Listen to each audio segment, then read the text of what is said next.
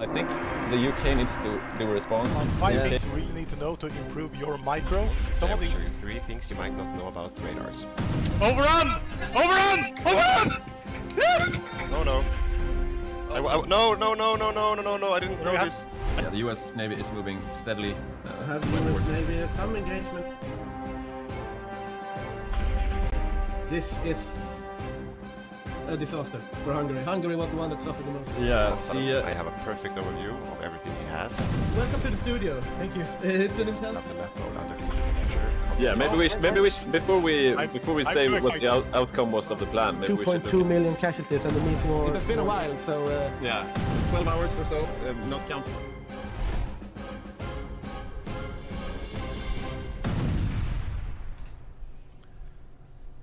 And we are live, or we should be at least. Hello. Hello. Well, welcome to this grand game. It's time once again. Happy holidays to everyone. God jul, god helg, whatever. And welcome to Last Call Holiday Rush grand game by the Hygge HOI community, where we are once again meeting on the battlefields of Europe, of the Pacific, and indeed the entire world. And I can already see here in the chat that we have a Night Round and we have a Mortal Vision. We have viewers all the way from New Zealand, and we are already getting going.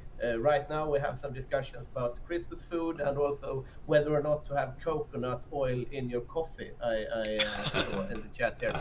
Today we are doing an online studio, so we are actually not situated at the same place. So apologies in advance to whatever technical difficulties might arise from that, but without further ado, I think we are getting into the game here. We are now started up and our players are getting ready on their respective countries.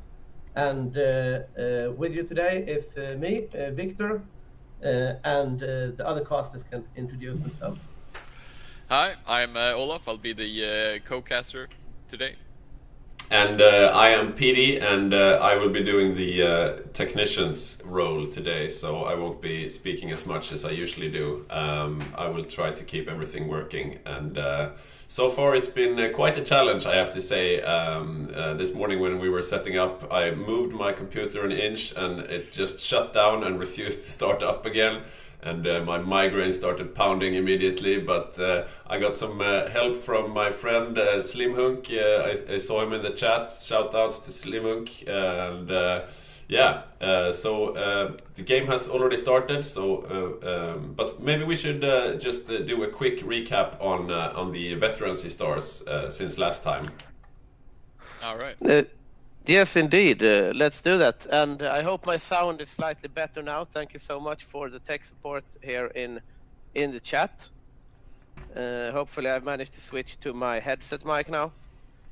And in case I have, or in case I haven't, here comes the veterancy stars. We have a couple of players that have been given new veterancy stars. We have Andreas, which has taken home his 7th star. Quite a lot of games from that guy. Will be interesting to see him on the battlefield today. And also we have Joachim, 5th veterancy star there. Yeah, I think they can read on the screen.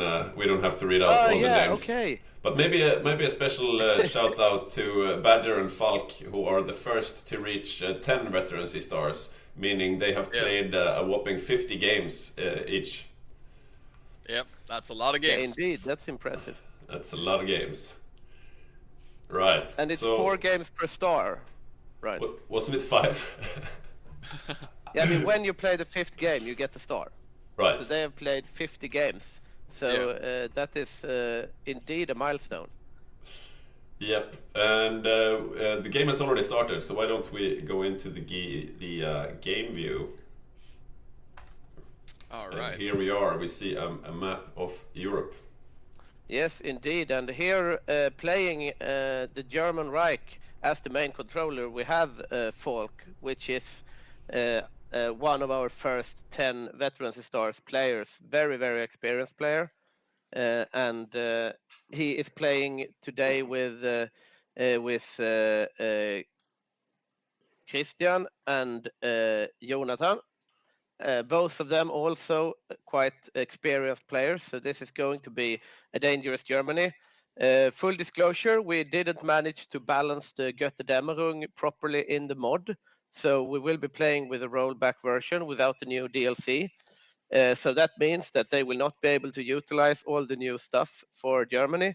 But then again, it also means that they won't have so much headache over new things and can play more of a comfortable game depending on experience and tried and tested tactics. So it will be interesting to see what that entails. I have heard though that they will be going for some heavy tanks. Yeah, and that's especially scary. Folk's tanks are usually the fear of the game, and everybody gets really scared when they come. And this time it will be ×3 because they are heavy tanks. So they will be very few but very very strong. So that's something to look out for sure. Indeed, indeed. And I'm trying to find Badger here in my player list. He's playing Yugoslavia. Ah, he's playing Yeah. Yugoslavia. A minor for Badger today, but I'm sure he'll have a lot of impact anyway. Yeah, definitely. Yeah. And we have both of those 10-star veterans now on one side of the conflict, so to speak, even if we have Badger on the minor. And Badger is going for a naval build, I think. No, wait. He's doing logistic strikes. Okay. Yeah, so logistic strikes we haven't used too much. I think we even had it banned before because it crashed the game. But basically, it takes away trains and what do you call them? Trucks from the player you're bombing. So if you manage to find, especially close to someone's capital, if you do logistic strikes, you will see the trains and the trucks go down. So his plan is to starve the allies of trains and trucks, basically. Okay. Yeah, I do think we had a recent guide on that. Yeah, probably by the Badger as well. So, looking over to the allies, then we have on the leader of the allied faction, so to speak, we have Ivan. He has had a lot of input into the preparations for today's game. We have access to both of the teams' chat here, and he is coming prepared to this war. So don't get fooled by the 4 veterans stars here. He has awards and he has experience, and he will be playing the UK alone today. So it is a lot of stuff to keep a hold of, but it will be interesting to see what he does. He was supposed to have a co-op, but they had to cancel at the last minute. So he's on his own. And well, the other big cheese in the allies is the United States, and we have Matthias and Morten here going heavy into the Pacific, as they should probably. And we have here Morten does not have a veterans star yet. I don't know if it's his first game, but probably one of the first. And it will be interesting to see him perform as the second chair on the United States here and see what they can do in the Pacific. Moving over to the other side of the Pacific on the Empire of Japan, we have Martin and we have Ugis and Yuri. Do you have any insights into their tactics? Not really. I'm not. I don't think they have played Japan together before, so I'm sure we'll see something new here. And as always, we'll get an idea of how well the China war goes. I do know that the US is planning to go heavily into the Pacific, so they'll be meeting a lot of resistance once the US actually goes into the war. So they'll hopefully they'll be in a good position and have done well up until that point. Yeah, definitely. And we have seen a meta shift in the China war the latest couple of games with like naval invasions in the middle. I think it was figured out by Jacob or someone during a test run, and it has resulted in significantly faster China wars. So it will be interesting to see if they pull that off as well, and then they will have more time to meet the Pacific-focused United States. Yeah, and if they do really well, that could spell trouble for India, who is if you're used to playing India in the old meta, then you have usually more time to prepare yourself. But if a quick China war could be disastrous if they haven't mobilized completely. Yeah. We have a question here from Night Round if Germany is solo or if they got the co-op. And Germany has 2 co-ops now, so it will be heavy micro on the Eastern Front. And we also have a question whether or not Yugoslavia and Italy is on the same team. And yes, indeed, they are. So Yugoslavia is an Axis nation here, one of the miners in the Balkans that can actually churn out some infantry, or as we hear rumors of today, some navies. So it will be interesting to see a bit of a unique Balkan country. Usually it's strong tanks that come out from the Balkans, but this time maybe ships. I heard some talk though. They will have like a couple of Marines, and also Romania will have Marines. Italy will have Marines. So quite a few countries will go for Marines. So they will probably try to take Gibraltar. I think Spain is also joining the war, so they can use they can attack Gibraltar from 2 sides, and use railway guns and that kind of thing. All right. Yeah. So we could see a lot. We could see an Axis side that's a lot more mobile than we're used to, but they will lack punching power on the Eastern Front if too many of them forego tanks in order to go special forces instead. Yeah, I think I kind of agree there, but because we've heard that the Soviets are probably going heavy tanks, and if they can out-tank the Axis, so to speak, that could spell hardship for them. Then again, like when the Soviets go this heavy tank build, they can punch quite hard, but they are also open to getting outmaneuvered. If they lose a lot of those heavy tank divisions, they don't really have the defense in depth. We might see a naval invasion of Baku oil fields or something like that once again. But we will see how it pans out. Yeah, obviously the Soviets won't be able to match Falk's tanks from Germany, but usually the Eastern Front is so large that you really need some of the tanks from the miners in order to take the front quickly enough. Because it's always about how long it takes to do it. Germany will eventually win, but if the Allies manage to do a D-Day or invade in some other capacity, Germany will be forced to leave the Eastern Front. And if the miners don't have tanks to support it, that could end it.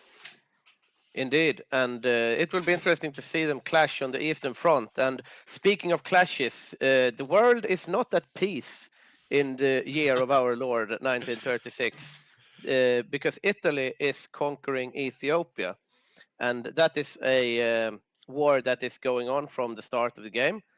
And we can see here they are closing in on Addis Ababa. This is not a war that takes long time, or you're not allowed to take your time with the war even, because you're not allowed to grind your generals.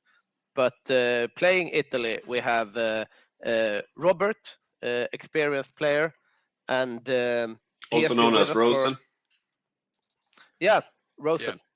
Yeah. And he knows how to play Italy, and he knows the ins and outs of the different games. So it will be interesting to see how he stacks up in the Mediterranean here. And he will be playing solo Italy. I don't think we've had co-ops in Italy, maybe just once or so, but he will play a pivotal role in games. Yeah. He will play a pivotal role in securing Gibraltar and some of the islands this game, I would imagine. And we've had discussions from the allied tank miners regarding pushing into Africa, or pushing further into Africa with tanks, and they've been discussing fuel drums as modification on the tanks to make the supply situation easier in Africa. So we'll see how Canada and South Africa and these tank miners manage to invade Africa. Yeah, definitely. And also please like and subscribe our YouTube channel, because we have a guide that was released just a couple of days ago, probably like yesterday or today or something, that was about the weather, and the supply situation in North Africa is getting touched upon there. And one of the conclusions that Badger came to was that as the allies, you want your tanks placed early in North Africa, so you get the hot acclimatization, so you don't get too much attrition, because you do have a very challenging supply situation here in North Africa. So it Yeah. will be nice to see someone try to rectify that with modifications to their tanks. Yeah. And now we're just seeing Italy continue the sweep of Ethiopia. This is not going to have any other results than Italy winning. It's if there are any new watchers of the stream, this is not a battle between players. It's a battle against the AI, and it's just a matter of how quickly you can do it.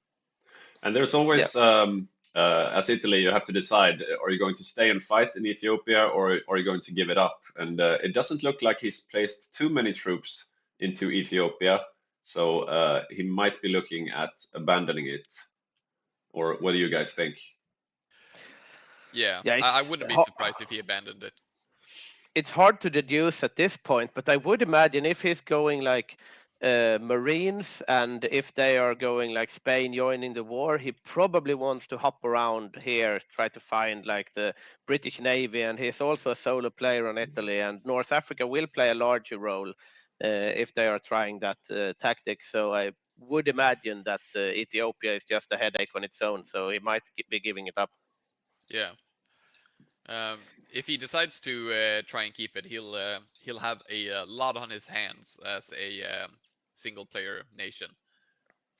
Yeah, indeed. We have a question from Mortal Vision here. Does Italy actually have to win the Abyssinian War quickly? Couldn't he grind for more exp?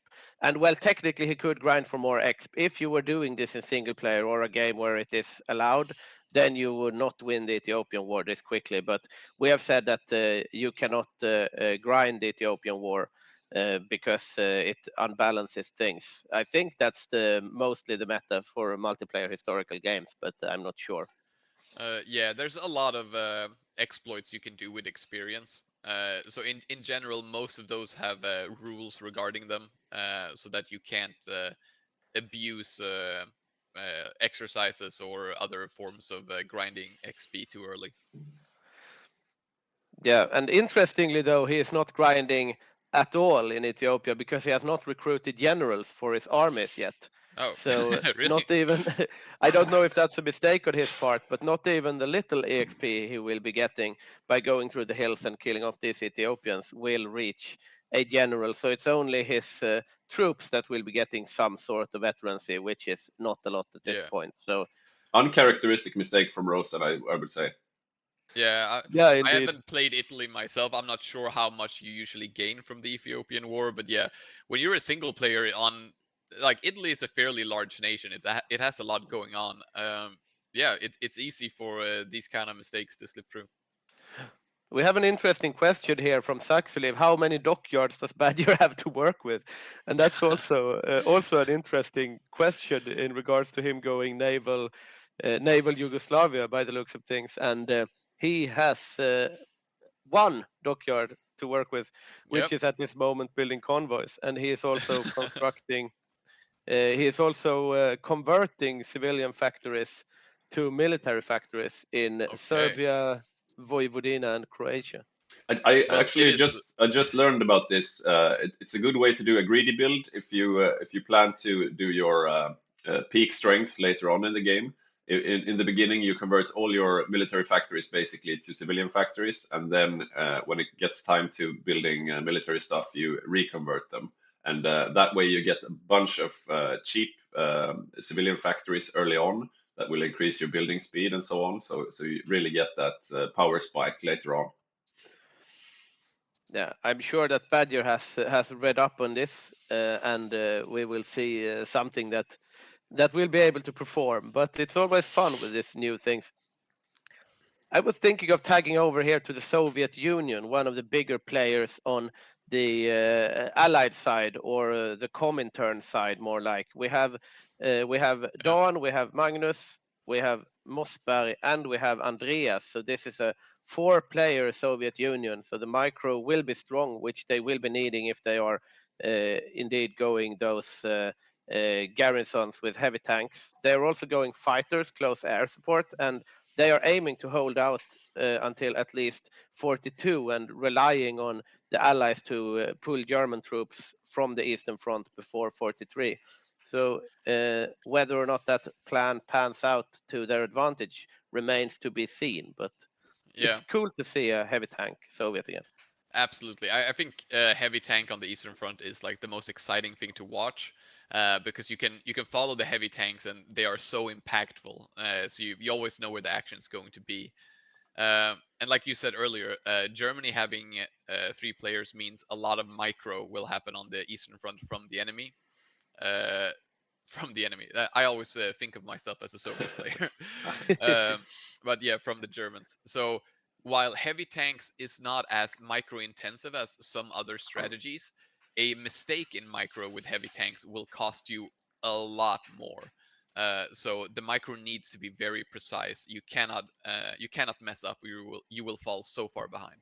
From what I understand, though, the heavy tanks will be coming later on. So in the beginning, you see a classic Boppus build with lots of garrisons. So Yeah. it will have a meat wall, an org wall, sometimes called, trying to stop the German advance, and then later on they'll actually have something to fight with. Now, well, that's interesting. We had Mortal Vision speculating here that 4-player Soviet Union seems quite over microed. And if the heavy tanks are coming later in the game, we might end up with 1 tank per player. Yeah, that could actually happen.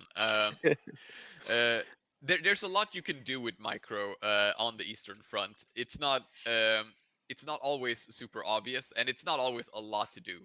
True, but the Soviet nation has a lot of stuff leading up to it. But yeah, in the beginning, it's usually being 4 players is usually kind of chill in the beginning. Speaking of an interesting tactic, on Mongolia, we have Ian Lambert today, and he's going to play with strat bombers and paratroopers. I don't think we've ever seen a Mongolia do that before. No, that is new. Usually Mongolia goes for tanks themselves, as they are like a protected minor. They don't have to put up like a garrison front, so they can just spend all of their production creating some good tanks to supplement the Eastern Front. Whether they're gonna do with paratroopers, that's going to be incredibly interesting. Yeah, I'm very interested to see this paratrooper Mongolian People's Republic. And I mean, we are going to see a lot of different meta shifts here, since we are not doing the Götterdämmerung and rolling back to the old version. I think a lot of players are eager to try out new things here. And it will be interesting to see how they meet on the field. And I was thinking also in regards to an over-microed Soviet Union that it might be good to have a bit of a micro redundancy as well, because if you have like naval shenanigans from the Balkans, we did see a game that was won by the Axis due to a daring naval invasion from Bulgaria to the oil fields of Baku, where the Soviets could probably have countered that if they had not been too swamped down on the Eastern Front and no one noticed it. And suddenly they were out of fuel, getting encircled, and they died. But if you have some redundancy on the micro side, you could send someone down there and take care of the different fires that may arise. Yeah. And we'll see how they set up their lines here. They are building a fair amount of infrastructure here in the beginning, along with their civilian factories, which is, depending on how you want to build Soviet, it's usually a good idea. They're very low on infrastructure, and their supply network is not very well built out. So I'm going to imagine that they're going to be putting down some railways as well, when they're getting closer to the war. We have infrastructure and civilian factories here. I don't know what Boppus would say about that. We have seen his Excel sheets. It does look like if they are positioning their troops like they are right now, the defensive line is a bit more west than we usually see. Usually, the Soviet player withdraws to the so-called Stalin line, but now they are all the way towards Kiev in the west, a bit more westward than we usually see, maybe. Oh no, maybe no. This is standard, I think. Yeah. I think the only thing that's not standard here is that they haven't placed troops down towards Crimea. But I mean, they're probably gonna change that later on, I assume. Yeah, I mean, you probably, the dream if you have a lot of infantry is to hold the Dnieper because it's a big river and it goes like all the way up. So it's basically only here around Vitebsk where you have like these supply hubs. We have seen a lot of games unravel where the Soviet front unravels by German tanks taking Vitebsk because as you see here, it's a supply hub and a big railway junction. And if the Germans push through and get Vitebsk here, then it's open until like Smolensk and they can drive up here. But it's really hard to push across all the way from Riga to Crimea, basically. You have this river blocking the way. Yeah. And yeah, Vitebsk usually becomes like a battlefield just because, like you said, the two rivers part. It's actually fairly easy to push in, but that also gives an opportunity for the Soviets to create encirclements. So the Germans have to be careful not to go too deep. However, then if the Soviets are not going to have heavy tanks in the beginning, their ability to create encirclements is going to be incredibly limited until they get something with a little bit more punching power. So the Germans might be able to take more risks than they think they can in the beginning. Yeah, definitely. We are in June 1936, so I think all eyes will soon turn to Spain. Maybe we should start introducing. Let's do it. We have playing Spain. We have Eric, and yeah, he has 5 veterancy stars, which is quite a lot of games. 25, would say. Some rewards. I don't know if he has played Spain a lot before, but as we've heard here, Spain has a choice to make in the game, basically, where they will either join the Axis outright or they do a volunteer Spain, more like a historical Spain. Then historically Spain was more neutral, but you can join the Axis, and that means that you will be able to put your entire industry, or rather what remains of it after the civil war. So if you do a very good civil war as the Nationalists in Spain, you can snowball a lot more later into the game. But if you join the war on the Axis side, you also stand the risk of getting D-Dayed at like Bilbao or Coruna, or if the Allies actually manage to keep Gibraltar, they really become a weak underbelly of Europe, along with Italy, where you stand the risk of getting naval invaded in the south of Spain. So it is a high risk, high reward strategy, but this Spain, as I've heard, is going to join the Axis. Yeah, and we've seen games before where the Axis have done a very good job of defending France and the rest of Europe, and Spain becomes the easy target for naval invasions. And yeah, it can really become the focus point of some games. Yeah, indeed, and now we see that the civil war has broken out here, and we have the Nationalists.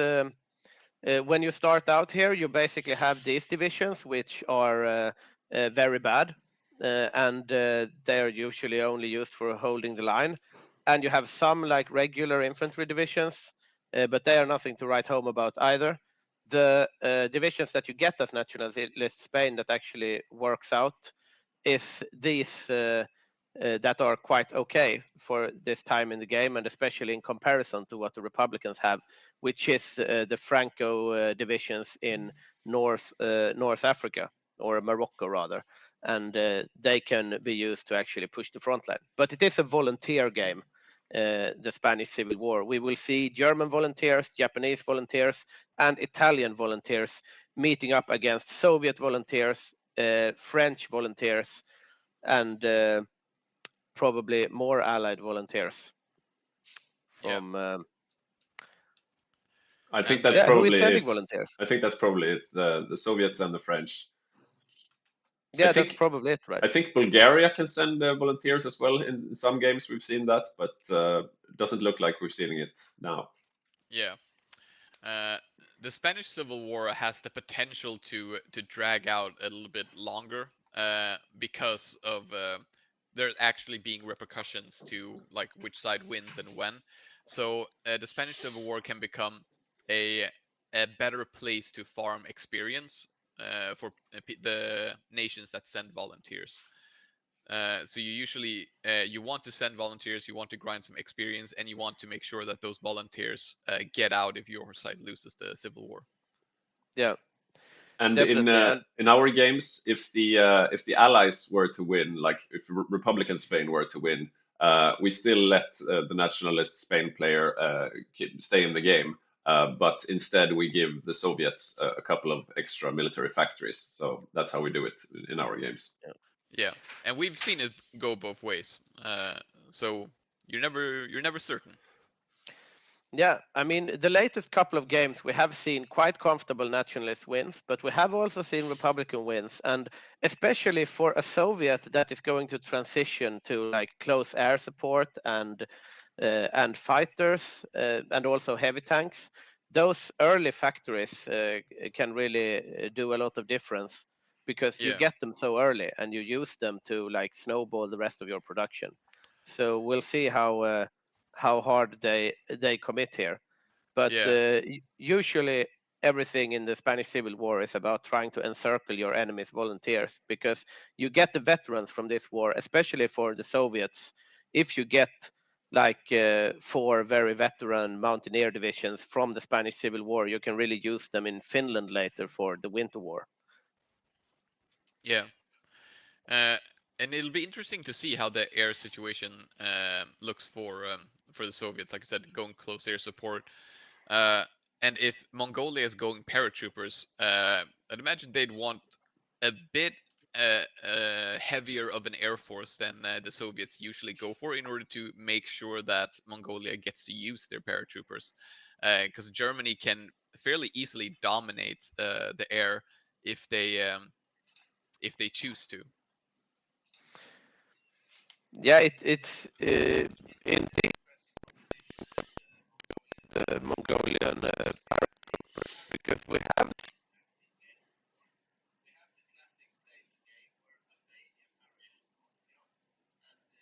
Yeah.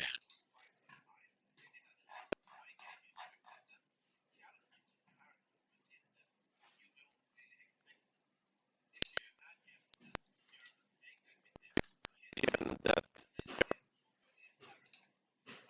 but then that might spell doom for the Axis. True. But I am expecting it is easier to do a surprise paratroop like strategy against the Soviets, as the Soviets usually give up on air control because it's not worth investing so much into something that you're probably not going to win anyway. Going paratroopers against Germany, who can seize air control over pretty much all the territories if they're willing to forgo some of their air force on the Western Front. Yeah, it'll be dangerous, and I'm very curious to see how much the Soviets and Mongolia go into fighters and or maybe anti-air in their areas in order to make sure that they have some amount of air superiority. So sorry, we seem to be having some audio issues. People say Yeah, it's so better here. now, but so Olaf's audio is good according to Mortal Vision. Perhaps if I plug in my headset with a cord. I don't know. I can hear you well, but that doesn't mean anything if the viewers can't. Is everything all right now, guys? Hello? Hello? Hello? Okay, it's Ah, yeah. better. Nice. Yeah, Yeah, no, I opened another browser window. Maybe that messed yeah, we something up. sound fine now. Thank you, Xistus, for for the heads up. The online studio does present some challenges, but it's good to try that out sometime as well. Yeah, it's not a Hygge cast without some technical difficulties. Indeed, it is not. Except when we are at Bergårdhof and we have our fantastic technicians with all of the equipment and all of the stuff, you really get a whole new level of respect for people working with like technical things in broadcasting and stuff, like how much stuff you can have and how hard it is to program and keep a hold of everything. So big shout out to Lucas and Mossberg for their technical work behind the scenes, both during and in between our games. And right now And they also are to playing. Kunov last time. Mossberg is on Soviets, and Lucas is playing New Zealand today. Yeah, indeed. We have a New Zealand player. We had a viewer from New Zealand as well, so you will see your country represented this game. It's usually not very high impact, but they can punch above their weight sometimes.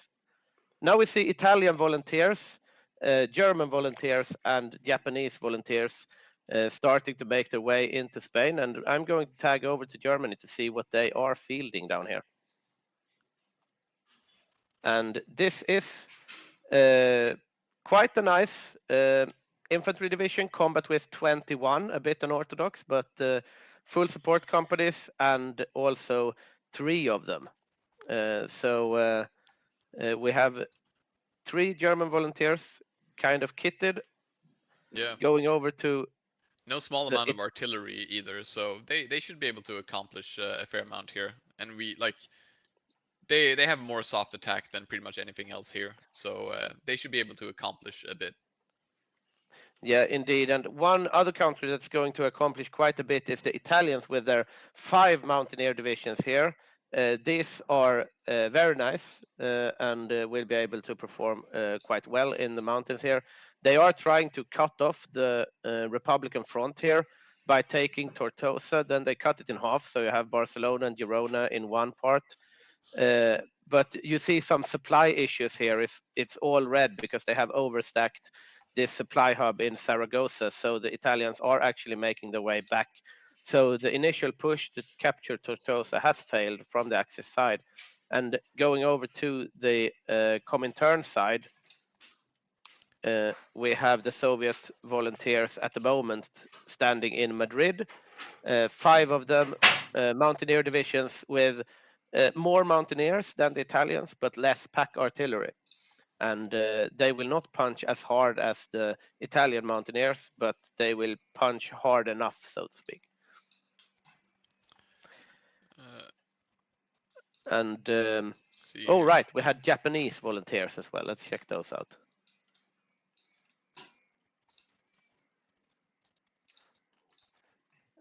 And the Japanese volunteers are pushing in the north towards Barcelona, and they are regular infantry, but with some pack artillery and full support companies and 30 combat with. And these are actually the only volunteers that we have seen here in the Spanish Civil War that has 30 combat with. So they are the most meta at the moment, at least. Yeah, it can be difficult to get like completely proper divisions in time for something like the Spanish Civil War. So you usually see something that's improved but not completely optimal. And we might see the same for the first Winter War. Yeah, definitely. We saw a little encirclement here of Republican line troops, no volunteers in that pocket. And we have the Soviet volunteers are trying to hold Madrid here, and they are fighting against the German volunteers mostly. And we have the Italians have gone back from the Tortosa front. Meanwhile, the Japanese. Yeah, they are doing created work their here. encirclement here. And yeah, I think that's the first proper encirclements we have this game, right? We had a little one outside Salamanca. Oh, okay. But we have seen a Republican front that is falling comfortably for the Allies, or the Axis, I would say. This is so far so good for the Axis, but also so far so good for the Allies, since they have not gotten encircled, and they are pretty much expecting to lose this war. Yeah, and we're seeing the Japanese having trouble actually eliminating the pocket. That's not too that's not too big of a problem. We are seeing the push around Moscow starting to happen. So the thing to look out for the Soviet mountaineers here is to not get stuck in Moscow and not have an escape path to the coast. Yeah, now the game is paused. I don't really know why, but It seems let's like check out. it seems like the Siam player has disconnected, so that's why we're paused at the moment. Yeah, he's not responding, and there's a delay of 11,000 milliseconds. So yeah. No, yeah. Then that might have something to do with the quality as Yeah. well. We saw Saxulev here asked if anyone else was losing quality. Meanwhile, looking at the French volunteer division here, it's only mountaineers, so there is no pack artillery in this one, but 4 divisions of quite a lot of mountaineers. I don't think we've presented the French player. No, we haven't. Let's do it. Let me get my little list up. And on France, we have Mako, and Mako is a player with only 2 stars, but as you can see, he has 6 awards, so he has performed very well in our community, as he has been playing quite a lot of games with other communities as well, and he did represent the Hygge HOI community in Commanders in Conflict, one of the external tournaments that we have participated in, and he did so with great honor. And I think that Mako is going to prove quite dangerous for the Axis players. And speaking of Mako here, we did see a small encirclement here of nationalist Spanish forces. Only line infantry though, but still a win for the Republican Spain here. Yeah. Mostly due to earlier mentioned Mako's French mountaineer divisions that cut off this little pocket of 2 nationalist militia divisions. Yeah, and any encirclements that the allies can get here is big. It's obviously a lot bigger to get some of the volunteers from the more important players, but any encirclement is a victory. And we see here Mako is making a push for it here. He is trying to push out this line to actually capitalize on the victory they just got there. The line is thin, organization is low, and he's going to see if he is going to be able to get more encirclements out of this. Does not seem like it at the moment though.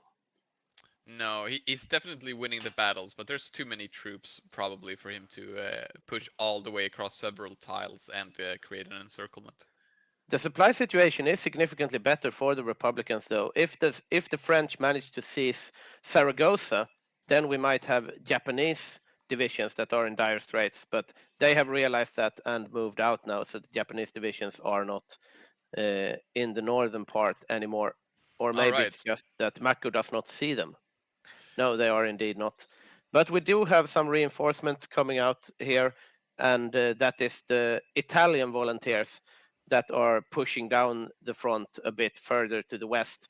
Madrid is also soon to be encircled, and we do see some Soviet divisions here. Pretty much all of the Soviet volunteer divisions are a bit deep here, but they are moving back, and they are probably going to get out of there. But we do see some challenges on the front between the volunteer divisions of the different countries. Does Spain have planes? His oil dropping to 0 all the time? That's a good question. And yes, Spain has 28 fighter wings in the air.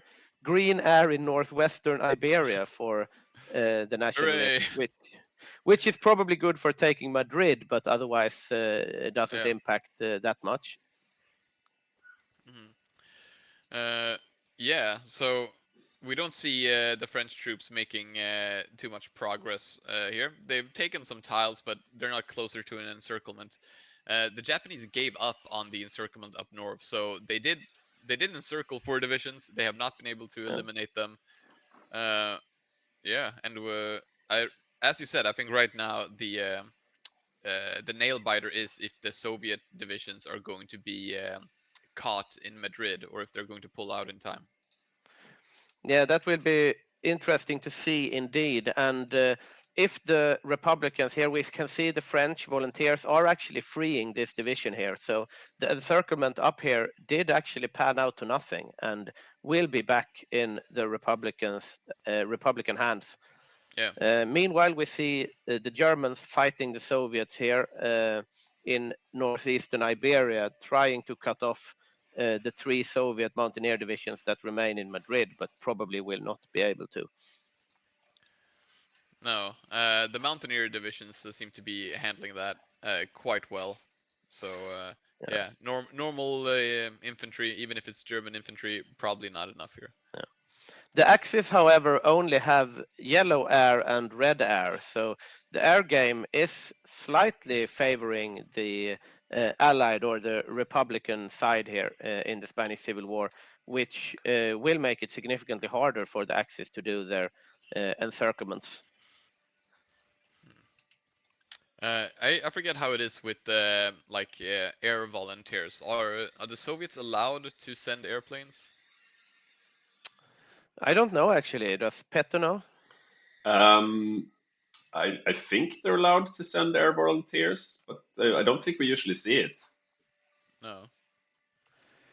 If we look at the air zone here, we do have is that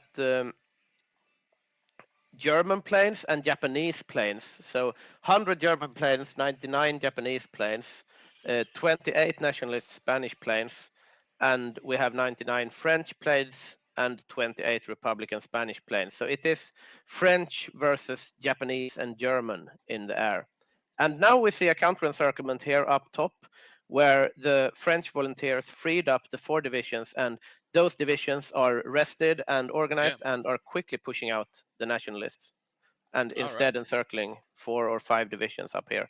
So good war so far for the Republicans. Yeah. Allies putting up a real fight here. It's absolutely not a walkover at this point. Yeah, definitely. And Madrid has not fallen yet. We see 2 more militia divisions here getting encircled. Or that is actually the Republican divisions. So that is a slight win for the Axis, but they are going to lose 3 militia divisions in return. So the Allies are putting up a good fight here. But Toledo has fallen now, so supply will be rough on the front here, and Madrid will probably get encircled from the south, I imagine. But we will see as the war rages on. And now this pocket is getting cleaned up, mostly by militia, but also by the French. And the French should be able to see some veterancy quite soon on their mountaineer divisions. We do see hill fighter, organizer, and infantry leader getting worked on this general. Still only regular experience here, but they are working their way there indeed, the French. Yeah, we see the German troops are still hanging out by Madrid. They're no longer really attacking the Soviet troops. Instead, they're looking for encirclements on the outskirts of Madrid here. So they're changing up their tactics a bit, and I think this is a good strategy by them.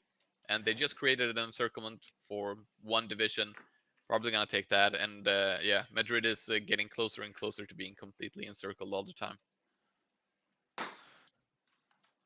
Yeah, indeed, we saw a little encirclement going on here. Mortal Vision did notice that the French divisions does not have a field marshal, which is of course sad for the experience gain. Looking over at the Italians, they do not have a field marshal either, but they are also working on hill fighter and infantry leader here, and. Yeah, war steadily progressing here. Front lines are quite even now. No big movements in either direction. We've seen the north even out as the what would you call it? The counter encirclement where they were rescued, and it doesn't seem to be a huge push towards Barcelona. So it seems like they're focusing a lot more on Madrid, and the German infantry is really it's doing a lot of work against everything that isn't the Soviet mountaineers. So yeah, Madrid is one tile off being encircled now, and I would really pull out the Soviet mountaineers at this point. We do see a daring retake capture of Zaragoza by the French volunteers here. They had lost Oh, yeah. Zaragoza, but the French have actually recaptured it and are moving out to break up the northern frontier. And the Consolidate the North focus that the Spanish were doing was cancelled due to the French capture of Zaragoza. But Yeah. now we see Madrid encircled, and it contains 5 Soviet mountaineer divisions. Yes, And that is a disaster for the Allies if it were to close. Yeah, this is really as bad as it can go. Now, some of these tiles are weak, so it is possible that they punch through somewhere here. But yeah, Yeah, it is they, an incredibly dangerous situation. Yeah, this is significant. Yeah, as Saxuliv said, that's bad, bad, bad, and that is indeed bad, bad, bad. That is Mako is coming 5 to the rescue, Soviet- though. Yeah, we see Mako here is scrambling from Zaragoza. He is giving up his earlier victory here in order to save his Soviet comrades here in dire straits in Berlin. But if the Axis manage to secure this other tile here before Mako gets here, I think these Soviets are in for a very rough time, because you see these 3 mountaineer divisions are having big troubles pushing across the river into these Italian volunteers, and they probably will not succeed, and that means that the Soviets will fall. Yeah, and we see the pocket getting closer and closer, and even though it's very just one tile off, yeah, we see Madrid falling another tile. The Italians have reinforced their tiles here, and we have more just Spanish infantry. So I do not think they're gonna be breaking through this again.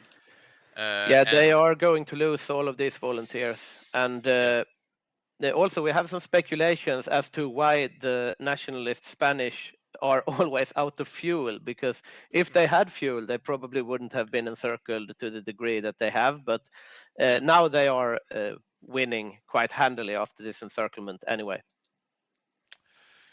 Yeah, and there we see the actual divisions start dropping, and very soon Madrid is going to be completely annihilated. Only one Soviet mountaineer division remains. So this is not a good start for the Soviets. Big ouch for the Soviet Union in the Spanish Civil War. I'm going to look over the losses here. All right, we can't see the casualties for the Soviet Union. But if we tag over to the Soviet Union, we can see here that, they have no presence in Spain at all. And they will not gain it back. So that's 5 mountaineer divisions with some veterancy and full equipment, pack artillery and everything lost outside Madrid. And just as Saxuliv said here in the chat, Finland rejoice. And indeed, I think they do. If I was the Finnish player here, I would be very happy with this outcome. In preparation for the inevitable winter war, you will have 5 less Soviet mountaineer divisions. I'm going to check out the manpower in the mountaineer divisions here. This is what they were sending to Spain. So that is 14,600 manpower. So that's above 60,000 losses. Worst possible start for the Soviets. Yeah, really. And those mountaineer divisions are, they can, like in the beginning, especially if you're going heavy tanks and you get those heavy hitters a lot later, mountaineers are kind of your heavy hitters until you get something else on the field. So that it is actually, it's only 5 divisions, which might seem small in contrast to how many divisions the Soviets will have, but it's 5 of the most important divisions. So it will have a huge impact on the rest of the game. Yeah, we had Mortal Vision here saying "Do not click, Victor," and that's because the purge started in the Soviet Union. And since I'm only a spectator, I can click it. But it will be interesting to see what the Soviets click, because the purge is one of the interesting mechanics in the Soviet Union. Because Stalin is quite paranoid about internal strife in the Communist Party at 1936, which means that he is going to purge a lot of the generals and the Soviets will get a lot of debuffs. And those debuffs will carry with them all the way to both the Winter War and the beginning of Operation Barbarossa if the Germans go early, which means that... Is that French volunteers being encircled? No. No, Was it? maybe not. No, something I got think it encircled. was only militia. Yeah. The only encirclement so far, I think, is the Soviets, because we do see, perhaps people have pulled back their volunteers even. We have the Germans here, we have the Italians at full strength, we have the Japanese, and I think Mako is still alive as well. Or he has pulled out his volunteers. No, they're here. There they are. Didn't he have 5 of those before? Or maybe I'm mistaken. Maybe. I'm unsure. I'm not sure. Have to ask him later. But Mako did his best to try to save. Oh, we have the try again army of the Soviet Union. Oh yeah. 3 Coming in more. here. We have. Or is it 5 more Mountaineers divisions? Yeah, let's check it out. I'm going to tag over here and see. Yeah, we have 5 new Soviet volunteer divisions joining the fray. You better not lose out. these. You cannot lose these. Yeah, if they lose these 2, then they will have. Then they will be in real trouble. But yeah, but they want to get the experience on these up before the Winter War. So I understand sending these now. Yeah, it's probably the smart thing to do if they just play it carefully, get some experience, so they have something for the Winter War. But that just goes to show how fast the Soviets can actually churn out new divisions. That's an impressive feat to get them fielded so quickly and back to Spain instantly. It's I'm not obvious sure if that converted or not. Either way, we see them coming in here, and they're pushing back a little bit. They're probably not going to delay the victory too much, but yeah, they're getting something done. Yeah. It's good spirit from Boppus, the leader of the Comintern here. He is not giving up. He's saying, okay, we lost those guys, but we are just sending in 5 new guys instantly and going to war. That really is the Soviet message right there. Real Soviet mindset here. And and Boppus is a very experienced Soviet player, so he will sacrifice everything. Yeah, indeed. He is going on the offensive even. They are trying to push up the mountains. Is he really gonna try to take Zaragoza? Because like I would personally feel like that's too aggressive. That's how you would lose another 5 divisions. Yeah, they actually did. They took Zaragoza back. Yeah, oh my. Yeah, okay. They have to be so careful here. So I just got the message that the one controlling the Soviet volunteer divisions is Boppus himself. Yeah. Okay. Yeah. So we have Boppus himself on the field here, actually taking back Zaragoza, losing it instantly. But that is probably for the best, because if they try to hold Zaragoza with those divisions, then they might lose them again. Succeed. We have both the Japanese troops and the Italian troops right here, so they would not succeed in holding it. See how are the Germans troops doing right now? Yeah, let's check it out. Where they're pushing towards Murcia. Yeah, indeed they are. I'm actually going to do some technical shenanigans here and see if I can increase the sound of Stan here, because okay, I can also move my microphone closer, I think. Do you hear me better? Yeah, let's see. Yeah, I hear you better. All right. It's just that my game sound kind of drowns you out, so we don't interrupt each other.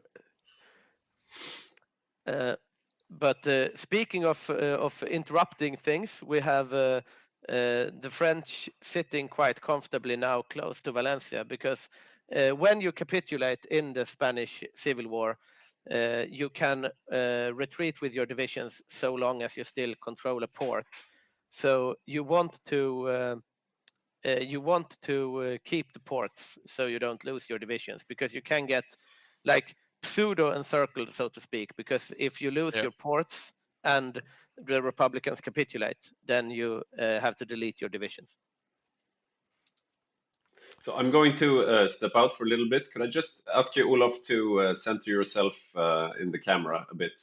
Your Maybe yeah, toggle your camera a bit. So perfect. Now you're in the center. All right, good. I will be back. Yeah, just because I'm leaning too close to the screen now. Too much is happening.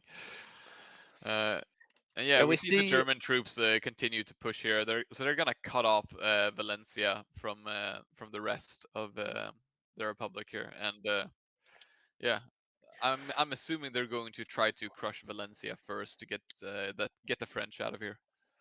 Yeah, I would say that the Republicans are going to fall quite soon, and it will be I mean, considering the numbers, when you look at the losses, for example, it might seem like a very big nationalist Spanish victory, but the big win here is the encirclement of the Soviet volunteers. That is the thing that have an impact later in the game. The Nationalists did get like some militias encircled, and they also lost the consolidation focus when the French recaptured Zaragoza. But all of these things pale in comparison to actually killing off those 5 Soviet mountaineer divisions. Yeah, and the new divisions are they're entrenched right now, so they're just holding the line. They have not gained a whole lot of experience. So yeah, this is they're not getting a ton out of this, and they're definitely going to be weaker come the Winter War. Yeah, definitely. I'm going to actually check out the experience gain. Like the Germans, they have been in the game for the entire run, so to speak. Let's see where we have. Yeah, they have probably pulled out at this point, right? No, I think they're still here. Oh, there they are. Yeah, they're way down by Alicante. So we have these 3 divisions here. Not that much veterancy, not that much traits, 1 medal. So nothing to write home about for the German volunteers here. Yeah, but they have reached higher than level 5, which means they're higher level than you can just train normal troops to without sending them into combat. So that would give them a slight edge, assuming they don't redo these templates, because when you redo templates, you lose experience as well. Yeah, indeed you do. And we see here no French volunteers left in this little pocket here. So Mako has gone home, and he has done so in the nick of time, because Valencia just fell to the Italian forces, and the last of the militias in the Republican Spanish army is falling here. And I don't think there's there any volunteers left down in the southernmost pocket here, right? So no, it's we have 2 French divisions in the northern pocket here. They're probably going to go home to Barcelona quite soon. We have Soviet volunteers here as well. We do see the French actually trying to push out. They are not giving up. But fighting they are not going to. Or maybe they are. Yeah, they think they got a tile up there, but they're not going to take it, I think, because yeah, I think they will look to get out as soon as possible. Malaga is falling. If you look at the surrender progress now, it's pretty much Barcelona left, but the Axis will need to grab Barcelona in order to get the surrender. So the Spanish Civil War has not gone too quickly, I would say, but it has gone soundly in the Axis favor. Yeah. And I think those 2 mountaineer divisions that are pushing, they're just on the cusp of reaching their next experience level. So I'm assuming that's why they were so aggressive with them. However, we do see one of the other divisions taking some casualties and going down a level, and that is something that can happen as well if you send your troops into combat and the casualties are too high as opposed to how well they're doing. You will actually lose experience on the division as a whole rather than gain experience. So that's something that can happen. Yeah, that's a good fact. Like if you push with an experienced division like the French are doing now they leveled up again, so they did better. But when the experienced troops die in combat, then the experience gets lower as a whole. Yeah. So it's not always a good idea to just push and do as much combat as possible. You want to make sure you have good engagements. Yeah, I'm going to tag over to the Japanese because that's the only volunteers that I haven't checked how they have been doing. And they just managed to turn some agent there as well. The espionage game, always important. Yeah. And they have regular infantry divisions here in Japan. And now we have the Japanese going to war economy as well. We might see some incident happening quite soon. Oh, are the at Germans Marco gonna Polo take Bridge. Barcelona? I think the Germans are closing in on Barcelona here. If they are, then it's a disaster Yeah. for the Soviets again. Yeah, if they Let's see actually here. take that. No, okay, the Soviets are right next to it. They are pushing back there, but Yeah. yeah, they are actually managing to hold Barcelona, but it's Mako saving them. The Yeah. Soviets have performed poorly in the Spanish Civil War. Without the French volunteers here, that would be another 5 mountaineer divisions lost for the Soviet Yeah. Union. That would have been But a complete disaster. yeah, but they were saved in the nick of time by Mako's French Alpine infantry here, and Yeah. they will probably get out in good order now, and that will mean the end of the Republican Spain, and we will see a nationalist victory. Absolutely. Let's see here. How are the Soviets doing right now? Oh, those troops should be in transit right now, right? Yeah, they are getting out now.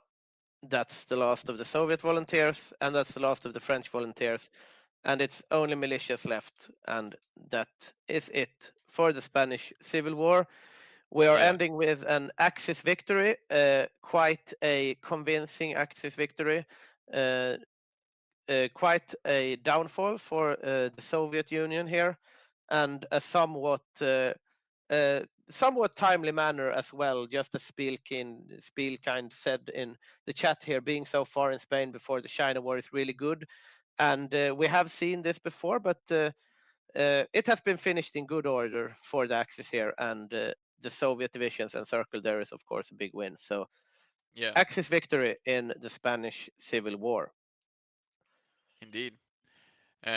We do see in the Soviet templates that they have a marine template as well. So They do. Let's I'm check actually that very out here. curious if they're gonna do something with that or if that's just something left over. I don't know. Yeah, they have a marine template. There is nothing in it, but Yeah. yeah, it will be interesting to see what they do with that. And we have the Japanese here preparing. We saw there we have the nationalist victory in the Spanish Civil War, and looking over at the Japanese focuses here, they are working their way down to the Marco Polo Bridge incident, but they have quite a ways to go actually. They have been focusing a lot on arms industry expansion and some other focuses. So they do have like at least 1, 2, 3 focuses before they can do the Marco Polo Bridge incident. So we are looking at least 100 days or so before the China Yeah. War is going to break out. So it's going to be a late one. Yeah, and maybe it is that they think that with the new meta they're going to take it so fast anyway. So we'll see. Yeah, In probably. regards, it's always like a mix up. Like, do you prepare more and have stronger troops that can kill it faster, or do you start earlier? Yeah, it's a bit of a greedy play here for the Japanese, because we did Yeah. hear earlier that the Americans are going to go hard in the Pacific early, and you don't want a long China War as Japan at this point. So we'll see how that pans out for them. We see them exercising their navy, just as Mortal Vision is saying here. So they have no fuel, but they will get an experienced navy. And looking at the navy, I'm no expert in navy game, or it's a very I'm definitely not. it's a very select group of people that are experts in the navy game. But we do see 57 submarines here. We have 27 destroyers, some destroyers and some cruisers in this stack, and we have some heavy ships as well here. Yeah. Looking over the navy as a whole, we have 5 carriers, 6 battleships, 3 cruisers, 16 heavy cruisers, 21 light cruisers, 99 destroyers, and 57 submarines. Quite a lot of carriers this early, I would say. Yeah, they do start with a whole lot. A whole lot of navy. Let's see, what are they producing with their dockyards right now? Are they actually producing? Yeah, Here we go. let's Yeah, check it out here. What they are training. They are making convoys. destroyers. Yeah, they are just making destroyers here. We have some grievances here from Mortal Vision saying that the destroyers are absolute garbage and trash, and I wouldn't know, but early destroyer hull is indeed nothing to write home about in regards of naval strength. Yeah, and they shouldn't be challenged like on naval supremacy so early in the game. So yeah, I'm unsure what the plan for their navy is.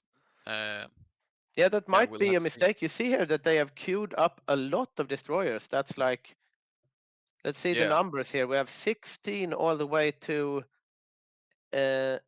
78. So that's like 50, 60 so destroyers queued up for yeah. the Empire of Japan, and then the heavy carriers down in the list here. Yeah, so like you said, I am not well read up on naval combat enough to say that going like mass cruisers is a mistake. Maybe there's some strategy you can do with that. I am not sure. Let's see, can you check the refits? I'm not entirely sure how to do that, to be honest. Let's see here. Go down to production. You should be able to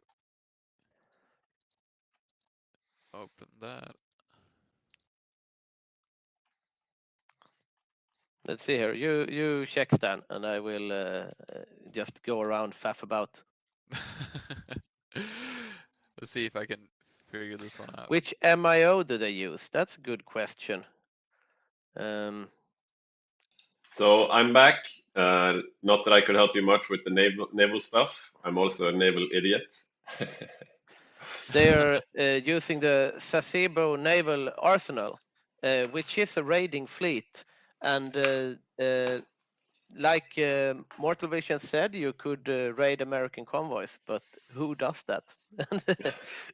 That's a good question, I suppose. I think I read something in the Axis chat. I think their plan is to have a look when the war gets closer and see which path the US is going. Are they going for a battleship fleet or a carrier fleet? And then they will adjust their navy as a response. Okay. Yeah, they're creating the Mutsuki class, and they're not using a variant of it, so they haven't modded it at all. Yeah, it's just standard. Yeah. Yeah, some regular stuff here. Level 2 radar. No heavy piercing. Small light attack, some light piercing. Seem a lot of sub detection. Yeah, it's kind of a run of the mill, quite bare bones. So we will see if they create like a better version of the cruiser later on, or if it could be that they just want to have like a ton of cheap ships that they can fill out a lot of naval tiles with, so that it becomes difficult to surprise their navy in any sort of way. Yeah, it will be interesting to see what they do with this. Looking over at Navy, if we compare like Japan, if we look at the America, for example, they have probably not been able to produce that much, I would imagine, but 5 carriers, 15 battleships, 18 cruisers, 133 destroyers, and 99 submarines. And I mean, the Americans, they are suffering from like not our war. We have Great Depression, London Naval Treaty. You do have a lot of things holding you back as America. And then as the game progresses, as the world tension increases, then you are able to do more things. But one thing you do not have that much penalty to is actually naval production. So they will be able to produce quite a lot. And they are their cruisers are distinctly better than the Japanese at this point, with regards to light attack at least. But they are also producing like twice the amount of submarines as opposed to cruisers. So Yeah. they're going a lot more into submarines than the Japanese are. Yeah, they are, and I mean their cruiser here is quite nice. We have a question here. Do they have to be historic? And I mean, we are playing historic, so they are like some focus paths. You, for example, you cannot go like democratic Germany or something like that. But in regards to the war, we have quite a lot of historical quirks. So, for example, like Danziger War has to be done somewhat historically. So in the fall of 1939, you will have demands on Poland, and you have to do like Molotov-Ribbentrop Pact, and you can't declare war over like the Rhineland or stuff like that. And you have to give up Czechoslovakia and so on. But after that, like you don't have to do Pearl Harbor, for example. No, but you're also not allowed to do wars outside of the historical focuses. So you're not just allowed to declare war on Yugoslavia because you have an opportunity there. You have to follow the progression of the Second World War.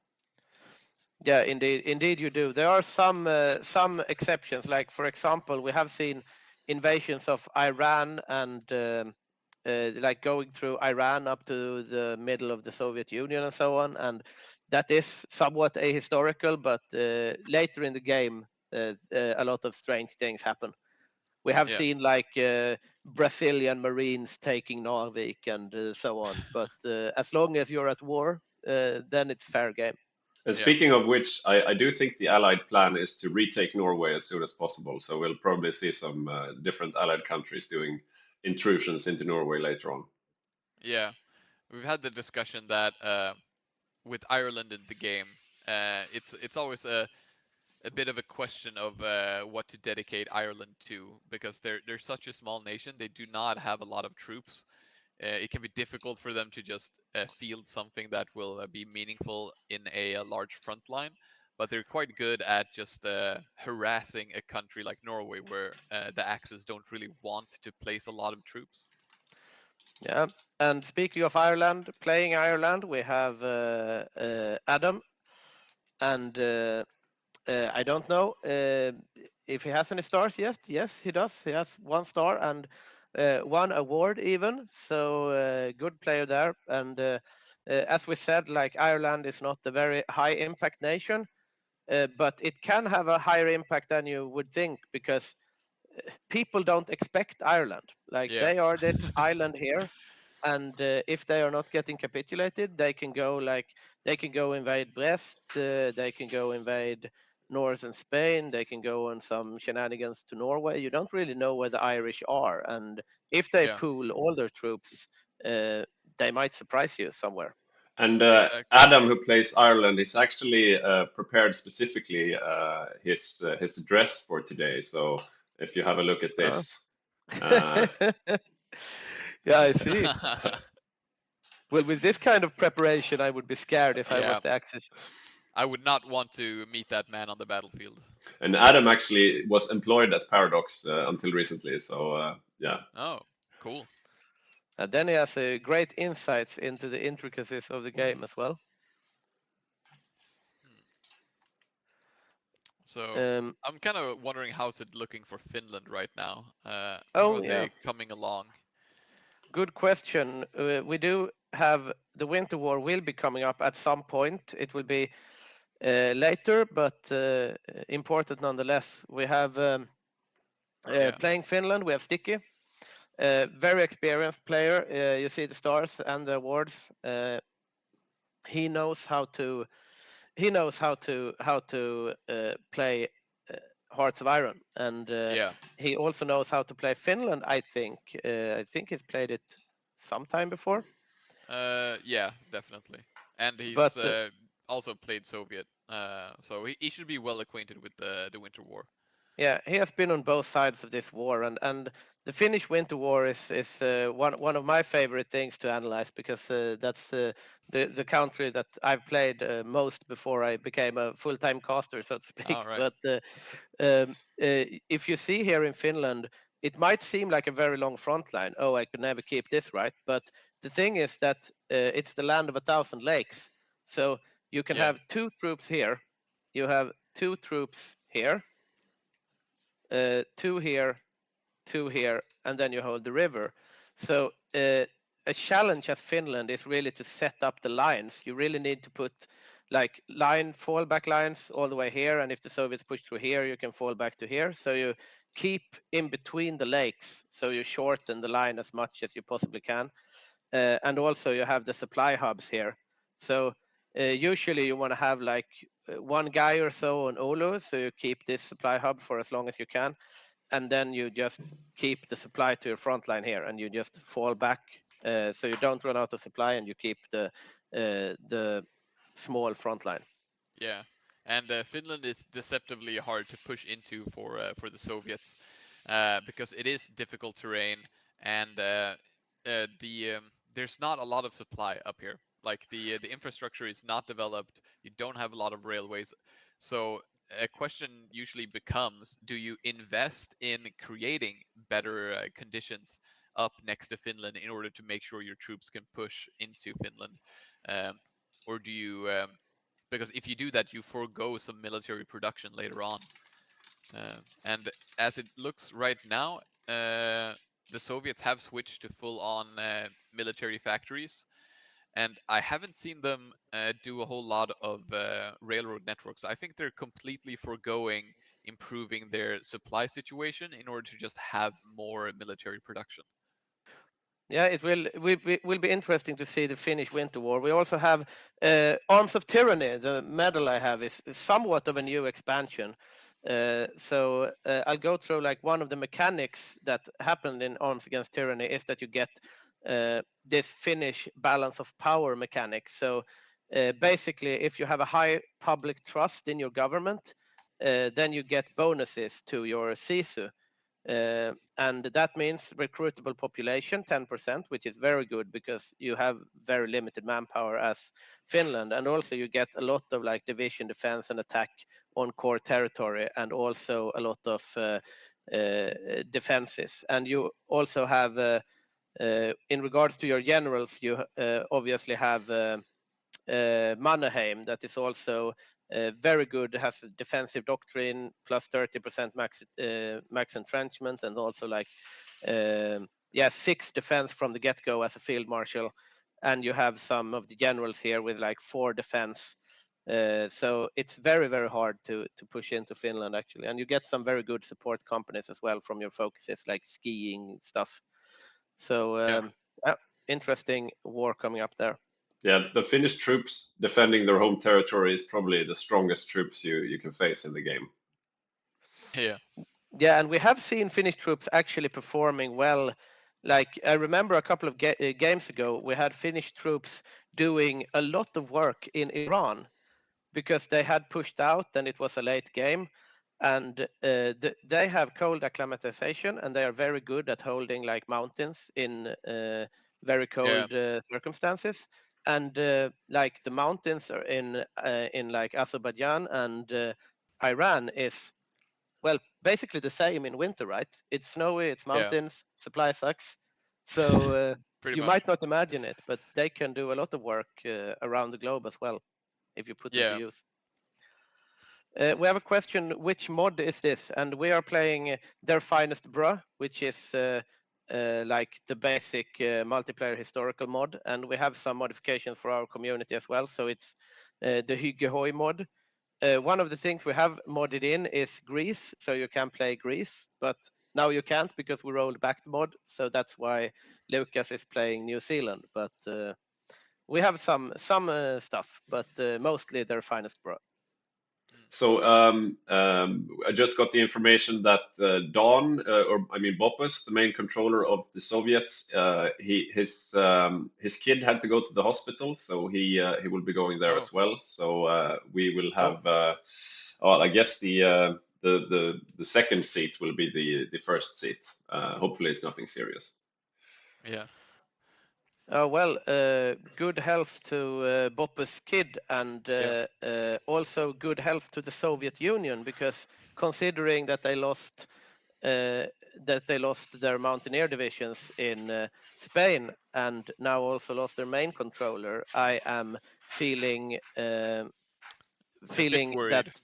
the Finnish will perform quite well in the Winter War. It will probably spell trouble. But then again, I would imagine that we have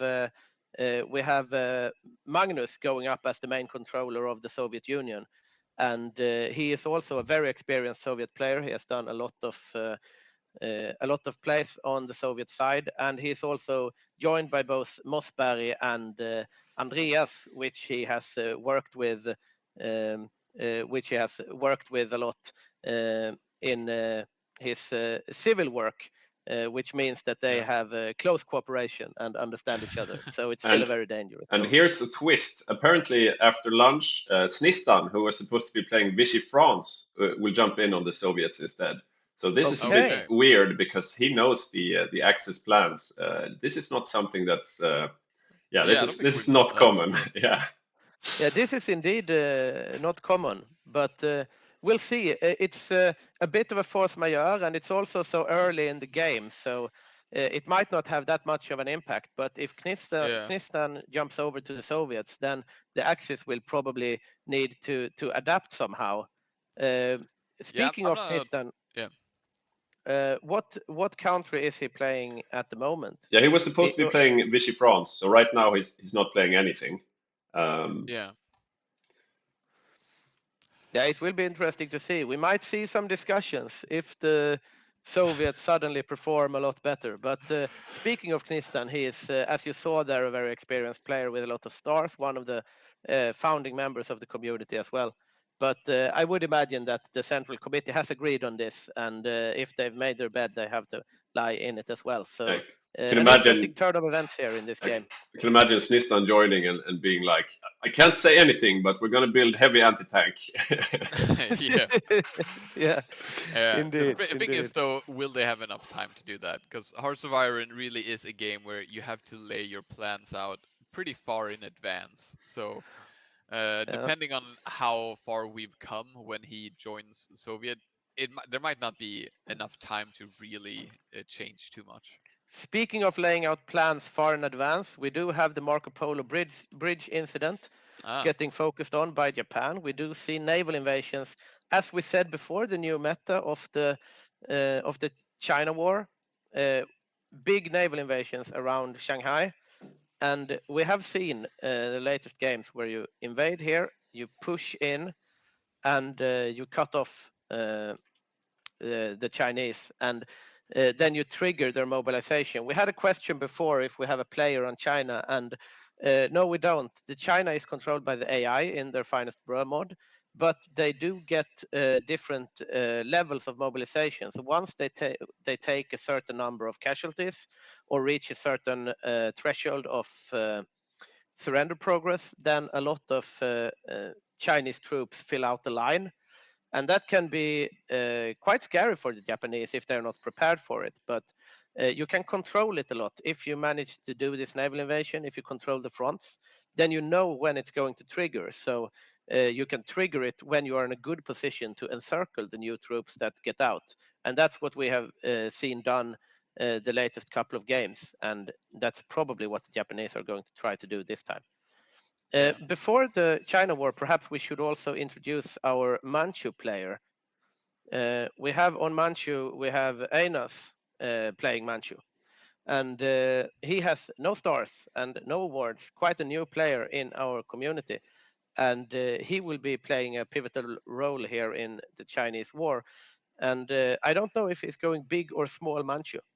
Yeah, I don't know either. Usually up to the Japanese player as well. Einars is from Lithuania, and he's a real-life friend of Ugis, who is playing the main controller of Japan.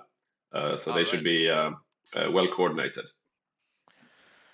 Yeah, I'm indeed. personally hoping to see Big Manchu because I just think that's more fun. But if Japan susses out that the US is going heavy into the Pacific, I'm going to assume that Japan wants to keep as much as possible in order to just be able to build up their navy faster. Yeah, big Manchu can be quite nice because they can really utilize the industry better because they have cores on more of the territory and it takes up less garrisons. But I would imagine we're seeing a small Manchu. We see all of these naval invasions now getting kicked off towards Shanghai. Everything is landing quite comfortably.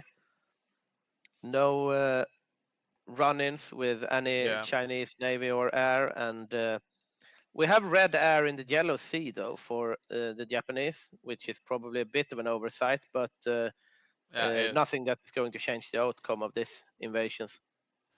No, probably not. They do have green air on all of the landing zones now. We do see the Marines coming in first, no surprises there. Mixed in with some of the regular infantry. Yeah. And we should, especially here in the beginning, see a lot of fast pushes until they get more inland and supply starts to run a bit more dry. Looking over at the Marine template here, they are going with a field hospital. Interesting pick for a support company. Oh, really? It helps with the experience loss. Like if you lose troops, you lose also experience, Yeah. but the field hospital mitigates this. So I don't think it's due to the lack of manpower. Yeah. Yeah, that's probably smart. Like as we said before in Spain, like if you have a division of very experienced soldiers and you think like, oh, I'm going to get more experience, let's attack, and you attack in a bad position, so a lot of the experienced troops die in the combat, then you lose experience, and then a hospital might be a good thing. Yeah. Despite that, we usually don't see field hospitals because you are limited in how many support companies you can have, and you have to research them and everything as well. So field hospitals are usually not prioritized, but it will be interesting to see if they manage to do and have an impact here where the Japanese troops can really get ahead on experience. So apparently we made a fatal mistake. I said Einars is from Lithuania. He's from Latvia. Huge difference. How dare you? Deepest apologies. Thank you for that correction, Bondas. This might be a good. This might be a good time to say that when you watch the Hygge Gaming streams, you don't only see the game, but you can also win a game. You can win a DLC for Hearts of Iron of your choice, except for Trials of Allegiance. So if you go to our Patreon page, which you will see on the screen right now, you go there and you sign up as a free Patreon. You will be in the draw for a free DLC of your choice, and we will do the first draw in just a bit. So go to the address that you see on the screen, and you can be a winner. Indeed, you can. And this template is interesting. This is a lot of garrison divisions just going in here to hold the line. 20 of them. Oh yeah. And we see the foothold outside Shanghai forming here. And we see some convoy raiding going on here. One Japanese submarine lost to a Chinese destroyer fleet. Sad days for the Japanese. But they have taken control of the entire sea here.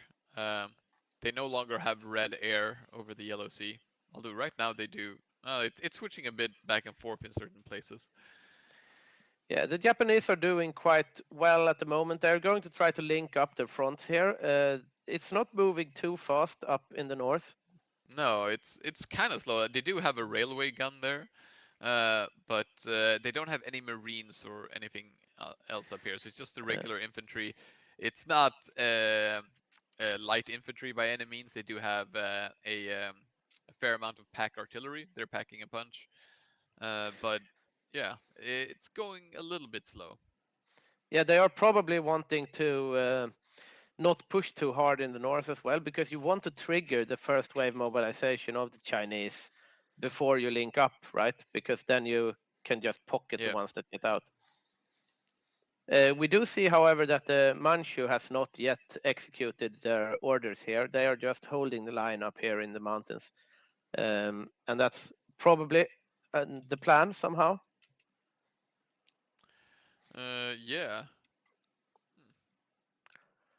I would have And, assumed that they would be pushing a little bit and, like, again, trying to get some experience going, but maybe they feel like they're not strong enough to really take advantage of the combat. And as we see here, we have inter-service rivalry. That's one of the mechanics for the Japanese, where they have a rivalry internally between the Navy and the Army, where if you go the Army route, then you get more factory output and more military factory construction speed and cheaper land doctrine at the expense of less dockyard output. And likewise on the other side. Now we lost connection to the server. Very Yeah, sad. it looks like Folk, who is the host, managed to lose the connection here. Okay. Yeah. I did think we saw autosave right before, so we should be able to rehost pretty close to where we lost it. Yeah. It has been a month or so.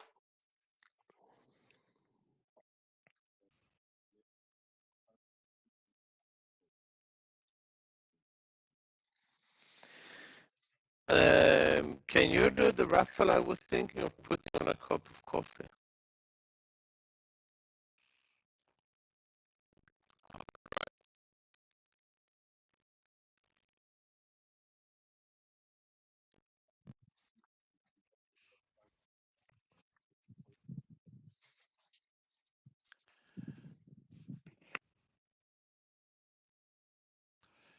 Yeah, and the Patreon is the first tier is free, so you don't have to sign up with money. You still get included in the raffles, and we do raffles every game, so you should sign up and get a chance to get some of the DLCs.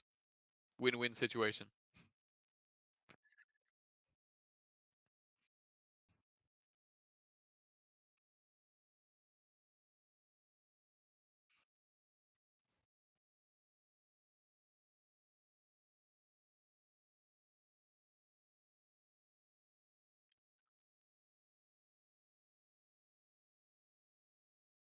Yeah, usually we do the like names from.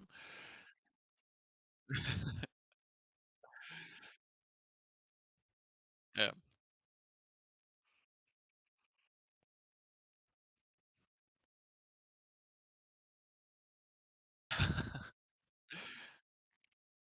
Yeah. I'm excited to see this graphics. Oh yeah, look at that.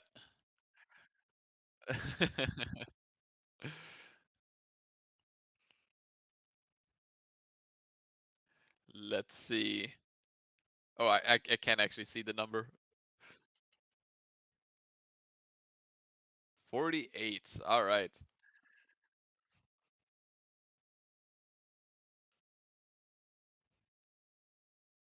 Yeah.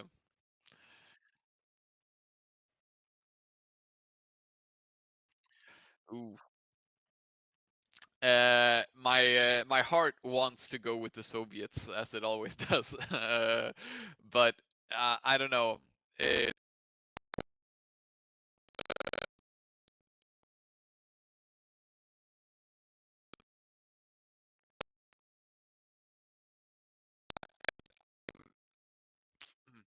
It's tough to say. I'm not sure if the Axis special forces strategy, as instead of going tanks on the miners, it's a very avant-garde new strategy. I like seeing new strategies. It's a lot of fun, but I'm not sure if it'll work. So I think it's going to be pretty even, with probably slightly favored to the Axis at this point. Cool. What about you, Victor? Do you have any predictions? Axis or allies? Yeah, I would say so far, like from what we've been able to deduce, I would say that the Axis have the slight edge. I mean, the Mountaineer divisions, and then again, like I think Knistan on Soviet is still going to be rather dangerous, and we still have quite a ways to go. But the Axis have performed quite convincingly. Then again, we still have Danziger War, we still have like see how the French are doing and North Africa and everything. So it's way too early to say, but slight access edge at the moment, I would say. So we apparently need to. we had some audio issues there during the raffle.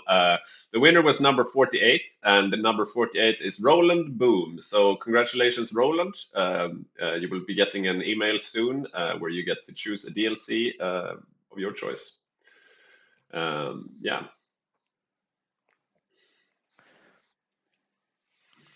Perhaps I muted you when I put up the mic. No, I don't think it was your fault. I think the fault was entirely mine. So this online studio thing is new to us. So yeah, bear with us, please. But congratulations, Roland.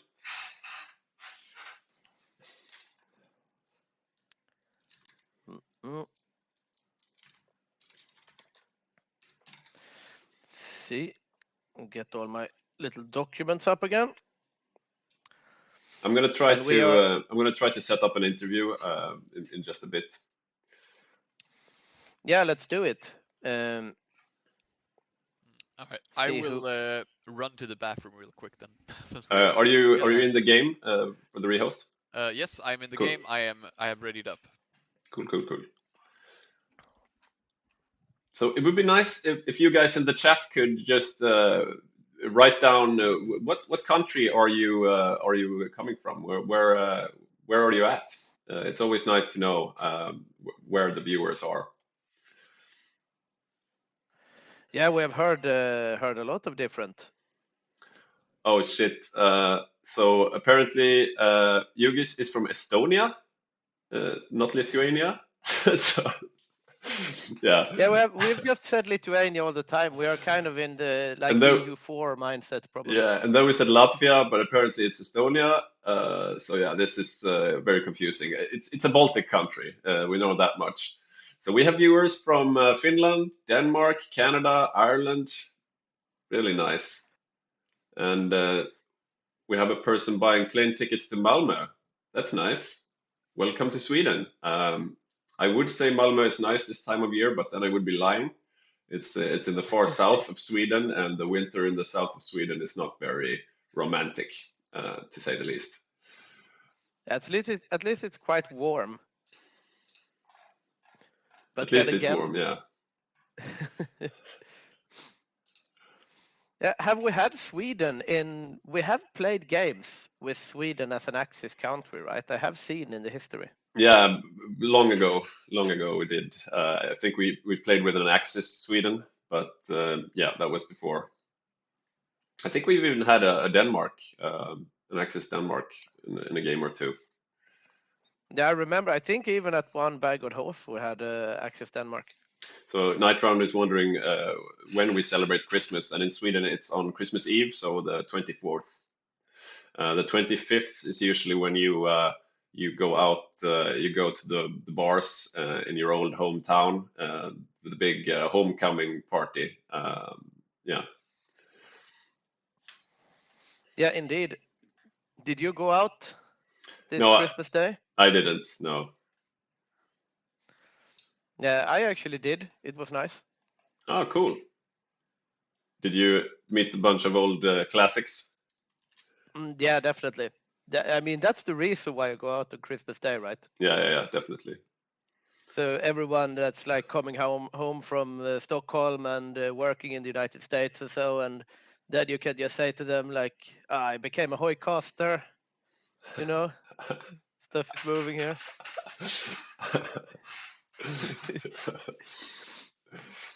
What is Sweden Christmas food? Swedish Christmas food. Oh, well, yeah. That we have the ham, like very big. That's the like the centerpiece is a very big piece of ham that is like you cover it with mustard and you do it in the oven. And meatballs, also classic. Meatballs, like pork ribs. Also in Holland, the region where we're from, we have a special thing that they don't have in the rest of the country, which is like kale, like green kale that you boil with cream and syrup and some of the water that you boil the ham in. It's It's much a more bit of tasty a than it sounds. Oh, yeah. It is yeah, quite. It sounds is good. actually very nice. I'm glad I'm from Skåne.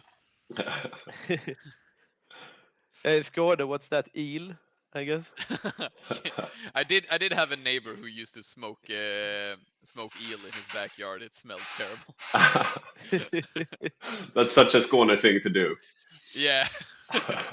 Yeah, I remember there is always a big debate because the eel is like endangered and bad for Yeah. the environment to fish it up, but Yeah. everyone is like, it's tradition to eat it, and you get Yeah. this. I am almost completely certain that he did not have permission to fish eels. Like, yeah. Yeah, actually, we had our the Swedish Secretary of State had to resign just a couple of weeks into the mandate period after the last elections because he had been fishing eel illegally. Yeah. And he was caught by like the eel police or whatever. The eel police. Yeah, it's interesting. It's really a Blekinge thing to have like police going around patrolling so people don't fish eel illegally. But Yeah. I guess it's a problem. It's sort of like the whale fishing in Iceland or the Faroe Islands or Japan. It's like everybody's like, stop doing it. Why are you doing it? And they're like, it's tradition. We have to do it. Okay, so now now we have the Hello. Badger in ready for an interview. You guys can't hear him yet, so just give me a few moments and I will set this up. Or try to at least. The Badger himself.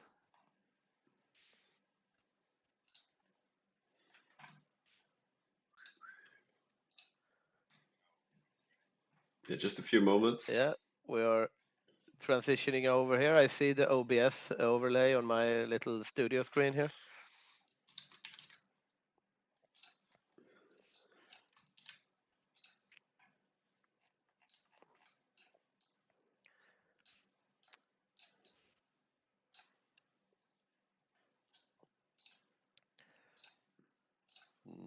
Yeah. Okay, let's see now. Hello, guys. Hello. Maybe. Let's see. I think they hear the Badger. I see the output going up and down. No. Ah, hey, it's not one dockyard, it's 3 dockyards. Yo, you did build more. Yeah, so, and I'm actually queuing and building more right now. So I have my 4th in 1 month. All So, right. so dockyards are coming out. Do you have any plans aside from convoys? Yes, so the plan is actually not to go for a naval build, but I can't help myself. So so I'm actually going for, I'm gonna build 4 Marines. That's my land build, and I'm gonna have 4 Hero Marines, and then I'm gonna get the expeditionary like crap infantry from Germany to follow my pushes, so I can use like my 4 own units to push, and then them to follow up. And then I'm gonna build the CAS for all my meals, basically. So I'm gonna go for a log strike build. That's the plan. All right. Interesting. Yeah, I and think you're going some submarines here as well. yeah, so the thing is, so I'm kind of like hedging my bets because if we successfully take Gibraltar, I'm gonna like go for a naval build anyways. So I'm gonna, so that's why I'm gonna build a few dockyards. So I have like, I don't know, 8 or something, and then I'm gonna stay there. But if we take Gibraltar, I'm gonna ramp that up. So I will do like, so as powerful Yugoslavia, I'm basically going air, land, and navy. Yep. That's what I'm saying. Yeah. That is one hell of a build from Yugoslavia. Yeah, no, but so main focus CAS, but that will be pivoted into surface raiding with destroyers if we take Gibraltar. Yeah, but you're not the only miner going Marines this game. No, Romania and Spain is going for Marines as well. And no, sorry, not Romania. Yeah, he's going Marines early, but then he's going to change to Mountaineers. But then also Germany and Italy will also have some Marines. So Alright. then you're really going in for taking Gibraltar, then I would imagine. So we are going to see the Nationalist Spain in the Axis. Yeah, you are. So no volunteer Spain. He's a real man. Interesting. Yeah. And also, we have a correction if you missed it, that we had a very upset first seat Japan player, Jugis. He's not from Lithuania, he's from Estonia. I was gonna tell you guys. What about Yeah, Einars? we We heard noticed. Einars is from Latvia. It's very confusing. So many Yeah. Baltic countries Yeah. here. No, they're both from Latvia. I'm just making fun of him. Okay. Yeah. Yeah. Yeah. So what do you think? You did not send volunteers to the Spanish Civil War, but I imagine that you saw the Soviets getting encircled. Yeah, we had a good laugh at them wanting to send more.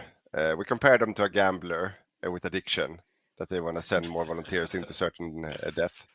So no, but I wasn't too involved in the Spanish Civil War. It sounded like it was going on quite okay. That said, it wasn't that quick. It was semi-slow, right? Yeah. So, but I Yeah, think definitely. Mako put up a good fight. yeah. So, but right now for the Axis team, Martin playing Falk, playing Germany, he's a little bit concerned that Mako on France is going for a heavy armored build, it looks like. So Martin is Falk. Since he's going for a heavy tank build, which means that he will start building heavy tanks at 40, end of 1940, so 41 roughly, which means that we will be very weak in the beginning in Axis. So right now he's trying to make some Frankenstein light tanks with light tank destroyers just to be able to fight France. So we will see how that goes. And right now he's forcing Italy to join the fight, and as all of us, we're going to help out killing France. So that's going to be interesting to see how that plays out. Are you worried that Mako has a trick up his sleeve? And no, we're not that worried, to be honest. It's more like it might be like take some time and be costly, but at the same time, if it takes time, that's fine with everyone because we're not in a rush. We're planning for most likely a late barb anyways. So it's more like we don't want to take too many casualties. That's the thing.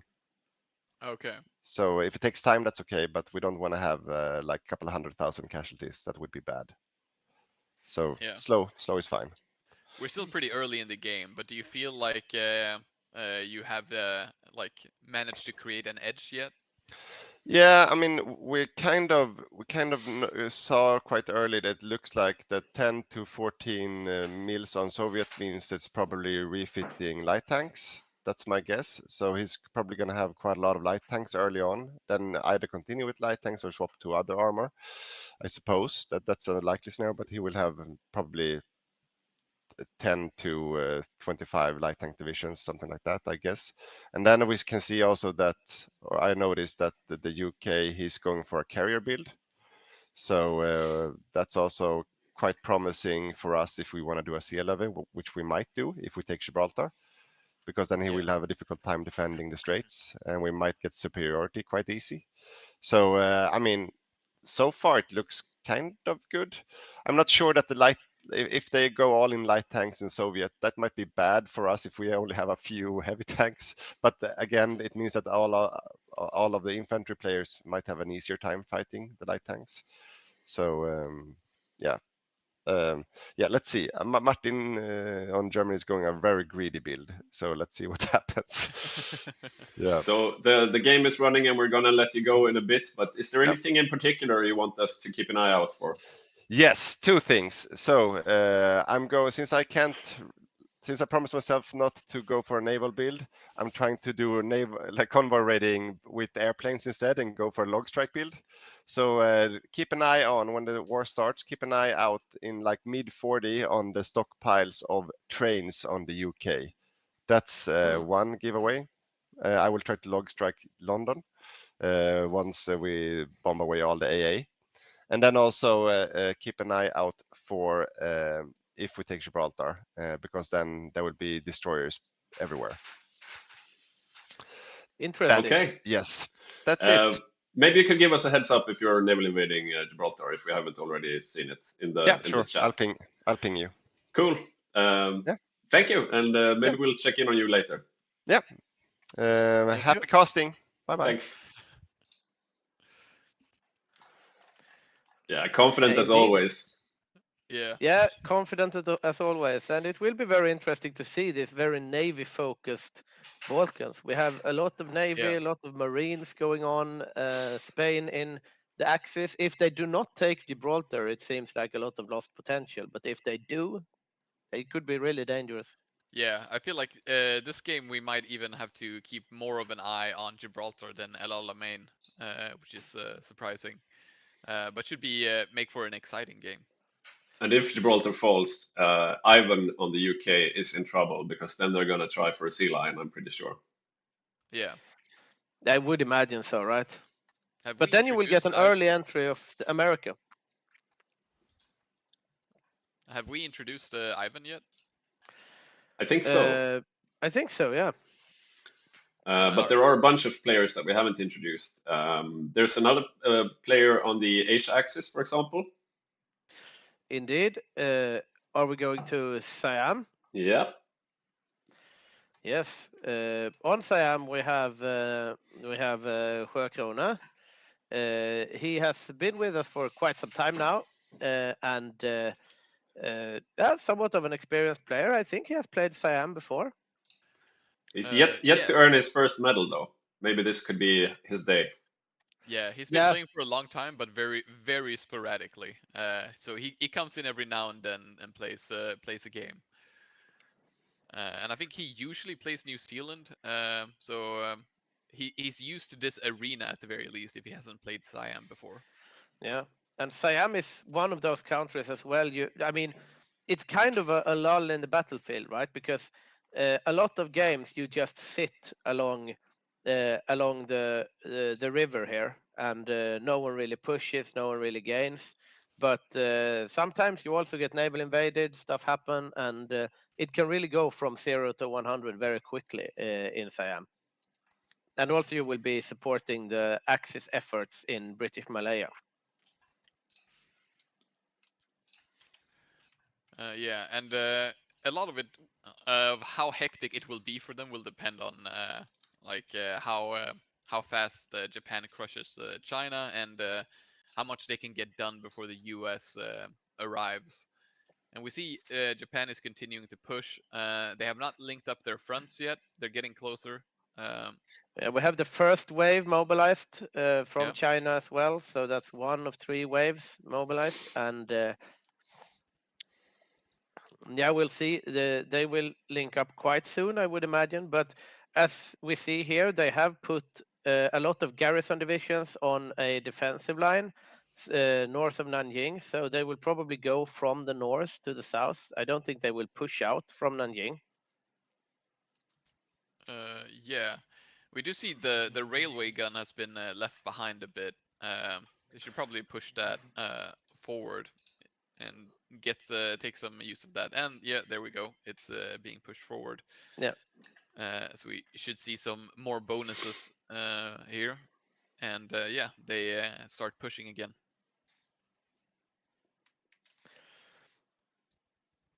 Yeah, and as we said in the chat here, Badger is indeed playing Axis Yugo, so it's going to be a lot of pressure on Gibraltar. I'm going to have a quick look over at North Africa, see if people have been starting to prepare. We see a lot of like regular units from Great Britain and just some regular units from Italy as well, so not that much of a setup yet. We do see the South Africans have managed to produce 1 division here,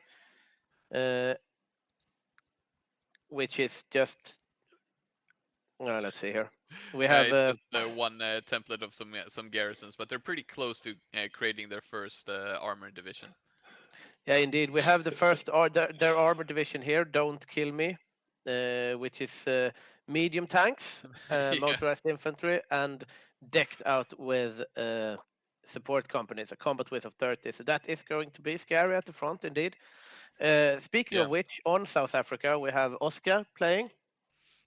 And South Africa is one of those countries where you can really punch very hard. It is you can get like 3 or 4 very nice heavy tank divisions out that will work wonders in Africa, but that's all you get basically. If you lose them, it will be very hard to come back. So it's a very glass cannon country, South Africa. But it takes a long time to remake those divisions.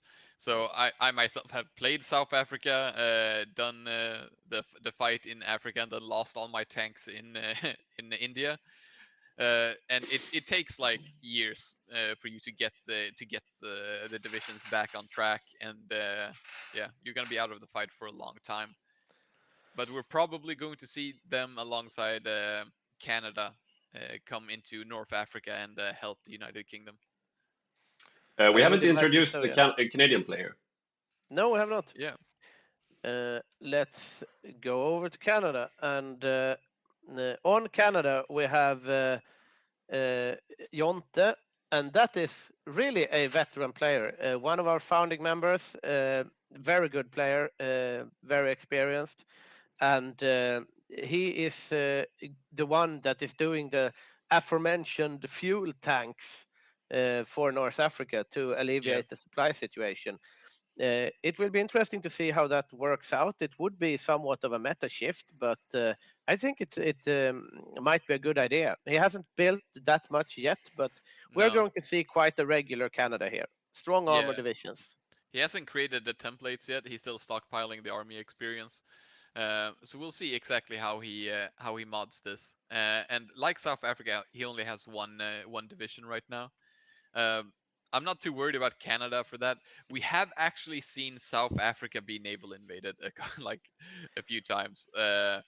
So having no divisions at the ready to protect your home base can be a little risky if the Axis manage to sniff that out. So we'll see how that goes.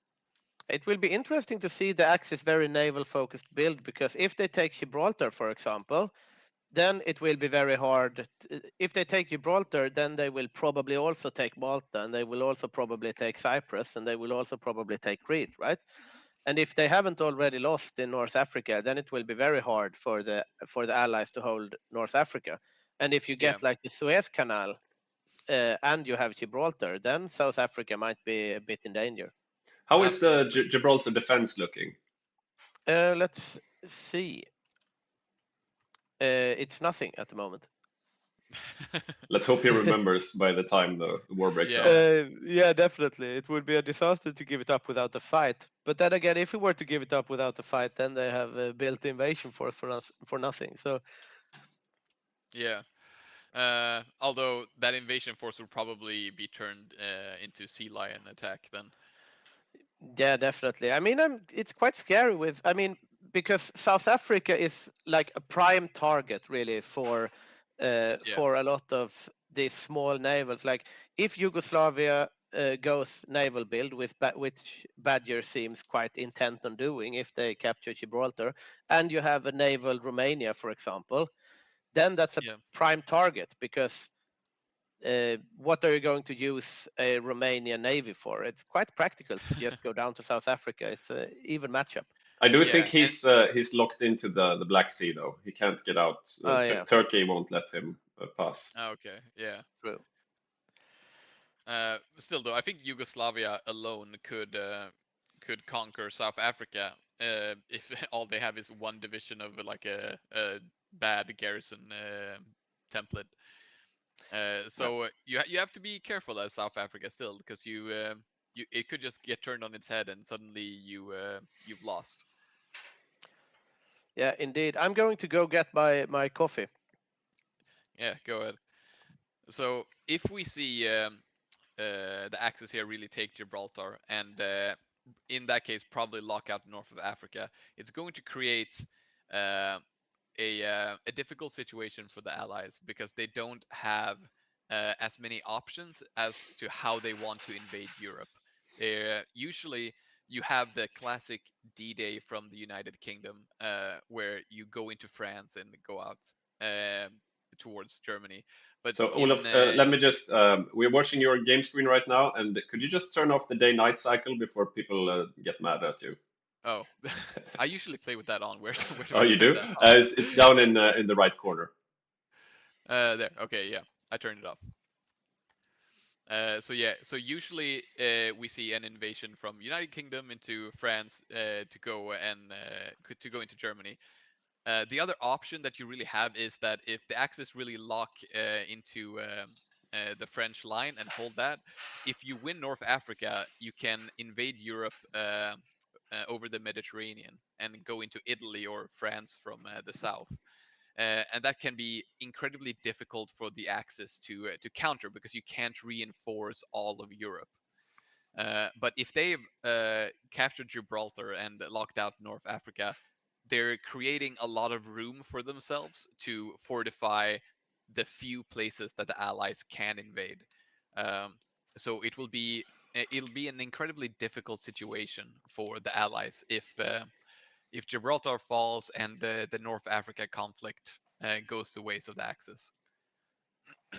One interesting thing about the mechanics, Spain, since Spain is joining the Axis this game, we're not seeing a volunteer Spain. That means Spain is open for invasion, and Yes. Spain is not included into the Pacific Island mechanic. And this is a thing in this mod where if the Axis controls the majority of the important Pacific islands, then the Axis get a buff even in Europe, but not in Spain. So Spain is excluded. That makes Spain a prime target for the D-Day invasion.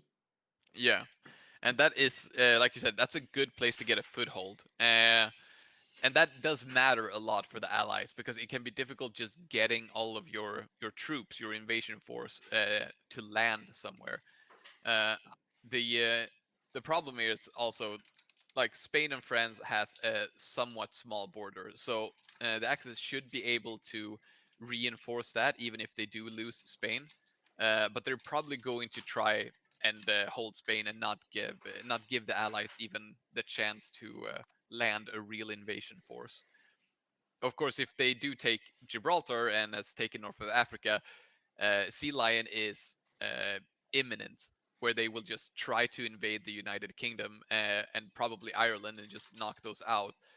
And at that point, launching an invasion to Europe is almost impossible. It is not impossible. It can be done, but it is a dire situation for the Allies. So we're for the Allies' sake, we're hoping that Gibraltar isn't given up too easily. Yeah, they are probably going to defend it. I would imagine that the Allies at some point notice what the Axis is doing. We do have some espionage game going on as well from both sides. We haven't gotten into that much, but you can gain some information from there, as we heard Badger had. So we have Ivan playing the UK coming in for an interview. He unfortunately doesn't have a camera, but you will be able to hear his beautiful voice in just a bit. Yeah, let's give him some time to connect.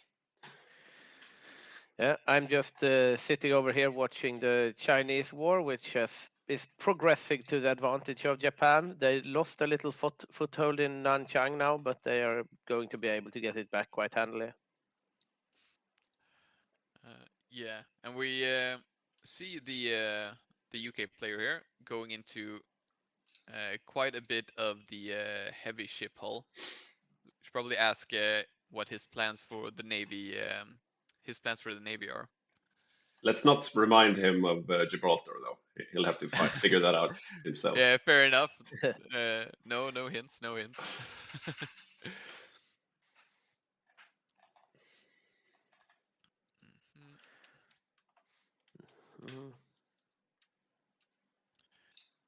Well, while we wait for that, let's see here. Yes, Japan did link up eventually.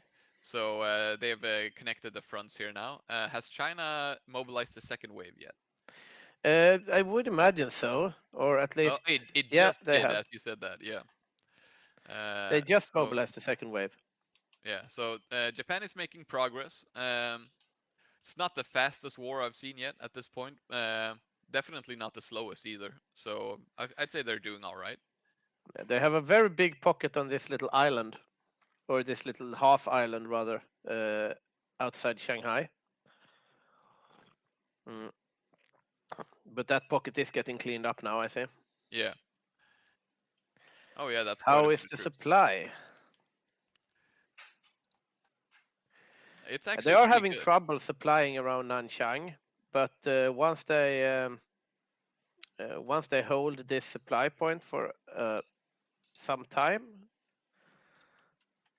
they will probably be okay. There we are. But it's not going too bad for China. No, they're definitely not being pushed over right now. We do see the railway gun here following the Japanese front line, and I'd say it's helping quite a bit in creating battles that the Japanese can win quickly. So I'm for Japan's sake, I'm hoping they can push a little bit more directly south than what their plan is doing here, so they can create more pockets. But they might just want to go for the capital immediately, even though you really do want to rack up casualties from the Chinese side in order to mobilize the waves. They are building supply hubs, as was said in the chat here. They are building a supply hub in Huangshan, which is probably a good idea, as long as they build it. Apparently, Ivan, he's hearing us, but I can't really see him here in the control panel. I'm gonna try refreshing this page, and it might mess everything up, but we'll just have to see. Okay, hang on.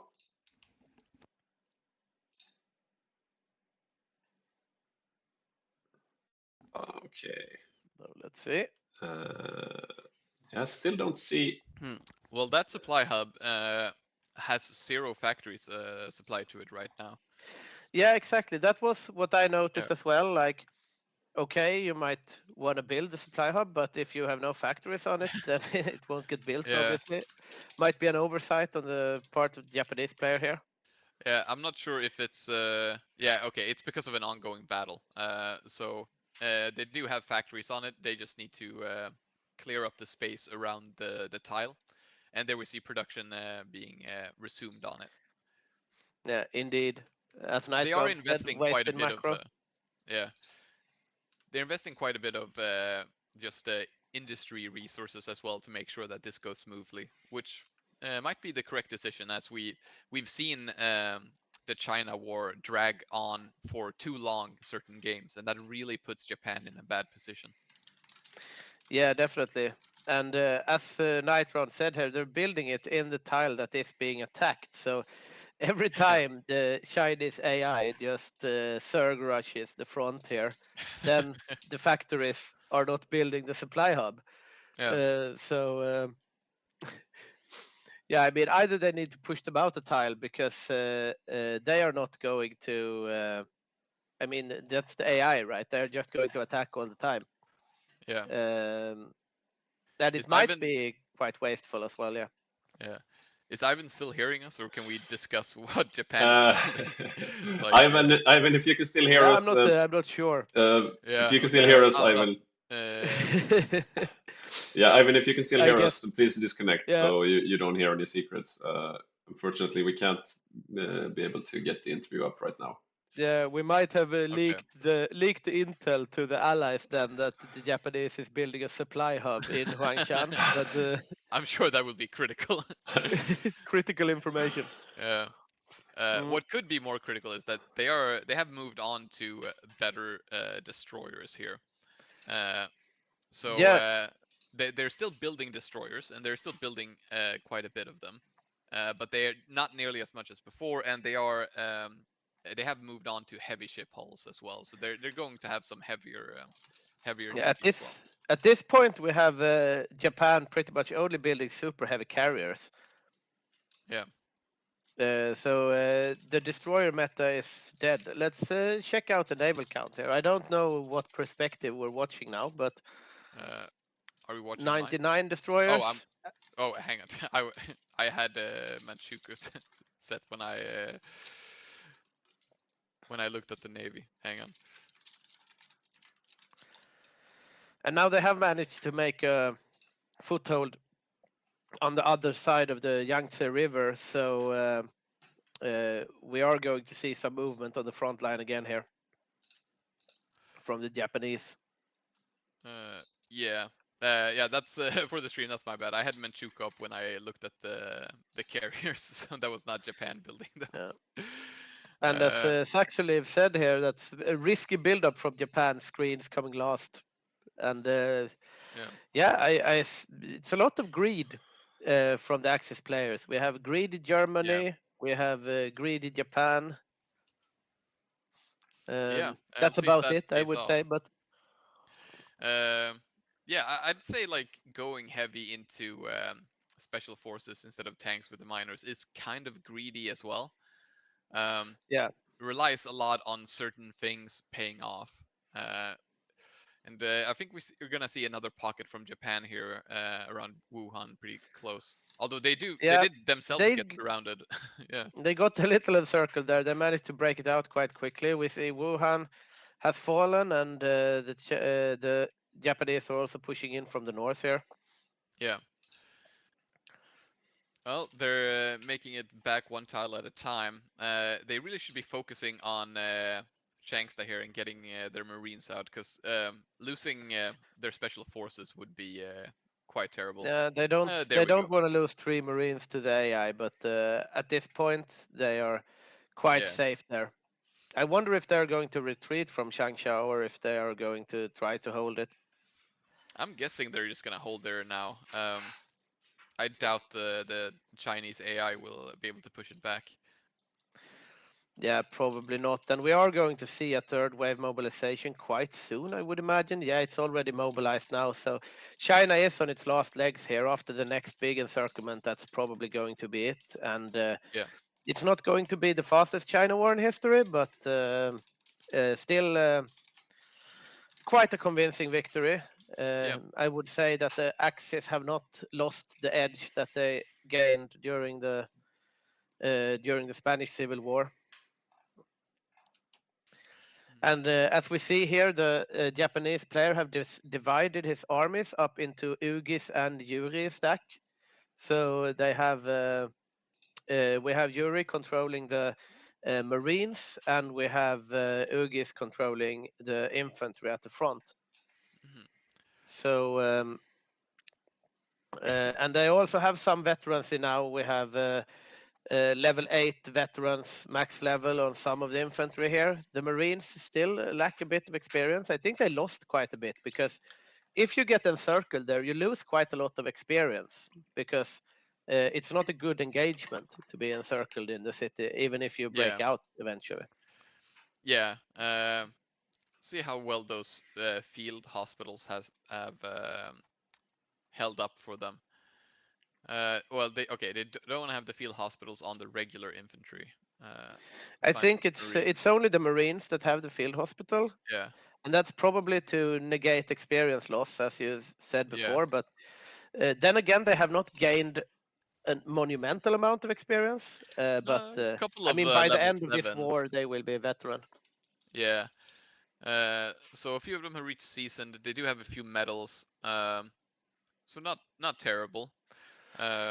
They should be able to do some effective island hopping in the Pacific here. Yeah, they have some collaboration governments now. We have 2.1 million Chinese lost and 154 Japanese. So it's still a very good China war from Japan, I would say here. They got a little guy encircled here, and they probably will not be able to get him out, which is a bit sad for them. But yeah, do we have an Australia player? Yes. Do we have an Australia player? Let's check it out. Is it Stan or my perspective now, Petey? It's Stan. Oh, okay. We can switch back to Victor, I think. Yeah, let's do that. You don't have to watch me erratically spinning around the map. So we're on Victor's POV now. Let's go down to Australia then. And on Australia, we have August playing. And let's see, I need to get my... Yeah, he's going Marines as well here. So he's not quite... he's not pumping them out quite yet. He hasn't set a location. So But he's ready with them, and they're quite heavy. They have their artillery. They're quite large, combat with 30. All but one Big support templates, company. indeed. Yeah. And I'm a bit confused about the military police, though. It's usually added to increase organization, right? Oh yeah. Because it And doesn't you get it some doesn't cost too recovery much. rate. Yeah, but like you get more organization. It's easier to just keep using your units in difficult positions. He's building some armor divisions. I can see here as well. We have assault guns, infantry, and yeah, some anti-air, pioneer battalion headquarters. Yeah. These are going to be quite strong. Yeah, Probably going to be used in Malaya, I imagine. Oh yeah, it's usually uncommon to go for both tanks and special forces. Absolutely not impossible, and they do have very different uses. So if used wisely, that could end up being very effective.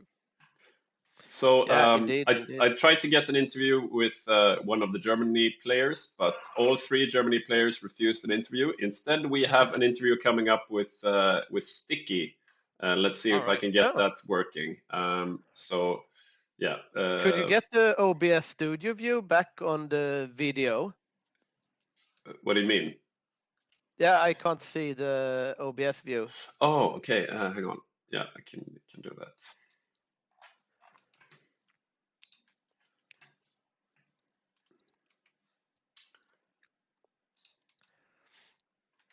Yeah, and as we have in the chat here, Night Round said that I can tell who was at Bergårdhof from the quality of their player card pick.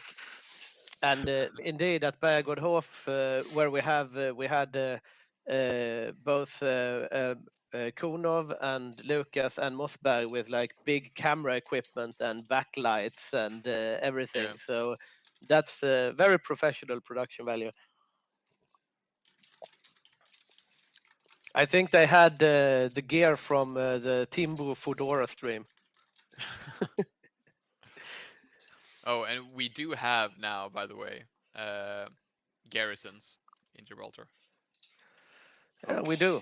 Let's. So I think Sticky can hear us now. Let me just, if you just give us a few minutes here.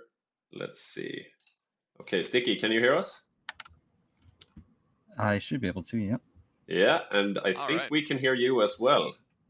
So Sticky is playing Finland, and I think he's about to get a bunch of stuff on his plate.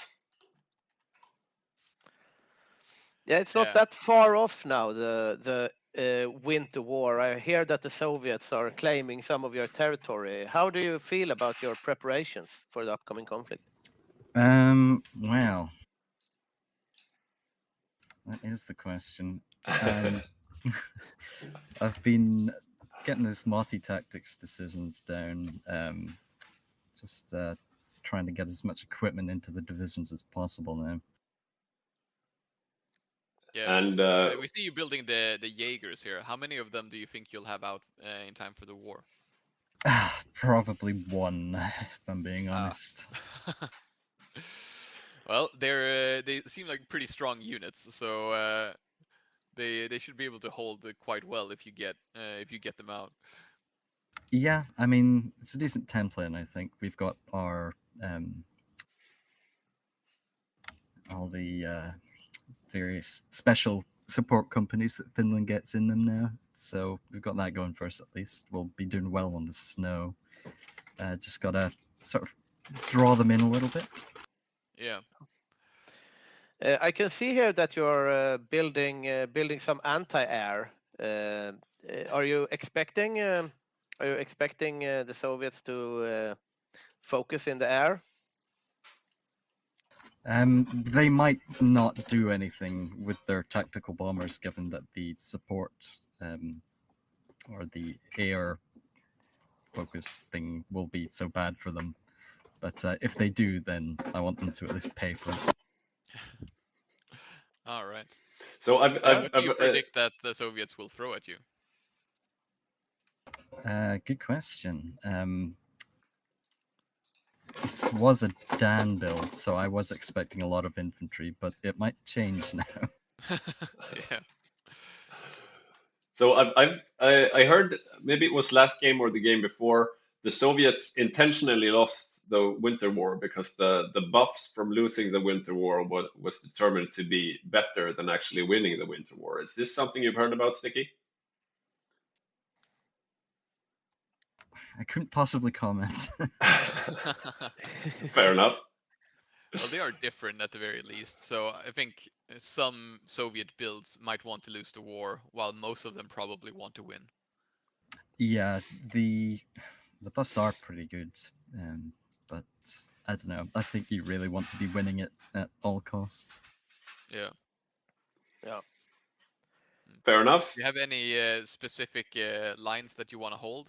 I'm guessing around the lakes and the rivers. Kind of. I'm thinking that I'll hold a couple of units up in Salin Petsimo just to push them away. And then if they decide that they don't actually need to be up there, I can send them home on the railway as fast as possible to the real defense. All right. Yeah. Well, good luck to you in the upcoming Winter War. I see that you have high public trust here, so you get some sisu. Yes, indeed. That was something I focused on pretty early, was just getting the politics sorted out. And now I've got a ton of political power to do whatever I want. Awesome. Do you predict your troops or your Finnish mountaineers later on will be fighting in Azerbaijan, as we've seen previously? Well, that's the hope, isn't it? Yeah. Well, we're going to get back to the Pacific front here. We have a lot of stuff going down, but it will be interesting to see your endeavors in the Winter War, and good luck to you. Well, thank you very much. Thank you. And he's gone. Yeah, I think it's an interesting choice to build this much anti-air. I feel that as Finland, you don't really have that much industry, and you don't really have that much time that it's worth it, really. Yeah. But it remains to be seen. The Soviets because, are doing somewhat of an air build, though. They're building fighters and CAS, but I wonder if he will get that anti-air up in time. Yeah, yeah, I doubt it as well. And he also has anti-air. He has anti-air support companies in his divisions as well. We have a comment here from Saxoliv that he's got armor in military high command. Is that right? Is that yeah, correct? look at that down there. Artillery. Artillery. It's artillery attack and artillery defense. Yeah. That might actually. That's interesting because it looks very armored, but if it's artillery, it could be nice. Yeah. And as you see here, like the Finnish buffs here, like you get a lot of green stuff to use. A lot of green stuff, yeah. Yeah, it's indeed, it's entrenchment speed, cold acclimatization game. Also, a lot of these air things like damage reduction against CAS, 5%, recon bonus while entrenched, supply penalties on core territory, like a lot of these things that are really, really good for Finland in this case. I think like going anti-air might be not the best decision for Finland in the end, but if he does end up finning a lot of Soviet air, that could be like very beneficial for the Axis later on, as Soviet really struggles to have any sort of air superiority, and it does seem like they're planning to have it somewhere. If they lose way more planes than they thought they would in the Winter War, that could change their plans somewhat. Yeah, I do notice, however, that he has gone to 0 manpower now, and he is at limited conscription. He will probably go up to extensive at some point, but you don't really want to be at 0. But he is doing armed Lotta Svärd, and he is going down this union of Finnish brothers in arms, and then like also militarized society. So you get some manpower here, but still Yeah. very low. And we do see the Soviets have produced some more mountaineers. So if they're going heavy tanks later, they're probably going to be using mountaineers as their heavy hitters until such time as the heavy tanks are out. Yeah.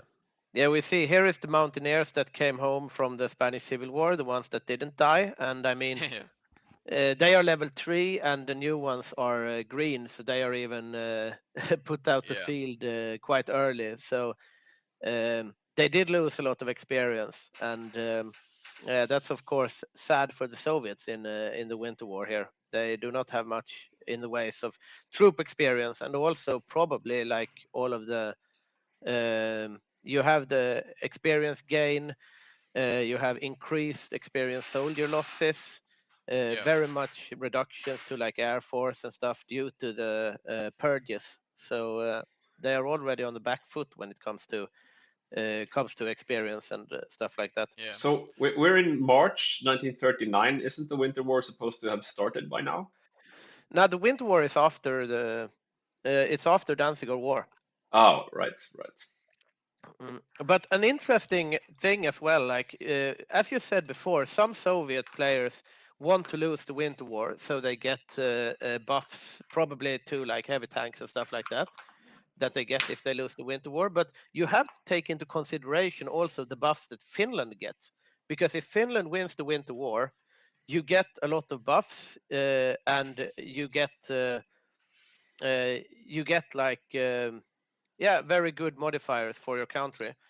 And also you get the geographical advantage, because if you win the Winter War, you're just 1 square away from Leningrad. You have these two, you keep the fourth line here, you keep all of the Karelian territory, because if you lose the Winter War, then you lose Viipuri all the way up here. So you lose a lot of factories, you lose a lot of population, but also you get this front here, which is like 1, 2, 3, 4, 5, 6, 7, 9, like up to 9 tiles that you need to staff in order to not get overrun. If you win the Winter War, then you can only need to stack these 2 tiles and these 2 tiles. So you free up a lot of possibilities geographically if you actually win the Winter War as Finland. So if the Soviets give that away, they are also giving an edge to the Axis, because once the Finnish joins the Axis, then you can just have German tanks drive into Leningrad more or less, which might be hard to defend.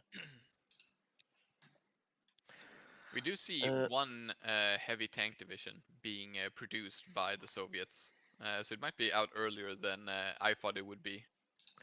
Yeah, let's check it out here. The army overview. Indeed, we have 11 light tank divisions, 1 motorized infantry. Looking at the recruitment here, we do have this heavy tank unit that will be out probably just in time. Looking at the division itself, it is not the best heavy tank division in the world, but it should be able to power through pretty much anything that the Finnish have, as long as you attack on the plains. But then again, like the Finnish companies, if he managed to get those out, like the Jägers here are very hard to push through. Like you have the long range patrol company, you have the winter logistics company.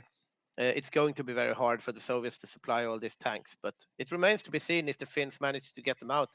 As of now, you see they are lacking manpower and artillery, mostly artillery. But looking at the logistics here, we see a deficit for 226 days on anti-air, deficit for 944 days on artillery equipment, and still 0 manpower. So they will need to rectify that quite soon, actually, in order to get these divisions to the field. Yeah, that is a problem. I'm checking around here. We see Canada has started on their tanks as well. So they have a template for that. The Epic Syrup dudes. Yeah, let's check them out, see what they're going to be fielding. This is also quite a standard heavy tank it's medium division. Tank, actually. Oh, it's medium tank. Yeah, so they went medium tanks. Let's see here. They're making the cruiser chassis. I'm not sure if this is completely modded yet. Let's check it out. They're building some chips here. They could upgrade this, but we have a question in the chat here. Do we still have unintroduced players playing? And yes, indeed we do. Perhaps we should go down to Central and South America while we're over here. In Mexico, we have Albin playing. And That's a romantic picture. Yeah, very, very nice looking picture. And he has no stars, he has no awards, a new player to our community, or somewhat new at least. And will be interesting to see how he performs. Mexico is one of those countries, much like Brazil. They have the manpower, but not the industry. And that's the interesting thing with allied miners in South and Central America, that you can really churn out quite a lot of infantry, maybe some marines and stuff, but it takes a while to get online. But then again, you are still rather safe. Maybe not this game, though, considering the Axis naval plans. Yeah. It'll be interesting to see if the Axis really spread out. They could try to do something instead of like locking down England or something like North Africa, just try to invade Brazil and Mexico and really throw the miners of the allies off by quite a bit. It looks like he's a bit suspicious of his American ally, if you look where he's placing his troops. He has indeed placed a lot of troops on the American border, but he will probably move those away at some point. Speaking of allied miners in South America, we have Brazil, played by Joel, somewhat new player to our community. He was at Bergårdhof and he has played with us some time before. And this Brazil, I'm not sure what he's going to go. He has a marine template here, which is quite all right, and he has some line infantry. He is mostly producing regular equipment and constructing an air base, actually. So that's an interesting pick. Yeah. From his templates, it seems like he's mostly going, infantry and special forces. We have seen Brazil players do like submarine strategies or something like that before, but it does not seem like he'll be doing that this game. Yeah, and he just did the focus promote resource extraction, and this also increases local available resources and increases research bonuses for excavation. And as was said in the chat here, it is rubber that you kind of want from here. If we look at the resource map mode, we see rubber over here, rubber over here, rubber over here. So he can really supply the allies with a lot of their needed rubber, but it's not that much at the moment. I'm going to look over at the research. We haven't checked out research a lot so far on the different nations, but right now he's just researching support companies, and he has not researched excavation, not the first one, not the second one. Perhaps he was waiting for that research speed bonus increase. But he should probably get on that, because you really want the resource extraction in Brazil. Yeah. But he is excused for a little while since he just finished the focus to get the research bonuses. Yeah. We do see South Africa has their first medium tank template out. It is modded with fuel drums, so expecting to perhaps use these to push a little bit. They have not been sent up to El Alamein yet, though.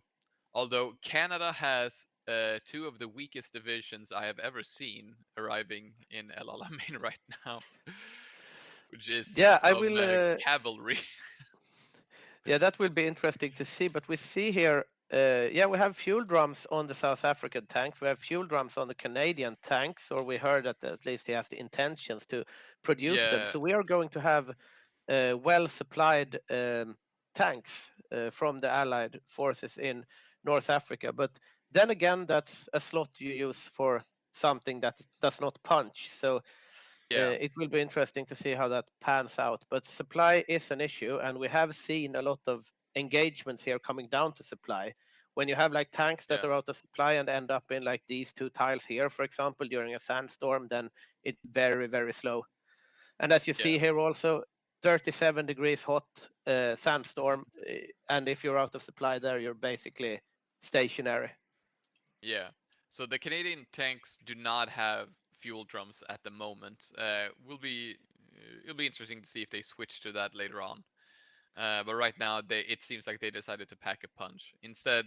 Okay. Yeah. So Canada is sending cavalry divisions here to Cairo and then converting them to the armor divisions. So that's what these 2 incredibly weak cavalry divisions are doing. And we do see Australia has their 1 division of assault guns here as well, along with some Marines. So Australia will be setting up in North Africa as well, helping out there immediately. We also have an Australian railway gun in Alexandria. Oh yeah, that's true. So that's an interesting play. Yeah, So Australia is putting a lot of stuff here. We have a question from Saxaliv. If Italy joins on day 1, and when does Spain join? And I think Italy is expected to help with France, so you can see him joining pretty soon. And I think, according to our rules, Spain is not allowed to join until France falls. So yeah. Speaking of introducing players, by the way, we should perhaps introduce Poland while we still have the chance. We have on Poland, we have Francis playing. And as you can see here, he has reworked his government. He now has the Sanitation Republic of Poland, democratic, and he has churned out quite a few infantry. And he has high veteran levels on this infantry as well, probably something he gets from a focus. And Poland is one of those countries. You might imagine that in a World War II game, like, oh, who wants to play Poland, right? You're just going to get run over. And yes, you are going to get run over, but then you get your government in exile, and you can actually perform quite a lot from there. Because you get off-map factories, so you can produce exiled troops, and much like Ireland, you actually can place those troops pretty much anywhere. Usually you go from the Isles of Great Britain, but you can be where you're not expected. Yeah, and we usually see Poland go for a lot of air with their off-map factories, and they can have quite a bit of an impact in air superiority around the world. Because they can just rack up a lot of planes and come out of nowhere and get superiority. Have a look up there in the north. He's planning a naval invasion on Germany. This is very interesting. We see the Poles actually, the Polish are preparing a naval invasion of Stettin and Rostock, and these are actually the veteran. I mean, it's not a good template, but they have veteran experience, and you also have cavalry.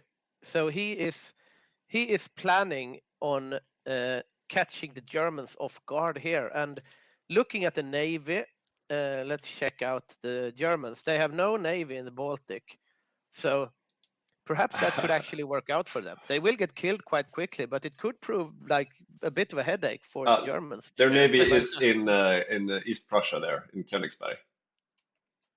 Oh yeah, probably. Let's check it out. Yeah, they have a navy in Königsberg. So if they get it out fast enough, they could stop this quite handily. But I mean, it's the element of surprise that's the interesting one, because it's just very much counting on them not realizing it. And I mean, in the beginning, the Brits could move their fleet into the Baltic as well, since the Danish Strait there isn't closed from the beginning. Yeah, indeed. They are planning, that's probably the Polish plan, right? Because they have this fallback line right around the victory points. So they are thinking like, okay, let's hold Lodz and Warsaw for as long as we can and see how much damage we can inflict here. Because if they land in like Rostock and Stettin, the Germans here will need to go back and clear them out. And it will take some time. And that's about what you want to do as Poland at this point in the game. You just want to be a headache for the Axis.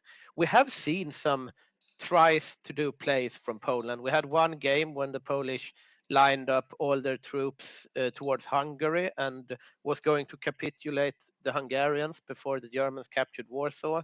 We have seen tries with like paratroopers, but it has we have yet to see a Polish surprise.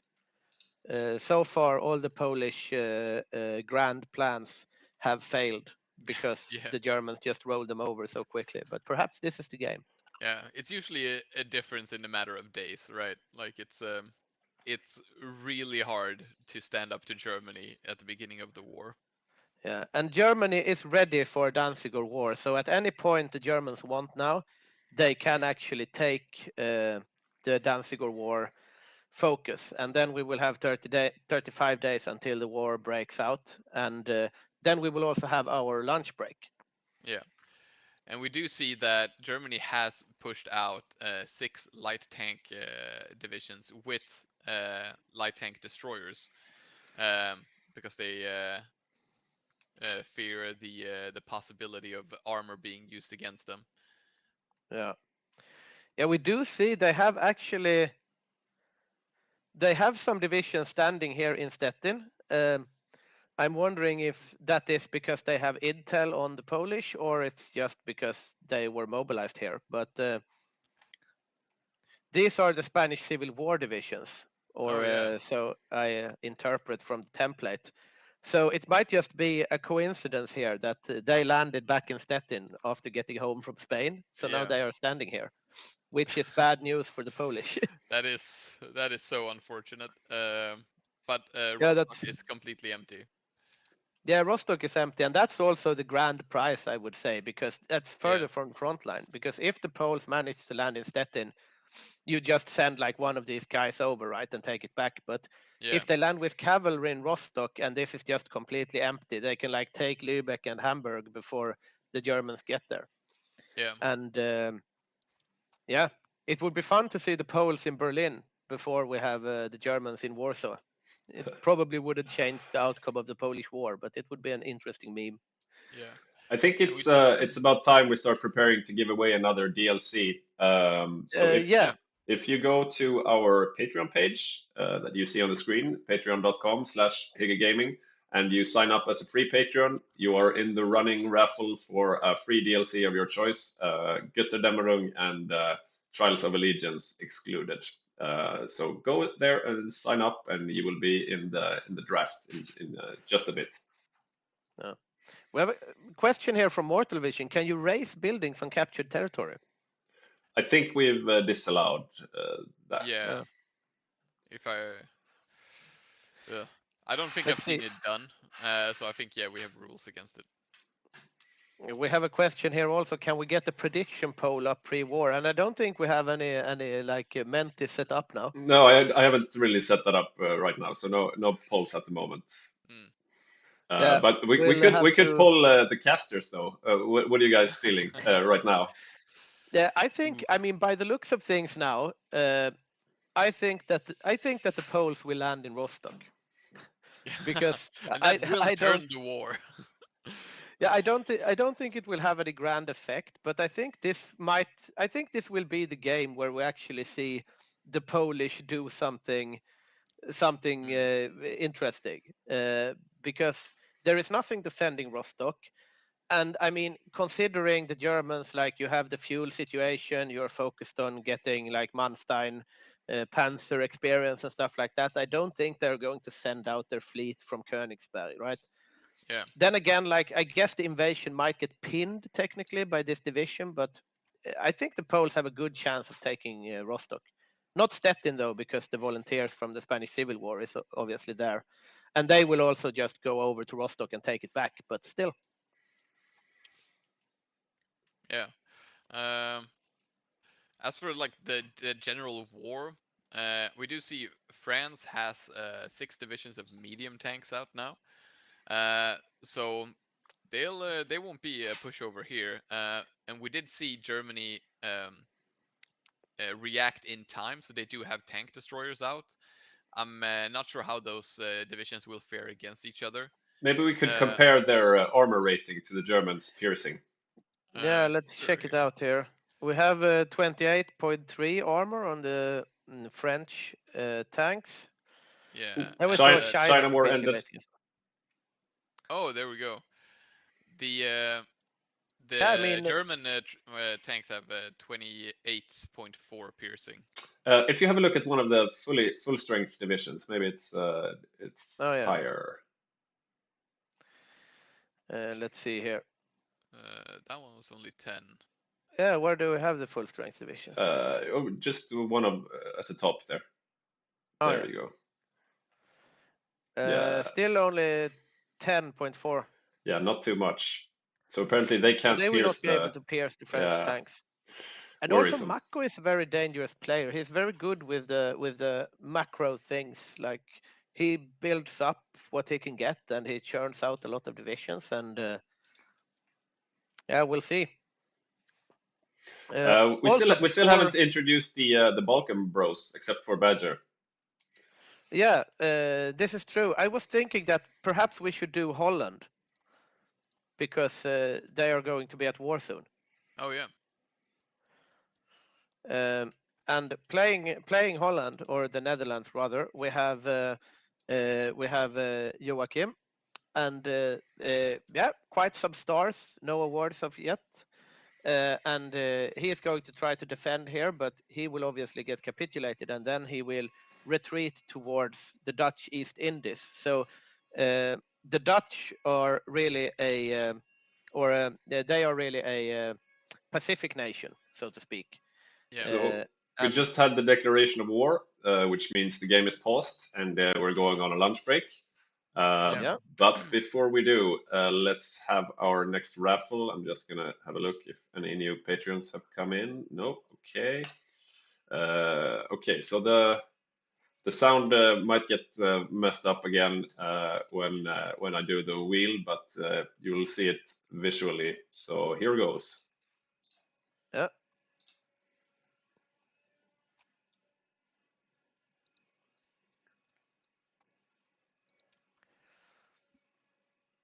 Number 152. So All right. give me a moment and I'll check who that is. Yeah. We do see like the German tank division only had 10 piercing. Had like just a couple of light tank destroyers. Like a couple a day, I think.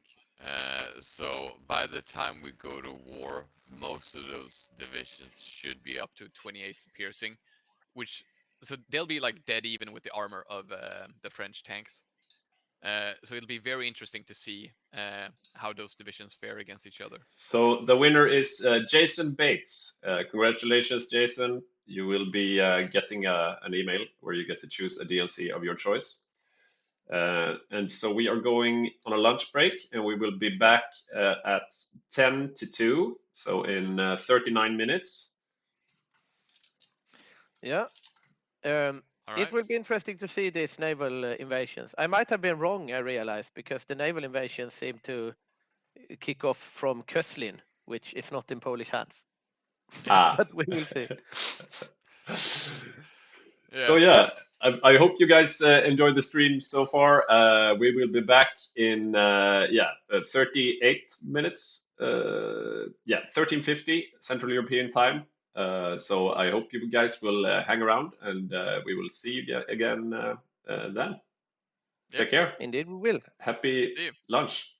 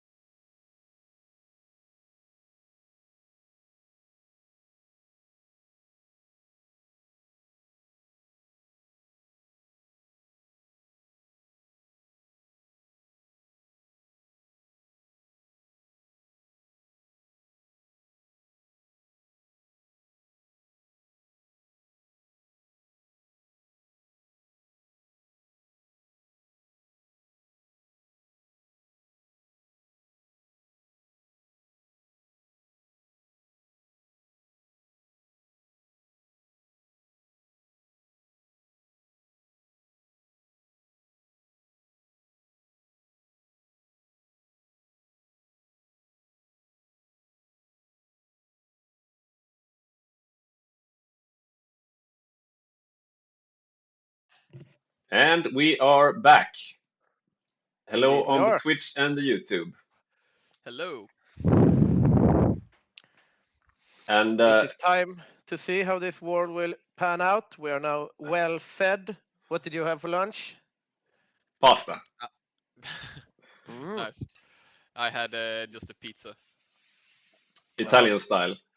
I had pasta as well, so it's a very Italian lunch for the caster bench here. Yeah. Oh, we are picking favorites, obviously. Just And before now we I get am going, enjoying, I just want to give a quick shout out to my friends in Halmstad who's at the lawn party right now, and I think our game is running in the background. So yeah, shout out to you guys. Shout outs to Halmstad. It was like the second best culture municipality a year ago or something, I think. Oh, really? Maybe even the best. You tell us, Mr. Mayor. Yeah. I think it was the best last year. Culture municipality of the year. Well, I am enjoying a Maduro brown ale. It's as Petter said before, like brown ale is not that nice. I can agree with it.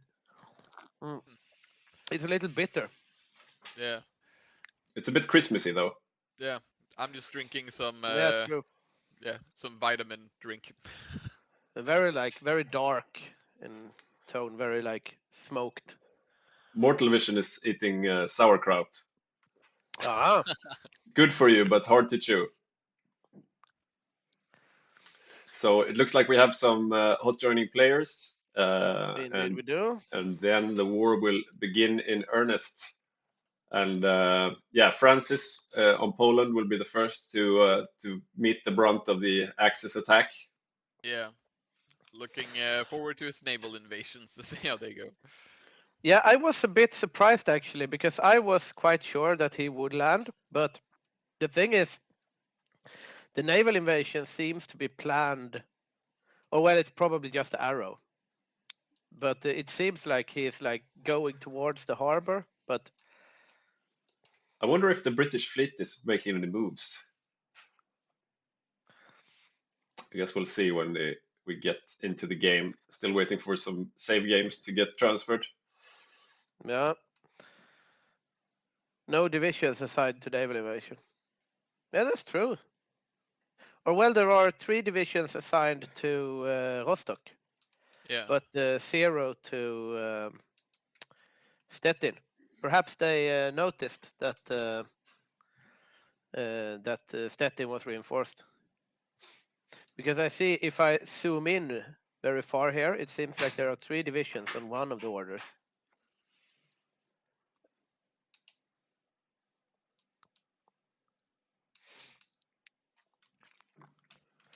Let's see. We are waiting for some more players. We have von Falkenheim, Steiner, Kalle, Stationary, Soviet Catwall, Mosaldovic, thanks a lot.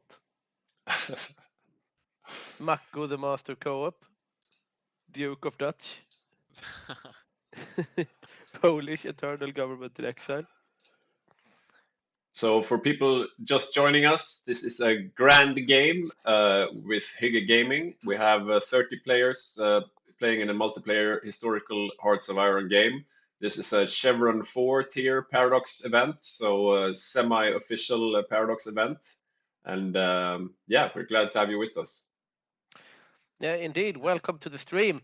And for anyone that has not played Hearts of Iron at all, I feel that most of the time when we do this, we have kind of the crowd that is somewhat initiated in the game. But if you have not played Hearts of Iron, it is a World War II simulator, basically. It's a very fun game, and it's on sale now as well, so we can highly recommend it. And I hope you will be able to follow along, even with our somewhat specialized lingo. Yeah. And at the moment, we are just at the start of the war, so we expect Germany to push into Poland here as soon as we are ready and on pause, and then we'll see some action in France after that.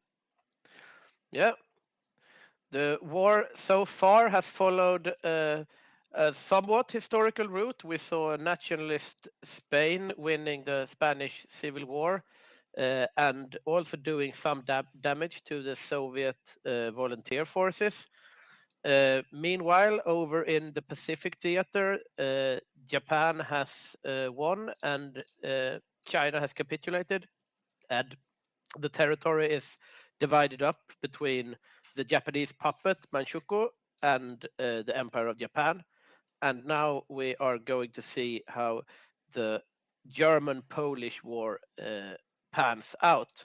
Sorry, And Victor, was that Big Manchu? It is No, not small, not the smallest Manchu. but at yeah, least.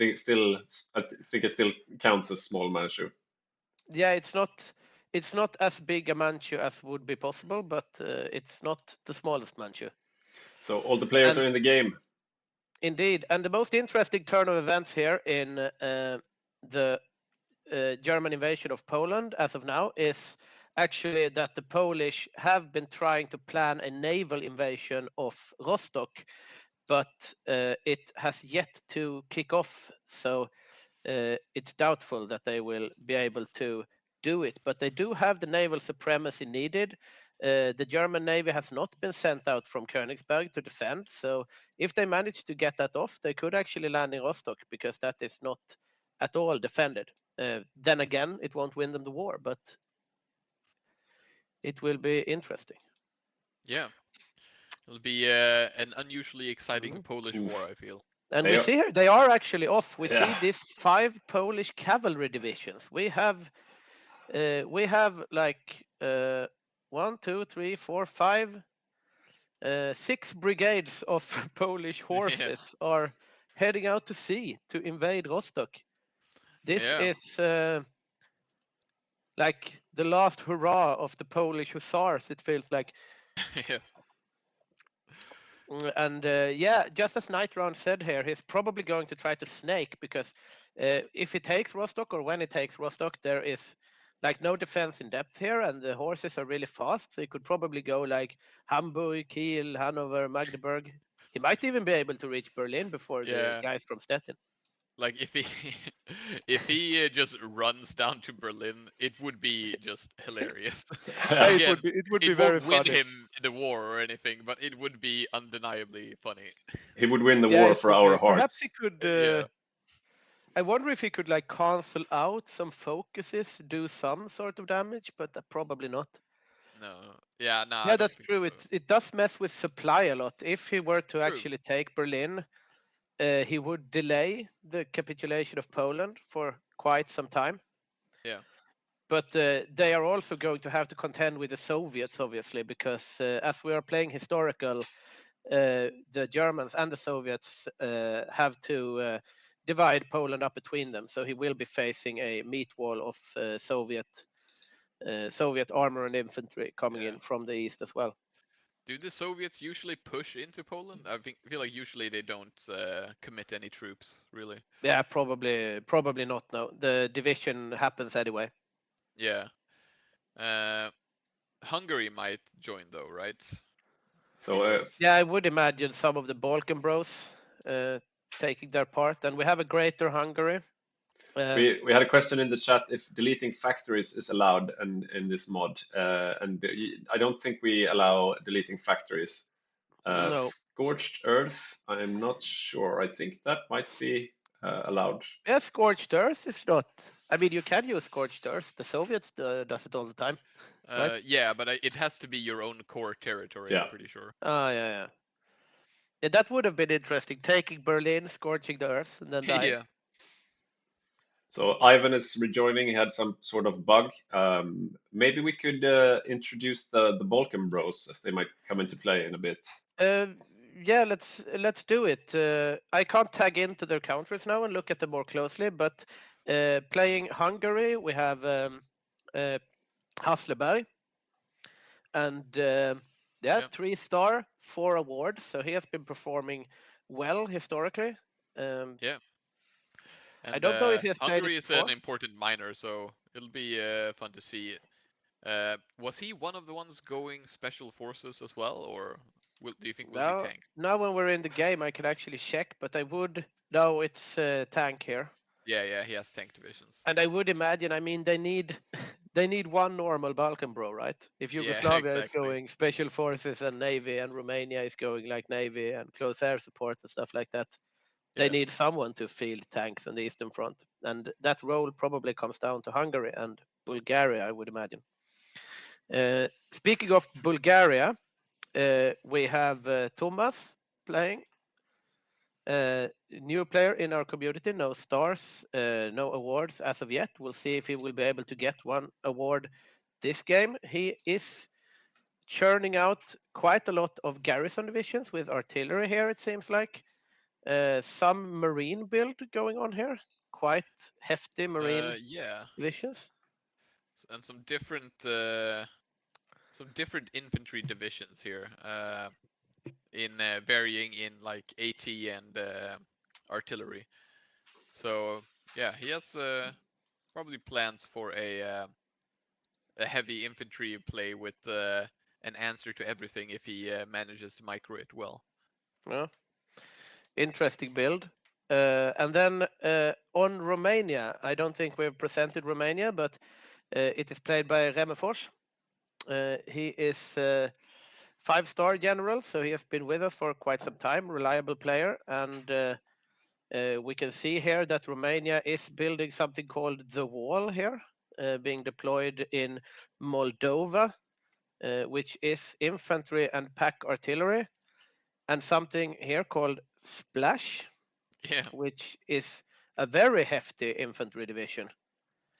indeed. Some anti-tank as well. And this is also Yeah, quite sturdy. it is. Foregoing the usual tanks, he does have a light tank division, but that's not. That's probably standard. It's not improved in any way. So yeah, we'll Interesting be. meta shift here. We see like field hospital and military police here as well. Oh, did you lose connection? No, No? I lost connection. you lost Ah. connection. Oh, Yeah. to the game. Ah, shit.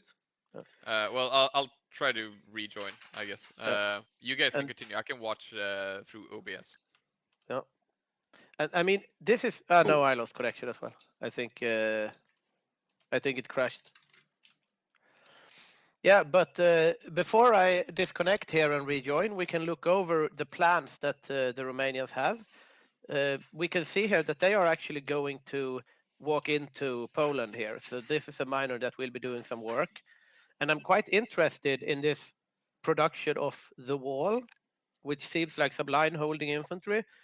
I do imagine that they might not give up Bessarabia to the Soviet Union Yeah.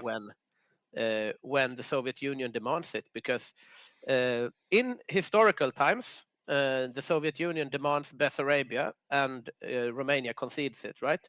But this is one of the quirks where you don't have to go historical. So Romania actually does not have to give up Bessarabia to the Soviet Union. They can instead deny Bessarabia, and then they will end up in a kind of Balkan Winter War-ish, where the Soviets want the territory and they want to keep it. And that can really tie down a lot of Soviet troops. So that might be what he's going for. Yeah, But, we've seen Bulgaria pull that through before, where they win that conflict and keep the territory. Yeah, I remember once when Dankus played Romania, he was able to win against the Soviets as Romania. The Axis ended up losing that game though, but it did impact quite a lot, and it tied down a lot of Soviet troops to the south. Yeah, the Soviet Union really isn't that strong in the beginning. It is a large nation, obviously, but it takes a while for the Soviet war machine to really come online. Yeah, indeed. I got the game ID now, so I'm going to reconnect as well. Yeah, me too.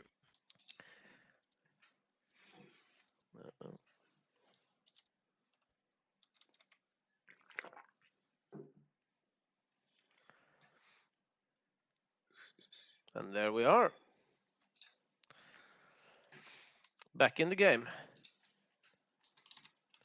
I have recently moved over Hearts of Iron to my SSD disk actually because I realized that the loading times get so excruciatingly long if you don't have Yeah. it on the SSD. Now let's see if Well, I in this day charged and up age, this. all your drives should be SSD, man. Yeah, it's just like I feel like game developers don't optimize games anymore. Like I was going to play because I got Microsoft Games Pass because I wanted to play the Indiana Jones game. And now when I played it, I was like, okay, let's see what else is on the Game Pass, right? And I thought Black Ops 6, fun, Yeah. Gulf War, let's try it. And then it was like 300 gigabytes or something. And I'm like, can't.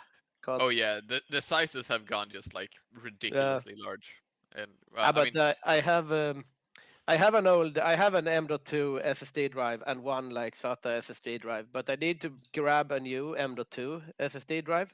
But the Yeah. thing is that I think that slot is deactivated on the motherboard because I plugged in another and I have a really old motherboard. So yeah, well, I used to play Civilization a lot, so like compared to how Civilization works in multiplayer, every other game feels fantastic in comparison. yeah, it is indeed time to upgrade. I've been looking at graphics cards as well, but I feel that it's going to be a new release at some point, and I don't want to waste my money. Yeah. Yeah, I don't think I've upgraded my PC since like 2014. So it's probably about time. Yeah, mine is like 2019. I can see if I turn the cam here. See here. Ah, it's shiny and So it everything. has, yeah, I mean, it has all like these lights and stuff, and they are synchronized. So the lights here are like the same as on the graphics card, but the frames does not get improved even if you have cool lights. I've noticed. Ah, damn. Which is That goes unfortunate. against all science known to man. Mm.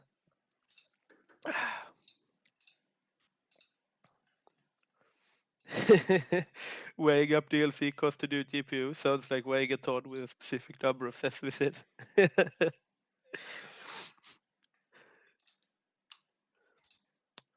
Let's see, I need to. See, yeah. So if you're wondering why you're just staring at our faces right now, we are waiting for the game to start for everyone to get connected and get into the game. Indeed. And right now, I think we're waiting for Germany primarily. Yeah, but we have And some Yugoslavia. hot joining in here. We have 31 players now, so we are just waiting for people to load, I think. Yuri needs the save game, but then we are going.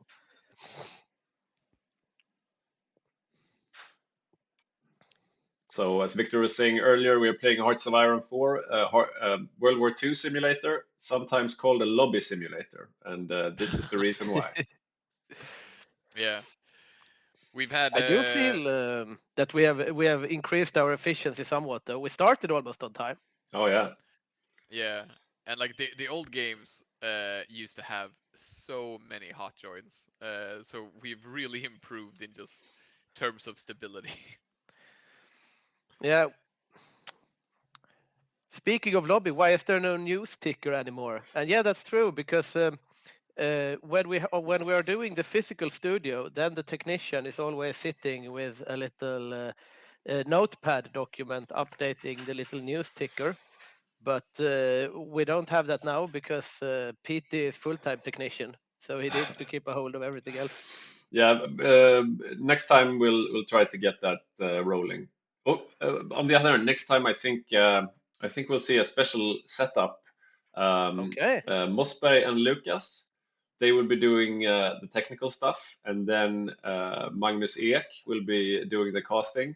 You've seen him before, so it's a bit of a different setup. So probably things will look a bit different, but probably for the better, I think. Ah, interesting. So I can play then. I think so, yeah.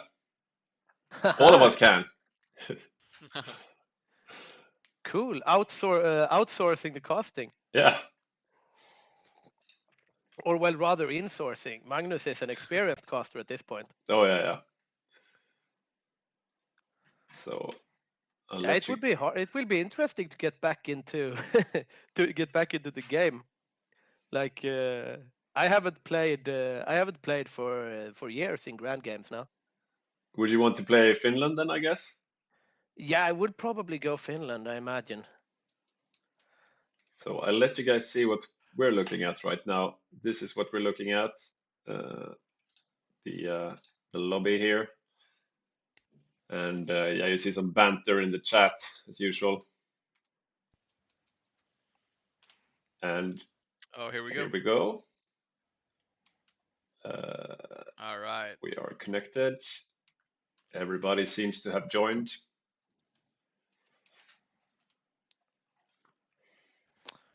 Yeah, Let's see here. I'm going to go Polish perspective.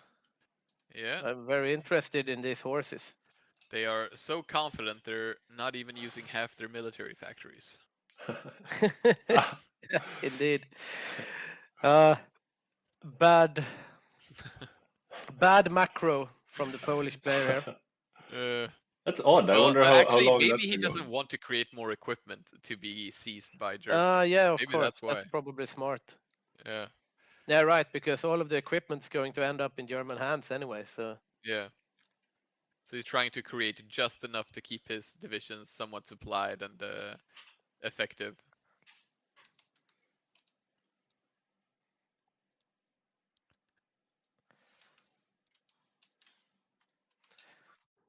Mm-hmm. We see one Polish order being planned here as well, because this is not going to pan out, this is not going to pan out, and one of the naval invasions have no one assigned to it. So, are you allowed to destroy equipment in the Hygge mod game rules? I think there is like a general anti-cheese thing. You cannot like delete divisions that are encircled, and you cannot like just destroy stuff. Like for example, the Netherlands have to try to defend. You can't just retreat everything to the Dutch East Indies and give up. But then again, like, I mean, some tactics are involved. It's not that you are forced to produce a ton of surplus if you know that you're going to get invaded. I didn't even know you could destroy equipment. Well, I think if you destroy, actually no, if you destroy a division, their equipment should be transferred to the stockpile, right? I'm not sure. So we have a question from Spielkind. How has the war just started? It's been 4 hours. Well, this is Heart of Iron. This is usually how it goes. And we also did have a 45-minute lunch break. Yeah, we have had quite a long lunch break, and also like we have a lot of different. We have the Spanish Civil War, which has started and finished. We have the China War, and now also soon things are going to start to break out in North Africa. I see some pinging. Yeah, we have the Irish railway gun there. Yeah, indeed, we see the Australian Armor Division, Australian Marine Division, 2 medium tanks from Canada. I don't see South Africa yet. They have not started moving, but they are on their way. You can see here strategically redeploying this one tank up to the front. How close is the second one to finishing? Let's check it out. They're missing some tanks. One will come out. They are missing some tanks. Yeah. Oh, no, we have started, so I'm really going to go let's up. Switch over to Poland. Yeah, let's look at those cavalry divisions. Let's see. The horses are out to sea. Yep, here they go. All right, let's see how this goes. We see the Polish naval invasion of. Yeah, they're fighting in Stettin. They're losing horribly. Yeah, they are insta-lost in Stettin, obviously. But they are landing in Rostock. Now the Germans know. Yeah. But Rostock they have in landed Polish in Rostock. Congratulations. And they are just snaking out. They are going Lübeck, Hamburg, Hanover, Magdeburg, and Berlin. Yep. Surprise, motherfucker! Just but as just that hoping happens, that they don't get everything in Poland. Everything in Poland is just getting completely steamrolled. But if they hold Warsaw until they get Berlin, that would be Oh, Okay. they have been intercepted because Yeah, the Stettin troops managed to intercept one division. Will yeah, they but the intercept the others? Magdeburgens, they are just going for Berlin. Looking at the German perspective here, they are somewhat scrambling to try to get a hold. They have just deployed Marines in Berlin, Yeah. so Berlin will not fall, but Hamburg will. And Yeah, yeah, the Magdeburg will Germans. fall. Oh yeah, they sabotaged the industry. Okay, so They could actually sabotage yes, I it. guess they are allowed to do that. I'm not sure, but he did anyways. Yeah, Let's we see, might they get are a just ruling snaking on around this. here. And Germany was really lucky that they actually had the Spanish volunteer forces that came home to the port of Stettin, because if they had landed in Wilhelmshaven, for example, we would probably see a Polish Yeah. Berlin at this point. But by the looks of things now, the Polish adventures in Germany is over, and that's it. He But sabotaged the some industry there as well. some industry was sabotaged. I don't know how much effect that did, but It's more than Poland usually does, I'd say. So yeah. Yeah, convincing performance from Poland, and Yeah. it's been a month quite soon, and Warsaw and Lodz still in Polish hands, albeit not for long. No other Polish adventures except. Let's see. So this is the one. Civilian factories receives 2.5 levels of damage. Yeah, I mean, I guess it will take some time to repair it, but 18th of October, yeah, they lose a week or so, the Germans, in military production, but Yeah. Meanwhile, here we have the German tanks clashing with the French tanks. So we'll see how they hold up here. yeah. And as Alone Fancy said here, it's a focus, it's not manual actions, the sabotage. Is Mako on France attacking? Yeah, let's check kind at of, France. yeah, he's making his way to Frankfurt. Yeah, Mako has actually pushed out, so the French have pushed out from Saarbrücken, He might closing in on. He might get his tanks circled. Yeah, this is dangerous for Mako, but And they're out of supply now, so he really wants to retreat with those. Yeah, and he does. Yeah, but he did try. You have to give him that. Yeah. And yeah, he almost crossed the Ruhr, but yeah, in the end, back at the Maginot. Poland has fallen. Saarbrücken Warsaw is still up though, so they're still defending that. Yeah, Warsaw still up. Saarbrücken back in German hands. Going over to the German perspective here. Oh, that's the Rhine. That is true. Rhineland, yes. Yeah, but the Ruhr is right. The Ruhr is the valley, right? Yeah, like yeah. Over, yeah.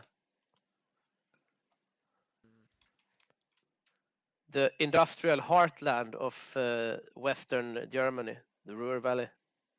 Yeah. Which was occupied shortly by French troops after the First World War, I think, since Germany couldn't pay their reparations in the Treaty of Versailles. Or so I've heard. We're seeing the Germans pushing back the French here, back towards the Maginot Line. So the French offensive is no longer on, but they are holding the Germans quite well here. Yeah, the Maginot Line is holding, even if their push out was not successful. We are going to see quite soon the fall of Poland, though, which means that these troops will be able to relocate to France. But the Germans are having trouble capturing Lodz and Warsaw. But at some point, they will fall.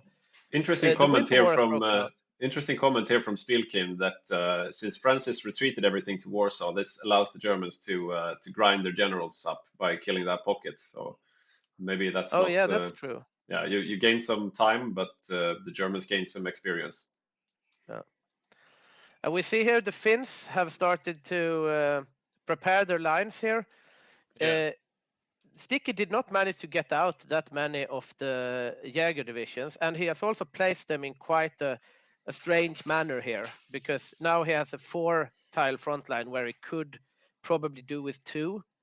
Yeah. And I would probably also entrench these troops here and just give up everything up here. But we will see how he manages to defend. I'm looking over a bit at France as well, but as of now, we have sort of a phony war. Nothing really happening here. Yeah. But the German troops are going to make their way over here rather soon.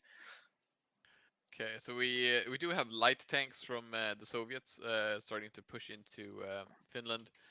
Yeah. Yeah, they do have 2 divisions of heavy tanks out. So let's see if those actually push through here. The Finns are actually attacking here. That's probably not the best idea, but they did manage to push out a tile here. And in order to win the Finnish Winter War, you really want to inflict Soviet losses, right? Because that's how you Yeah. declare victory. Unless you like take Leningrad, for example, but you're probably not going to do that. No. But we Ouch. see here that the Mannerheim line is falling, and That could be it for the Finnish Winter War, because yeah, he has that's no probably troops it. here behind. If he can't reinforce that, yeah, Viipuri is, yeah, that's probably a quick Winter War. It victory seems like because- most of the Finnish troops are not fully equipped. You can see their the lower bar there on their divisions is Yeah. not fully Yeah. staffed.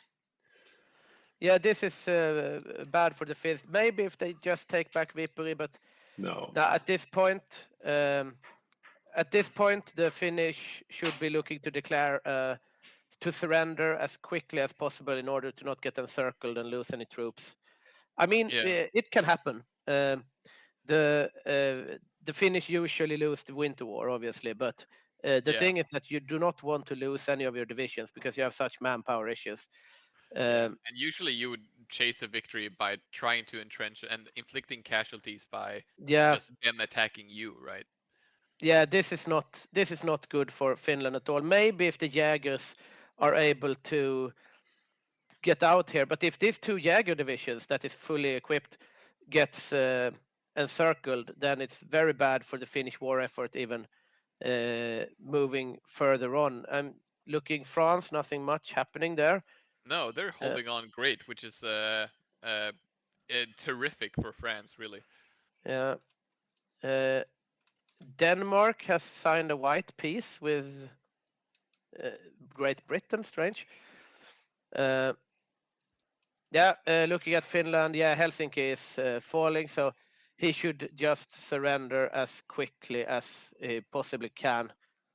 Their surrender to Soviets, he needs to press this button and he needs to do it now. But he's fighting on. What are his losses looking like at the moment? They are probably looking quite okay. He's not been pocketed yet, but it's 9k versus 11k, so the losses are not that bad. But at some point he will get pocketed. Like these 4, he should just surrender at this point. Just press the button and give up. Yeah. Because it's not now. He has lost. So Maybe we should have a look at the French border. yeah, let's have a look at the French front. I'm just looking at seeing if. Ooh. Yeah, whoa. This is interesting though. If that heavy tank gets surrounded, I just want to see if this. That is a light tank, but it's Yeah. still still be a loss. You can see clearly here Victor's bias towards Finland. It's the most important theater. Let's check out the French front here. It's the Netherlands has fallen, and Not yet. Not yet, and it's going slower than I think the Germans would have expected. Yeah, those last few tiles in the Netherlands are deceptively difficult to crack if proper defense has been set up. And we do see British troops there. That's not always we see that. Yeah, no bigger encirclements. And French troops as well. So yeah, they're pumping up troops there in order to hold. Yeah, the French are trying to push out. I am looking at the French perspective now, and as you see here, it's kind of green bubbles all the way. Eindhoven back in French hands, so the French are holding out quite well. That's the white piece. The Finnish did surrender. I'm just gonna look over quick to see what he lost. He didn't lose anything though. The Jaegers are intact, and all of his divisions. So it's a run-of-the-mill winter war, even though it went faster than the Finns would have wanted, probably. But in the end, considering the start, I feel like Finland's pretty happy with how that ended. Yeah, it could have gone a lot worse for Finland if the Soviets had encircled some of his troops. Now it's just, as it usually goes, but perhaps half a year earlier. So, which also gives. So it's not entirely bad for Finland with a. Yeah, that's true. So we see the French heavy tanks coming in from the side here. I mean, these are very sturdy. Cut off the Germans. Mako is making some plays here. Yeah. Mako is indeed playing very well. Maybe Germany should split up their assault a little bit, because France only has the 6 divisions that really push them back. So maybe they should be pushing the Maginot Line at the same time. I see here that Mako's heavy tanks are quite stationary here, but they are probably going to try to get some encirclements. But now they have to watch out instead. Yeah. Because now they risk getting encircled here if Liège falls. You can see here that he is retreating, but he is getting pinned by the Germans. And this is going to be close if he manages to get out here. But it seems like he did. And Maastricht is back in German hands again. They haven't really reached the main French line of defense, which is in Brussels and so on. They're still fighting on the border. Yeah. So this is things have actually. This is not looking good for the Axis at all. This is not how you want the beginning of the war to look.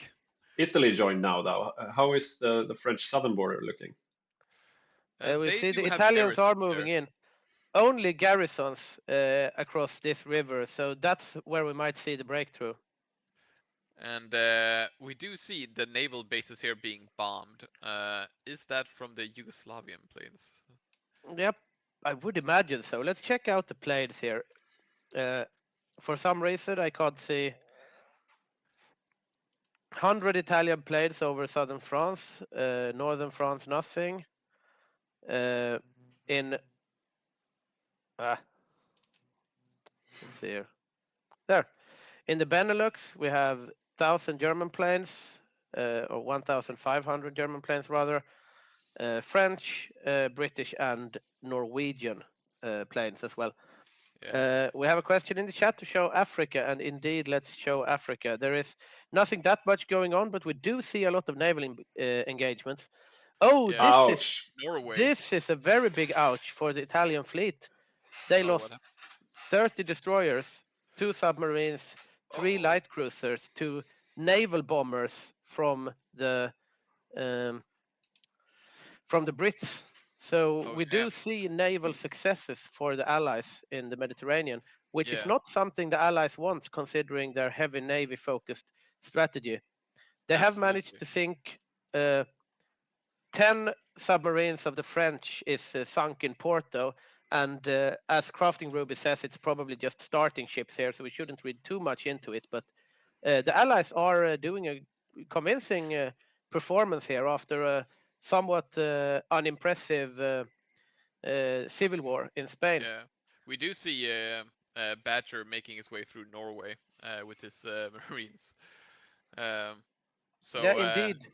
They're cleaning up Norway while this is happening, at least.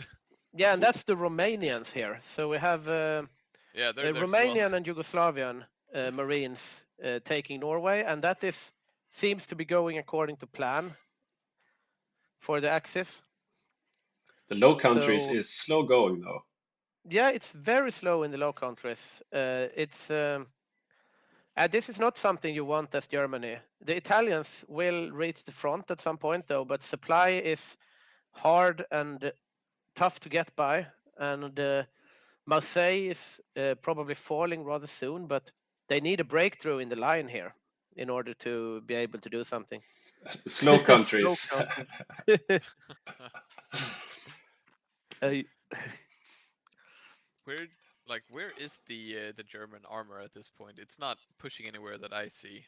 yeah, let's check it out. We have.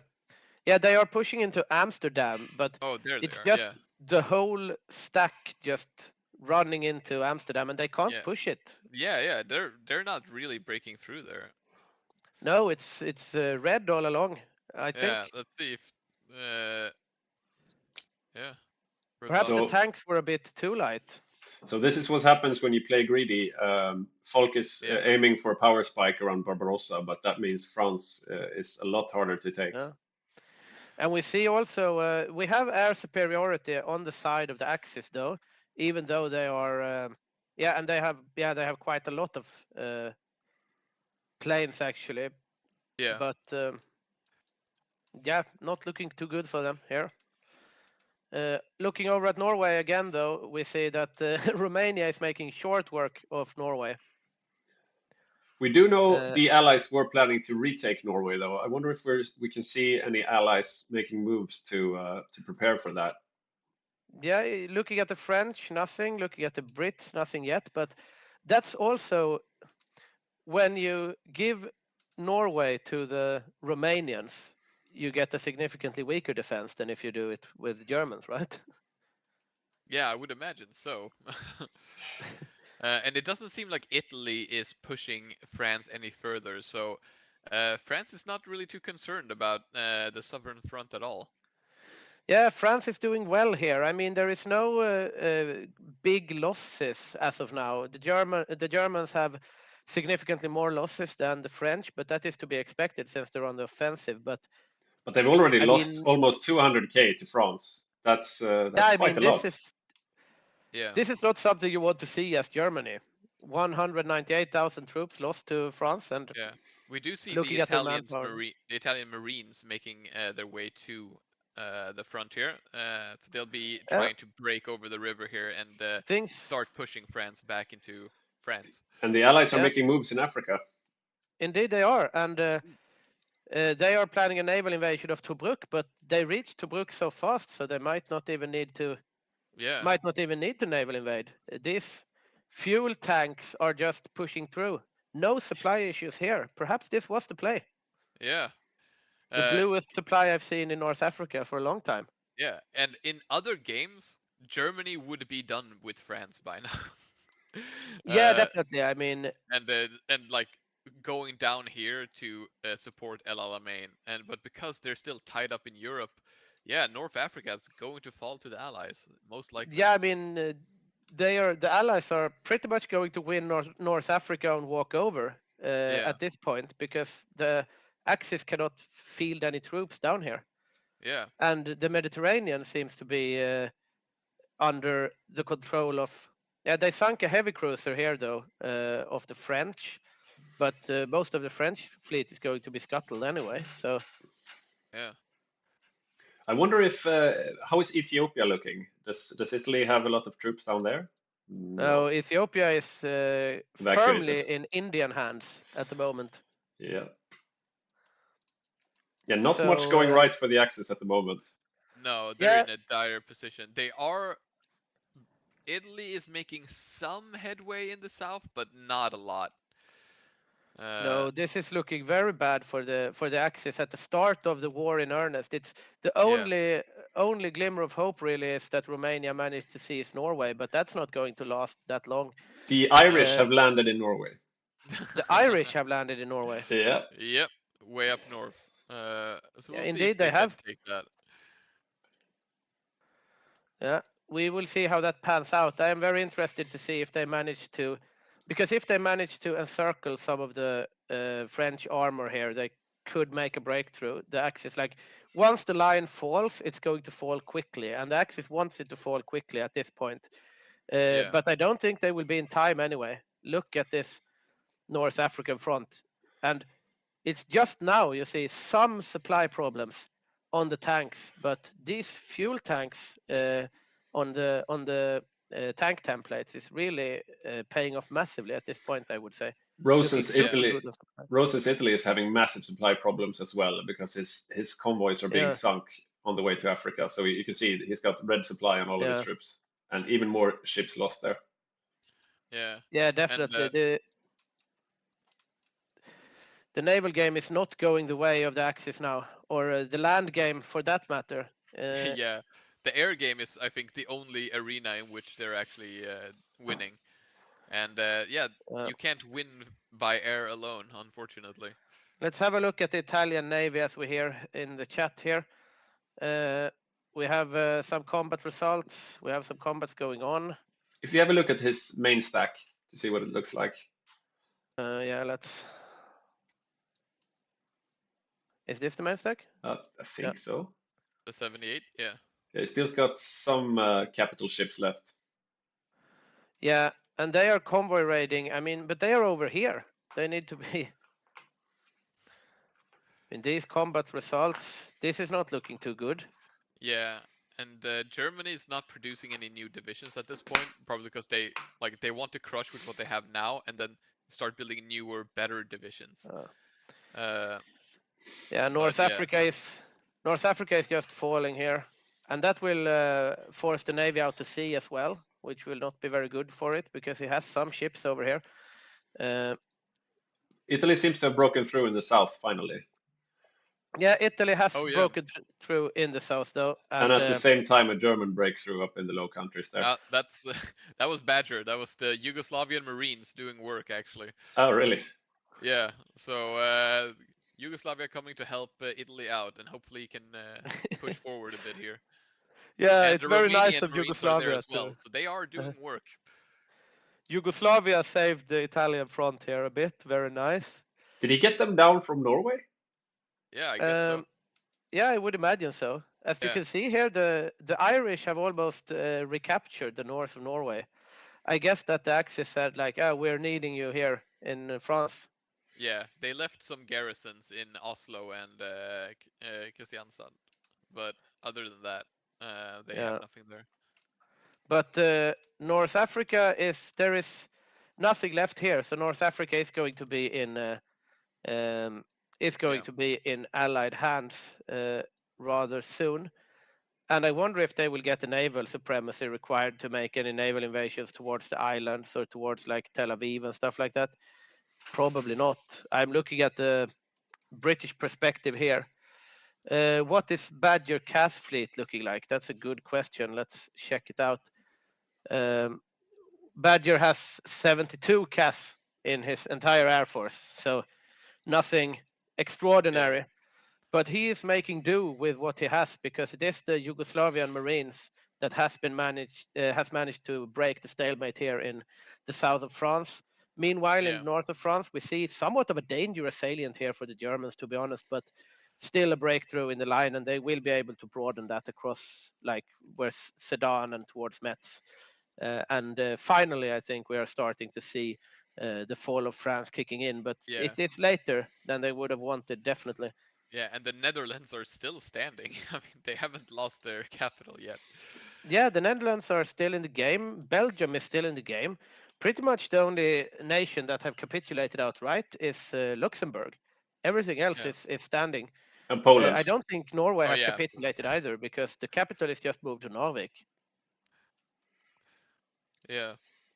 So this is quite the unusual game so far. Yeah, definitely. There are British troops in Belgium, but not too many of them. I see only 2 divisions, right? Yeah. Some British there's troops. some in Netherlands as well. I'm going to go over to the Italian perspective and check out the Navy. They have, let's see here, current months. They've lost 6 submarines, sunk convoys and light hulls. 15 submarines, 38 convoys. I mean, they haven't lost anything.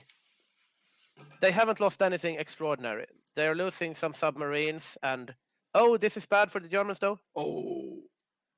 Ouch. Rip. Oh, damn. Is this... does he still have his tanks? I don't think he lost the tanks, but that's a lot. It's already 430 casualties. Tanks are intact and are doing work. So, I mean, yes, I guess as Germany, you could stand to lose some infantry. That may happen. But they lost some marine divisions there, and as Saxeliv said here in the chat, very worried about Barb. Soviets lost nothing in the Winter War, and that's true because the Winter War was over so quickly, so the Soviets didn't lose anything Yeah. more or less, and the Germans, on the other hand, have lost almost 500,000 men. Yeah, the Soviets are feeling really good right now. This is exactly what you want to see before the Eastern Front breaks out. So we are. Then again, like Germany was saying, they're going for a late Barb, and at this point, I don't think they have much of a choice. Yeah, they are absolutely gonna have to do a late Barb. We are paused at the moment, and that's because the Badger has crashed. So we get a bit of breathing room now to assess the situation. Yeah, well, and Alright. the assessment of the situation does not speak well for the Axis at all. We have seen quite a massive turnaround here. Yeah. Looking over at the Navy combat logs here, for example, for here we have a noteworthy battle, 19 light hulls lost, sunk some convoys, some submarines. No massive naval engagements, but considering the naval focus of the Axis, they did not want the naval game to go this way. And North Africa is lost strictly in Allied hands at this point, and France is not going well at all. So yeah, this is catastrophic to say the least. A terrible opening for the Axis. They're gonna have to work really hard in order to make to do some sort of comeback here. Now, yeah, if they do manage to finally close out Europe, if they can take Gibraltar and do like a surprise sea level and like invade the UK, maybe maybe they're taken off guard. I mean, you can see here that these kinds of lines are not what the players have prepared for, really. So the southern border of France is not really covered right now by enough garrisons, but also the Italian army, alongside the Yugoslavian and Romanian Marines, don't really cover the line either. So there's just a whole lot of pockets where if you had more troops, you could push in. And the same is true for South Africa. The Allies have pushed through it, absolutely, but like there are no troops left anywhere else, really. I'm a bit And curious. also- I'm a bit curious. We saw Mexico joining the war. Is he moving out with his troops, or is he staying put in Mexico? yeah, it will be interesting to see. I can't tag over now since we have hot joins. I will have a look in a bit. Yeah, and we have Badger coming back here. And I think when the Pacific War breaks out, it will be interesting to see because the Axis wants the initiative, right? The war is pretty much driven by Axis initiative, basically. Like pretty much as historically, the Axis pick where to attack. When are you going to demand Danzig? When are you going to do Operation Barbarossa? Yeah. But at this point, you kind of the Axis end up being more of a reactive force because now you are forced to do a late Barbarossa because France took out 500,000 men and took so long. So now the Allies know, right? Because before it's like, oh, are they going to do an early Barbarossa? Are they going to do a late Barbarossa? What build are they going to go? Now you know that it's going to take 2 years. They're going to build up a tank fleet. Like so exactly, like the Soviets know that they can greed a little bit more, or maybe they want to go hard onto Finland at the start. So yeah, the Soviets are in an excellent position to capitalize on a slower Germany now.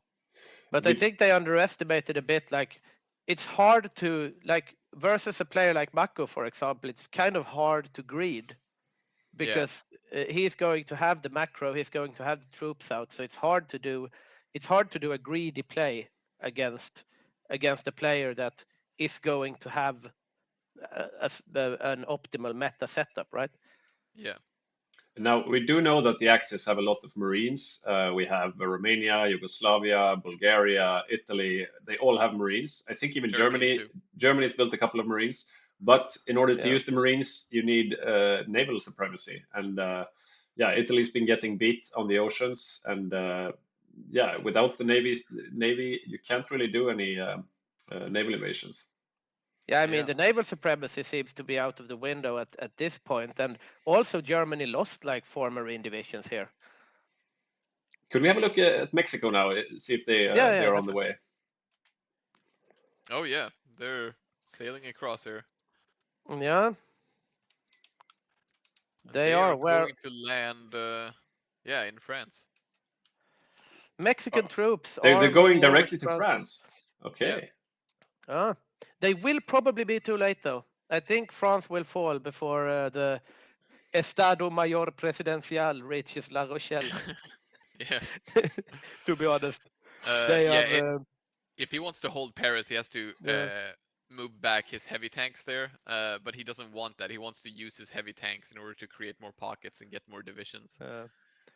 They are moving there. The Mexicans. It's a yeah, it's a good attempt, but at this point, I think actually that the Germans have France, but significantly later than they would have wanted to, and with monumental losses in comparison to what they would have wanted or expected.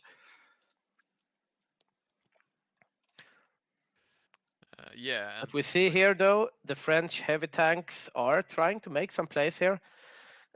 These 6 light tanks of Germany are kind of asking to be encircled, as Night Round said in the chat here. Like 6 light tanks on a little stack in Paris. You have 3 heavy tanks here and basically no defense in depth here. This can prove to be rather dangerous. Yeah. The Mexican troops, by the way, are heading through the task forces of Yugoslavia, so Badger might get some convoy kills here with the Mexican troops.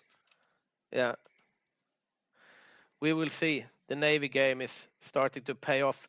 Maybe the Germans might get an encirclement of 1 French tank division here. No, There they we did go. not, because France has That took a while. capitulated, and Yeah. that indeed took a while. Look how much Italy got in that. Oh damn.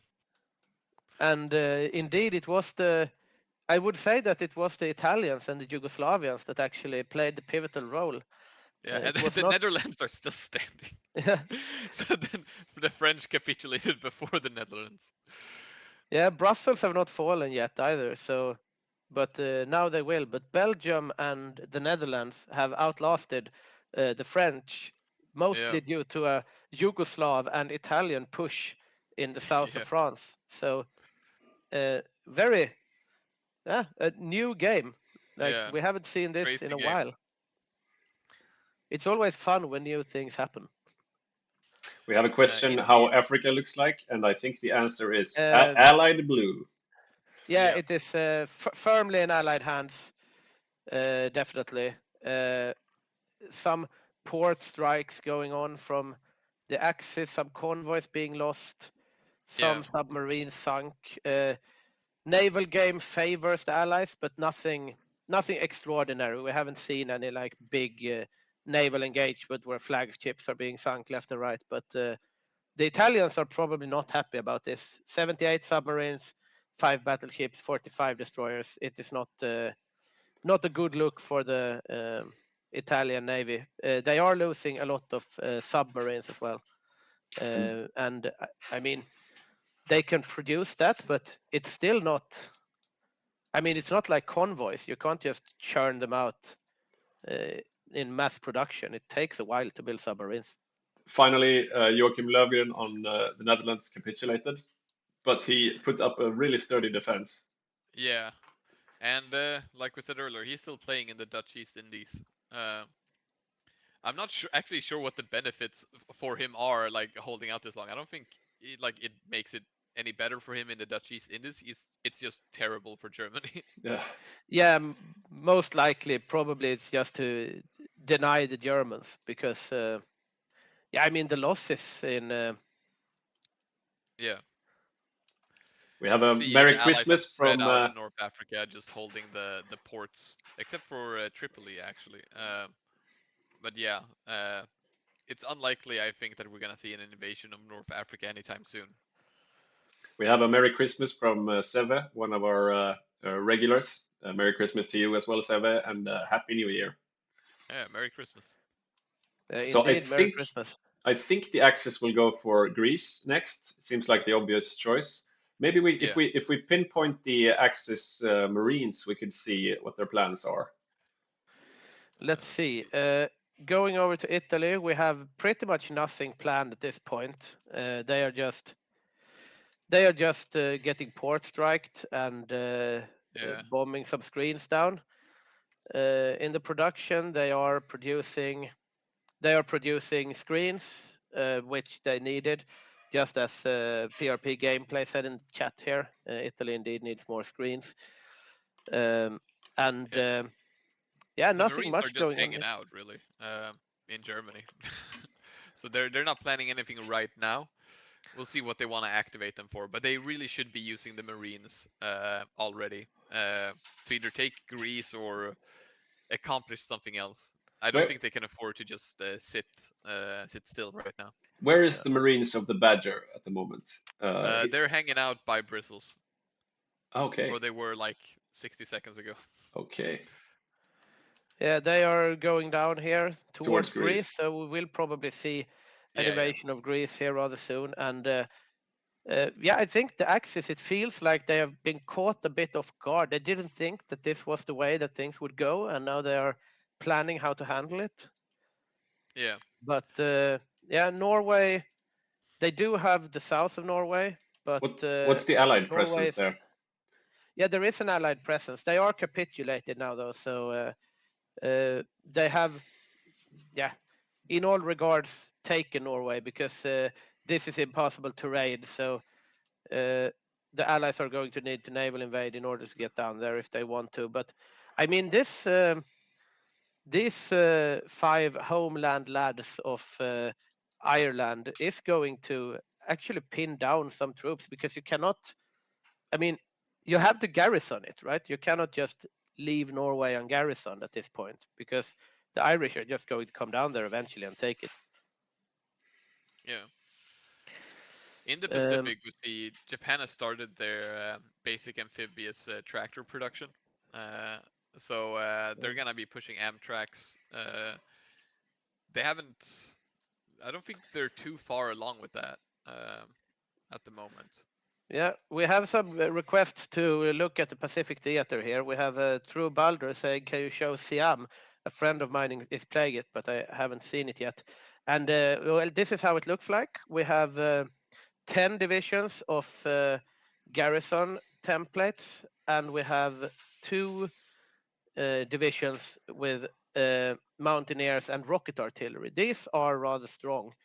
And will be able to do some damage. But they are lined up here, and I would imagine as the war breaks out in the Pacific that you are going to get a line across this river here, and that is pretty much going to be static for a while.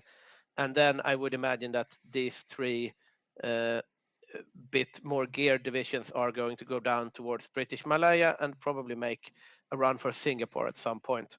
Yeah. What Siam does have is a whole ton of submarines. Yeah, they have 34 indeed. submarines. 34 submarines. Yeah, that's gonna be the big thing, I think, for Sjökrona. How's he gonna use the submarines? Where is he gonna want to put them? Probably gonna try to convoy starve the Allies. Yeah, probably. I mean, in this case, like there are a lot of convoy raiding. You can have a lot of impact with convoy raiding here because everything is going towards like between different islands and stuff, especially towards the Japanese, for example, because all your supply in Hearts of Iron emanates from your capital, right? So if Japan is going to go to war here, invade the Raj, invade the islands, all the supply have to come from Tokyo. So it has to be supplied by sea. So the naval game is really important here because you run out of supply so quick if you lose the naval game. Yeah. I just remembered something. We promised the Badger we would look at the Battle of Britain because he is going to try to do logistic strikes on Britain. If they manage to get air supremacy. And let's look over quick, and then I will get back to Japan. But let's see here. If I tag into Badger and See what he's up to. If you look at the air zone over southern England Yeah. there. The trains for Britain have not taken a noticeable hit at the moment. And there are no Axis planes there at the moment. Yeah, I mean, looking at the logistics here, it's yeah, still a surplus of trains, no deficit either in production or reinforcement. So yeah, nothing too exciting happening there. We have Polish divisions. The exiled Polish are going to go on in North Africa, it seems like. We have a question here about how the Japanese versus United States naval preparations are going. And that is, of course, a very interesting factor to look at. I'm just going to have a quick look over here at Greece. Seems like it's going the way of the Axis here. Not too surprising since Greece is controlled by an AI at this point. Originally, Lucas was going to play it, but since we rolled back the mod, he is playing New Zealand instead. And he's the only player we haven't introduced, I think. But yeah, Lucas. Yeah. He's playing New Zealand. Yeah, he is playing New Zealand. He is one of our dear technicians.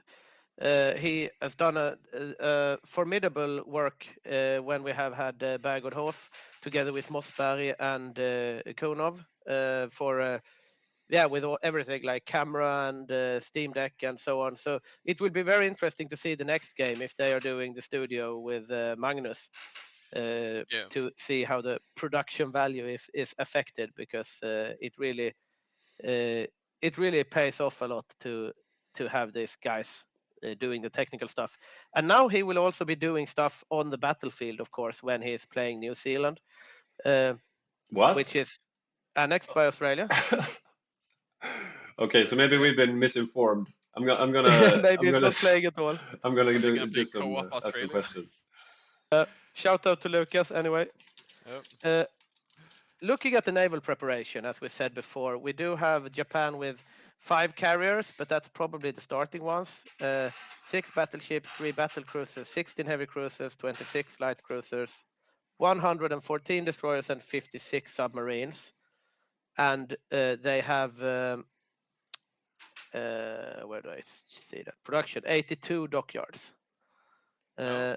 And looking over then at the United States, they have also 5 carriers, 15 battleships, 36 light cruisers, 18 heavy cruisers, 114 destroyers, and 274 submarines. Does that mean they're going a battleship build? Looks I would imagine like it, so. right? 111 dockyards as well, and they're just churning out heavy ships. I would say that heavy cruisers. Yeah, and Navy preparation also slightly in favor of the Allies at this point, definitely. Plans from Britain here to go for Vichy France. We see South African tanks in Greece. Ooh, that's ballsy. Really? That's quite ballsy. That is surprising. Yeah. Definitely. I guess it might be worth it in this case just to like slow down the Axis advance even more. Yeah, probably. But if he gets encircled here, that's sad for him. Yeah, it's not the best terrain for tanks. It's also not the best terrain to push. So, yeah, we see here that Badger is going to try a sneaky move. He is going to try to naval invade Athens to take the harbor, which means that the South African tanks won't have anywhere to go and will die.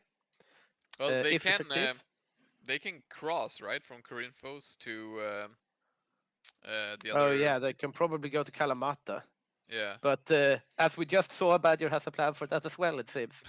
I just see the arrows appearing as we speak here.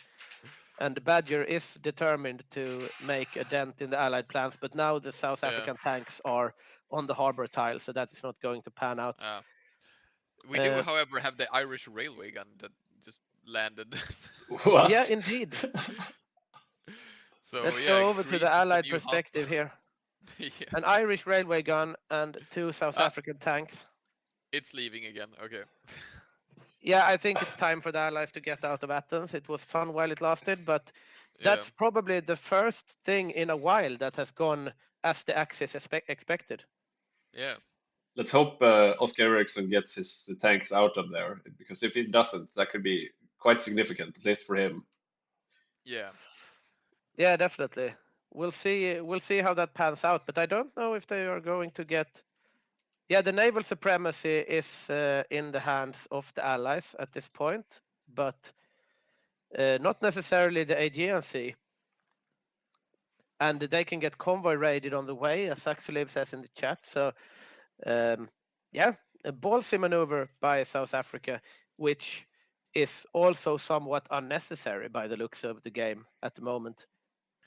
Yeah. Looking over, I'm going to tag over to Poland to see where those guys are. They are in North Africa under the control of the Brits, and we have also some Polish Marines in Great Britain. And now we see some convoy raiding being done here, just as we were saying before. Some incessant pinging going on from the Allies. They do notice that they are being raided here. But so far only Greek convoys lost to the Italian fleet. And Oscar's tanks are holding in Athens. Yeah, indeed they are. We are paused now, though. All right. But I've if we been look dying at to see how long they can hold Greece. Okay, so the Badger is telling me to have a look at the UK trains now, because they're disappearing quickly, he says. Okay. So before he had like 93 or something in the stockpile, and now Oh, he has yeah. 12. He had 220. We Oh. see the deficit of Yeah. the trains of the United Kingdom. We see a deficit in all of the planes. We see trains going down. Yeah. This He's is the lost kind of 22 to enemy bombing in the last 30 days. This is the So kind of he's sneaky losing. tactics we expect from the Badger. Yeah, look at all those planes fighting above Britain. I wonder how many fighters they lose, though. Yeah, let's check out the air zone here.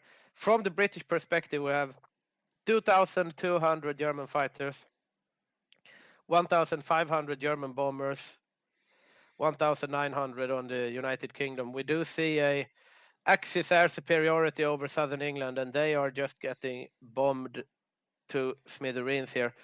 They are steadily producing back the trains, though. Trains take a long time to build, though. Yeah, they do. Then again, like Saxolive is saying in the chat, there aren't that many active fronts. Like, if you got, it would of course be nice to kill a lot of British trains, but yeah, if but there was still a war going on in North Africa, it would have been really nice. If there was a war that had started somewhere else. Yeah. Did the South Africans evacuate? Yeah, they're in North Africa now. Okay. Yeah, they are back home. And we see here some mechanized from Bulgaria, I think. Yeah, and now we see the Yugoslavian naval invasions going on, and Greece is probably to capitulate soon. But yeah, as we said before, I wonder what impact a train deficit is going to have now, when there is not that much going on in the world, to be honest. Has he ramped up his train production? Like usually you have so. like one factory on trains or something. Yeah, only one. Still just one. Yeah. So yeah, he would probably be able trains. to. He's down to 125 in stockpiles, but like he's not losing them. He's not in danger of running out in any immediate fashion. Yeah, he's not losing them. He's not losing them to a game affecting degree, but yeah, I guess the Badger's tactic is working, but it's just a matter of the impact, right? Badger has played perfectly. He managed to do the push in southern France to actually help out the Axis there.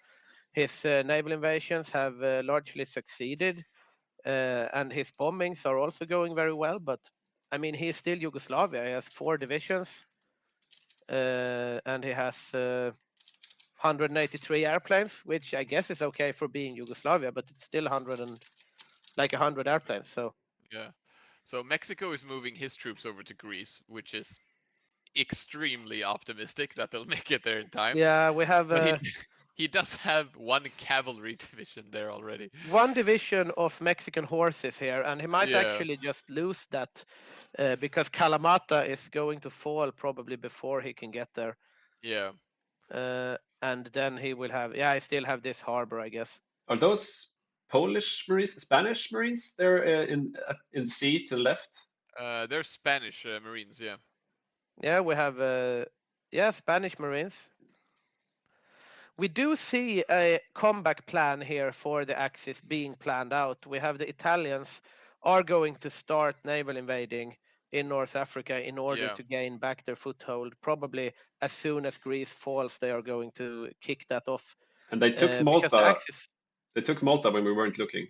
Oh yeah, they have taken Malta as well, and now they are kicking off these naval invasions. The Axis are looking to strike back here. We have seen pretty much no initiative from the Axis the latest couple of wars and engagements. We have seen the Axis getting beat in France. We have seen the loss of North Africa to the Allies. It's pretty much only Norway and Greece that has gone as planned, but not better than as planned. So it will be very interesting to see if they manage to come back into the game and seize the initiative in North Africa with these naval invasions.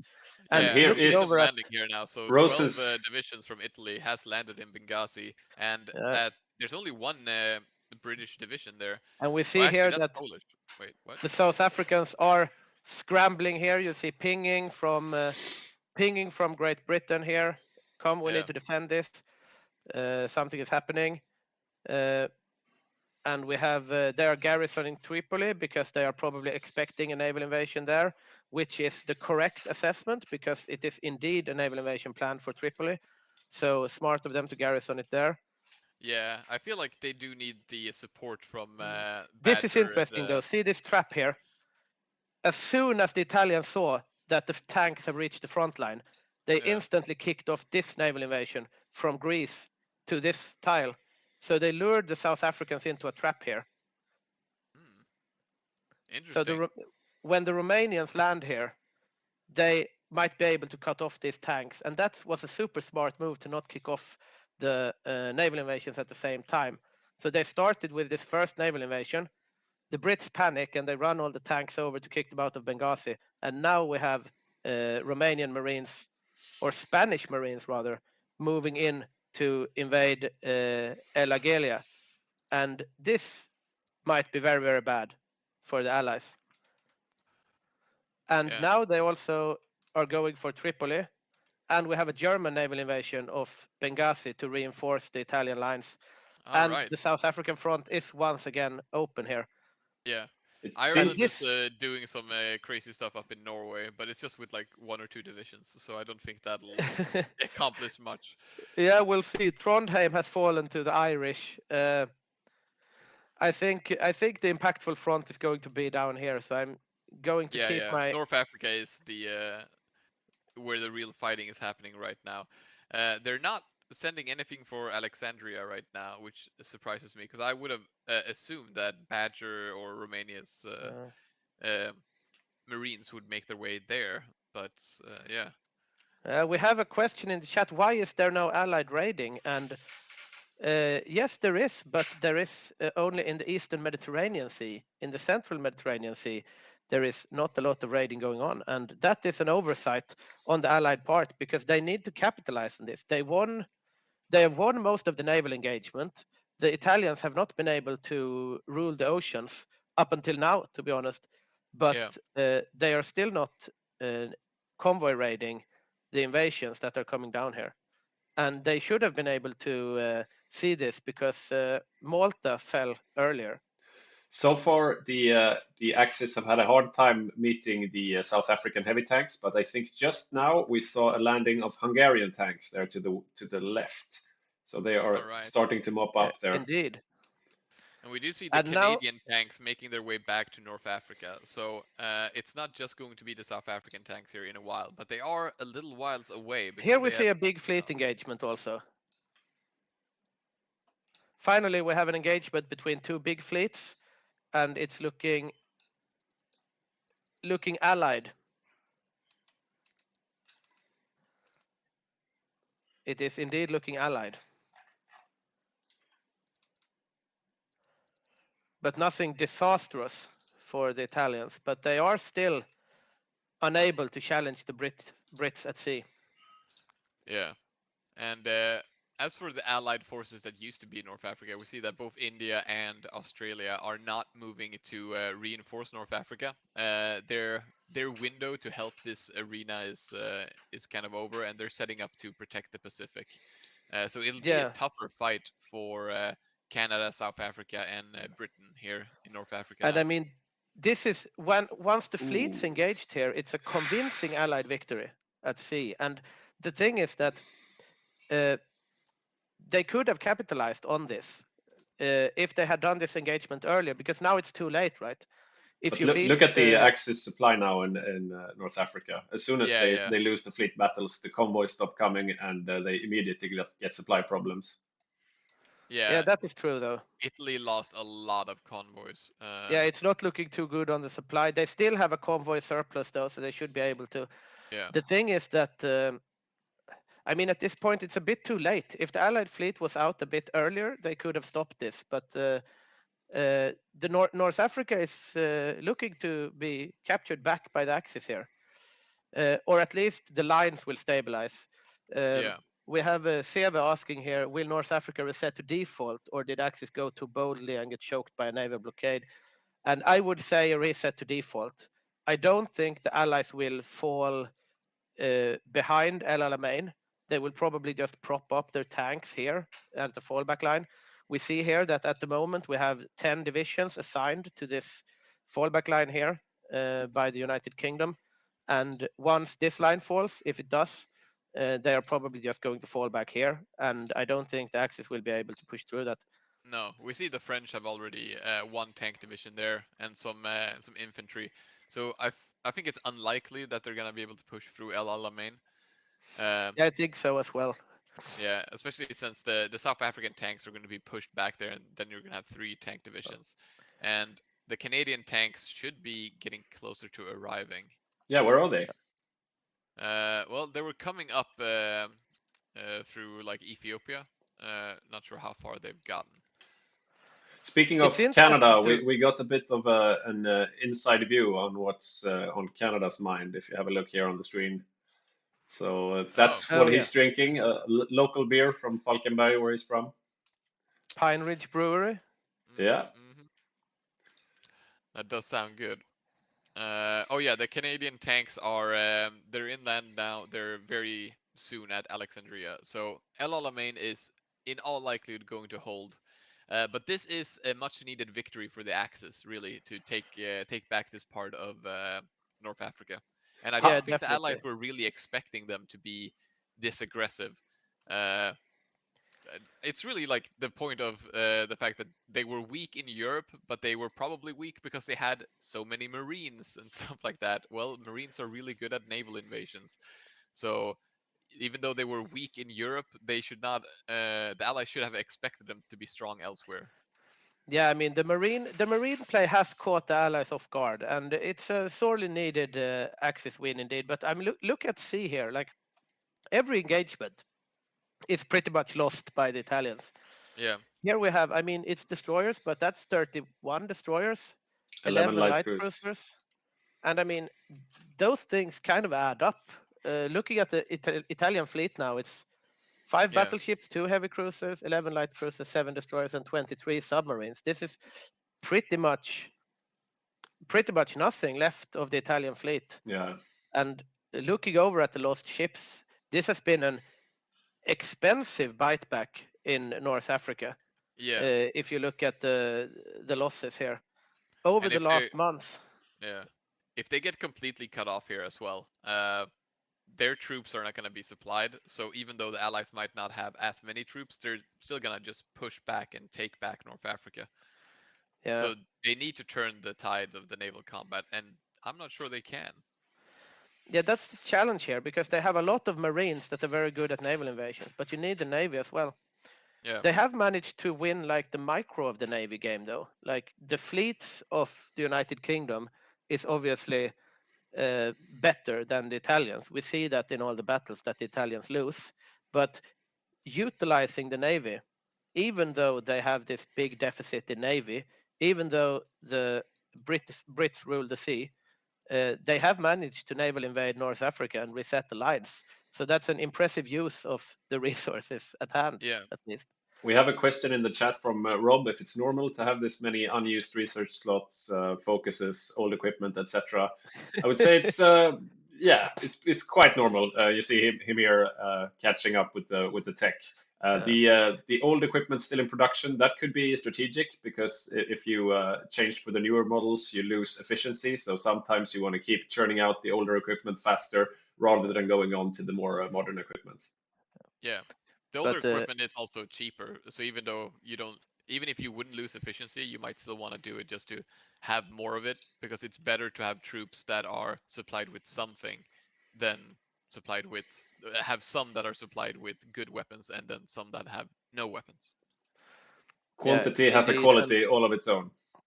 Yeah. And also like probably when we look over things, for example, if we look at Badger on Yugoslavia, all research slots empty, right? But he is out doing a lot of stuff, so he has the micro stuff and everything is going on. But if we look over at, oh yeah, he's in Norway. But if we look over at the Germans, for example, they are using the research slots because they have a co-op. So when you have like 3 co-ops, then someone usually keeps an eye out on those things. We do see the Soviets are probably planning for a fast cap of Finland in the continuation war here, it looks like. We have paradrops being planned towards Tampere and towards what I would imagine are supply hubs, right? Yeah, definitely. So they are going to drop this supply hub, cut the railroad, take the supply hub in Tampere, roll in. And I don't, at this point, like the Finns are, they have managed to churn out, but still only the 3 Jaeger divisions. Yeah, Finland is it's always stretched thin, and it looks like Sticky has prepared for a naval invasion, but he's not counting on the paratroopers. Yeah, we do see some Italian soldiers have a naval invasion planned to invade Cyprus here. They get no supply though. Yeah, and I mean at this point they don't have. There is not much navy left, right? So it looks like they've stabilized at the status quo, and they are satisfied just to be able to supply those troops in North Africa. Yeah, and looking at the navy now, they have 8 fleets, but in total about like 50 or so ships. And looking over at the United Kingdom, I haven't looked, but I would imagine that the number is significantly higher. Yeah, definitely is. And as Bilkin said here, the Soviets have collaboration governments on Finland as well, so they really want to overrun them early. Oh, the UK is planning a sneaky counter-naval invasion here. Yeah, the UK Bulgaria. are planning to get Badger out of the game. They are probably quite annoyed by his continued success with his marine plays. Yeah. Kind of wondering if the Axis will react to the Soviets using paratroopers here and try to prepare for that in the coming Eastern Front. I'm guessing they have too much else to think about, that they're not going to really think too much about the Soviets using paradrops. Are the Mongolians were going paratroopers as well? Maybe we could have a look. That's what they said. Let's check it out. Yeah. Yeah, they are still 1 division training a horse. Yeah, but they're right now building just strategic bombers. Yeah, and only garrison template. Nothing much from Mongolia yet. Let's see how Siam is doing, for example. They are not at war with the broader allies yet, but the Free French part of the Siamese peninsula has fallen, so they are doing rather well. And looking over at Japan, We have some garrisons, some more garrisons, and marines with a lot of veterancy and medals and stuff. No naval invasion plans yet, or am I? No, Not not by right. the looks of things. There were some Manchu troops down in Indochina, so I guess Yeah. they will be participating in the naval invasions. Looking over, we see that they are going Pacific strategy now. And once they do, they could technically go for strike the west. So we'll see. But it's not that far off until we have a war in the Pacific. No, it shouldn't be too far. Australia has a lot more garrisons out than they used to, so the islands are not completely undefended, and they do have both their marines and their assault guns here. So Yeah, let's see I here. don't. This isn't gonna be a walkover. Yeah, we it's not don't- going to be easy to take We don't Singapore from usually these guys. we don't usually see Australia doing assault guns, so this is a bit of a novelty. Yeah, especially doing some kind of tank and special forces build. You see So some yeah. blinking going on here?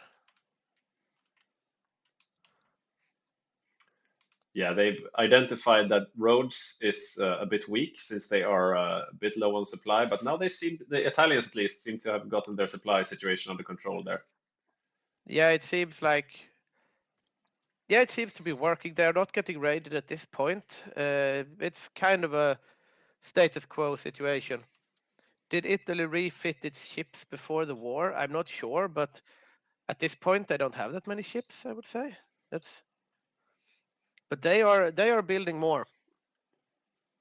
But now they are building cruisers and destroyers because they have actually managed to keep, like, they haven't lost their battleships. They lost some heavy cruisers, but it's mostly that they've lost so much destroyers and submarines.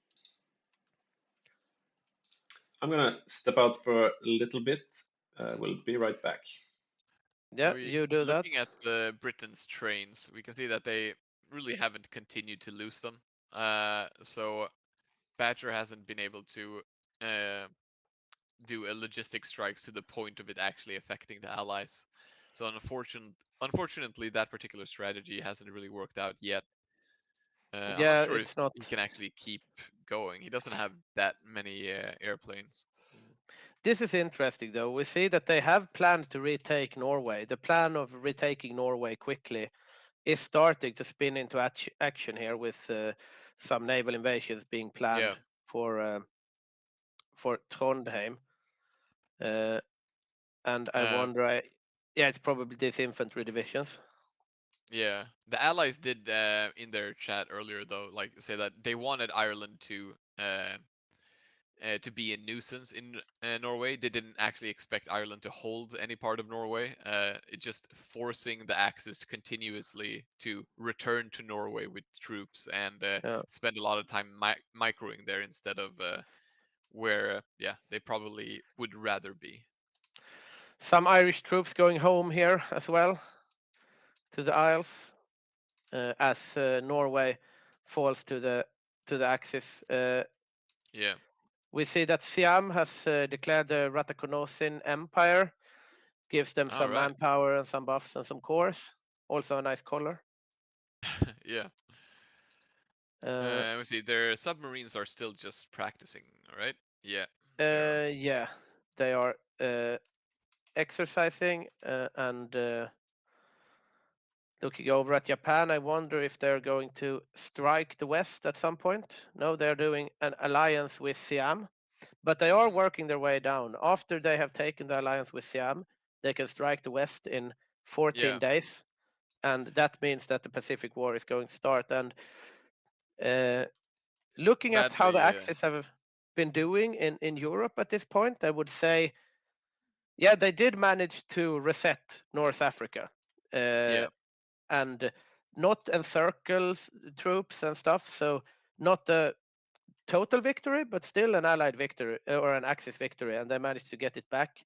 And it took a long time, but they have France now, and it's not over by any means. But no, but so they're far, desperately hoping that Japan does very well in the Pacific, and hopefully can pull away the miners to help India or the Indies, because they really want to get rid of a lot of these tank divisions in Northern Africa and Europe.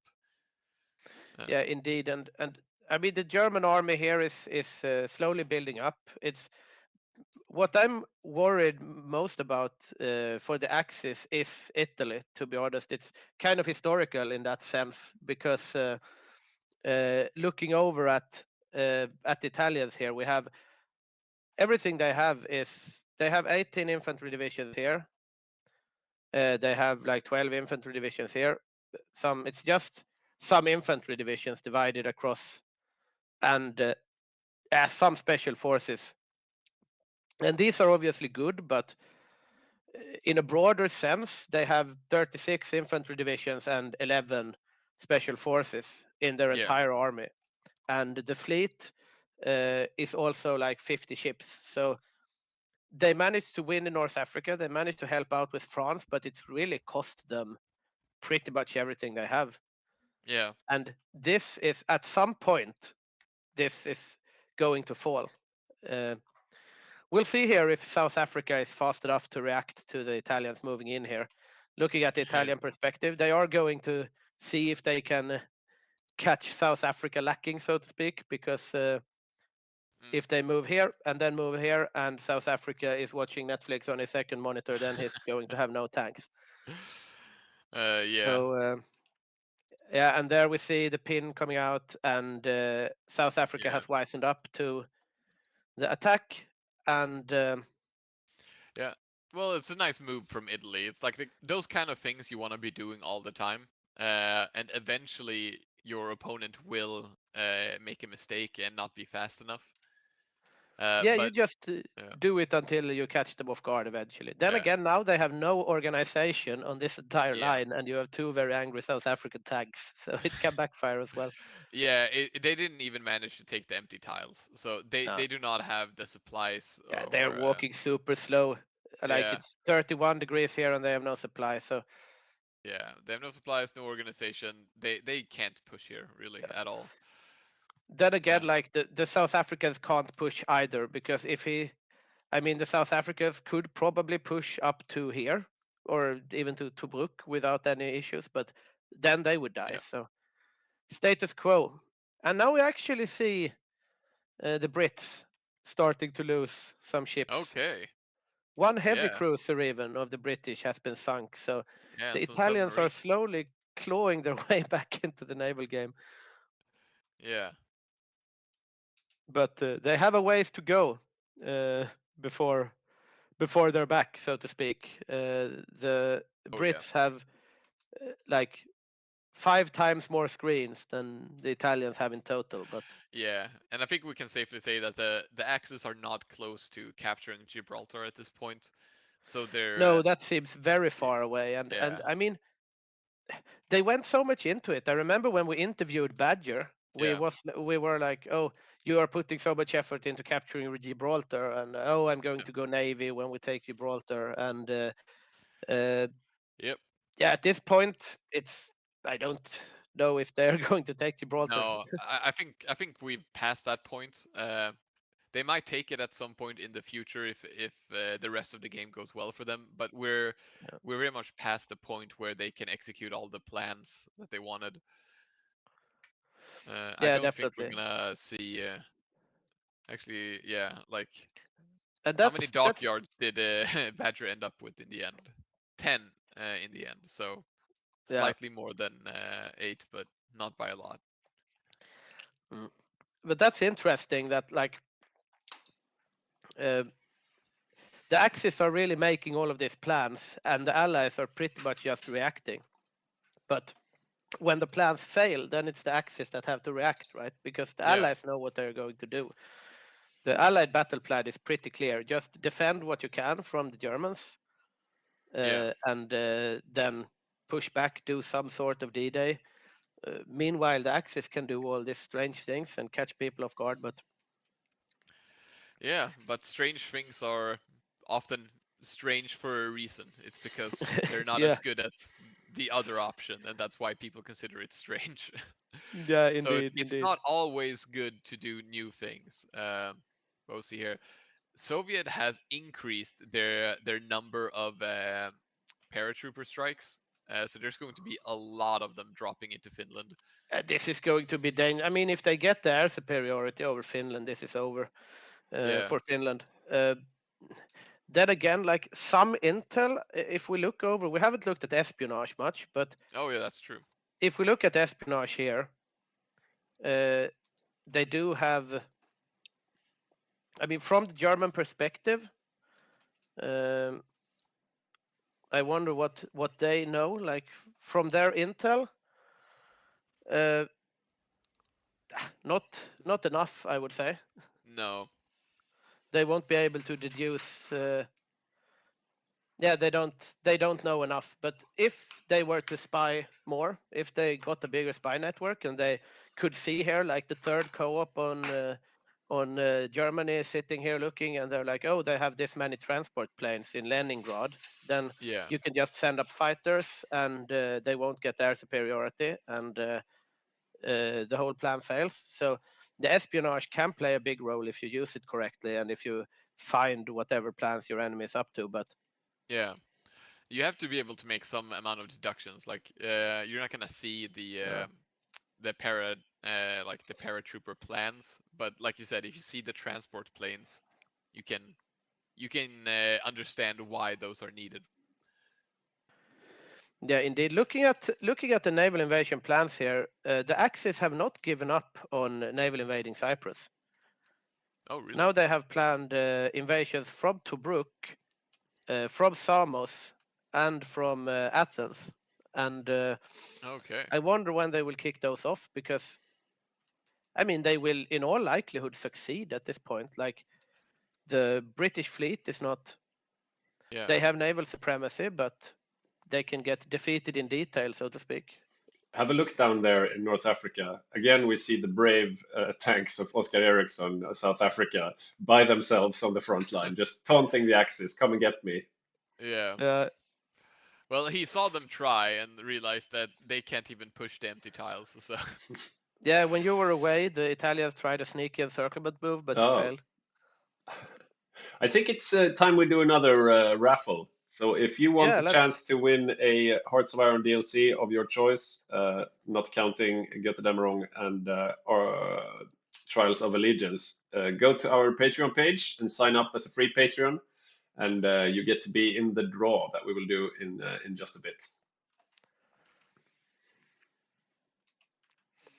Yeah, there is low supply in Egypt, just as Nightron said. I don't really know why, but they have overstacked Alexandria a bit.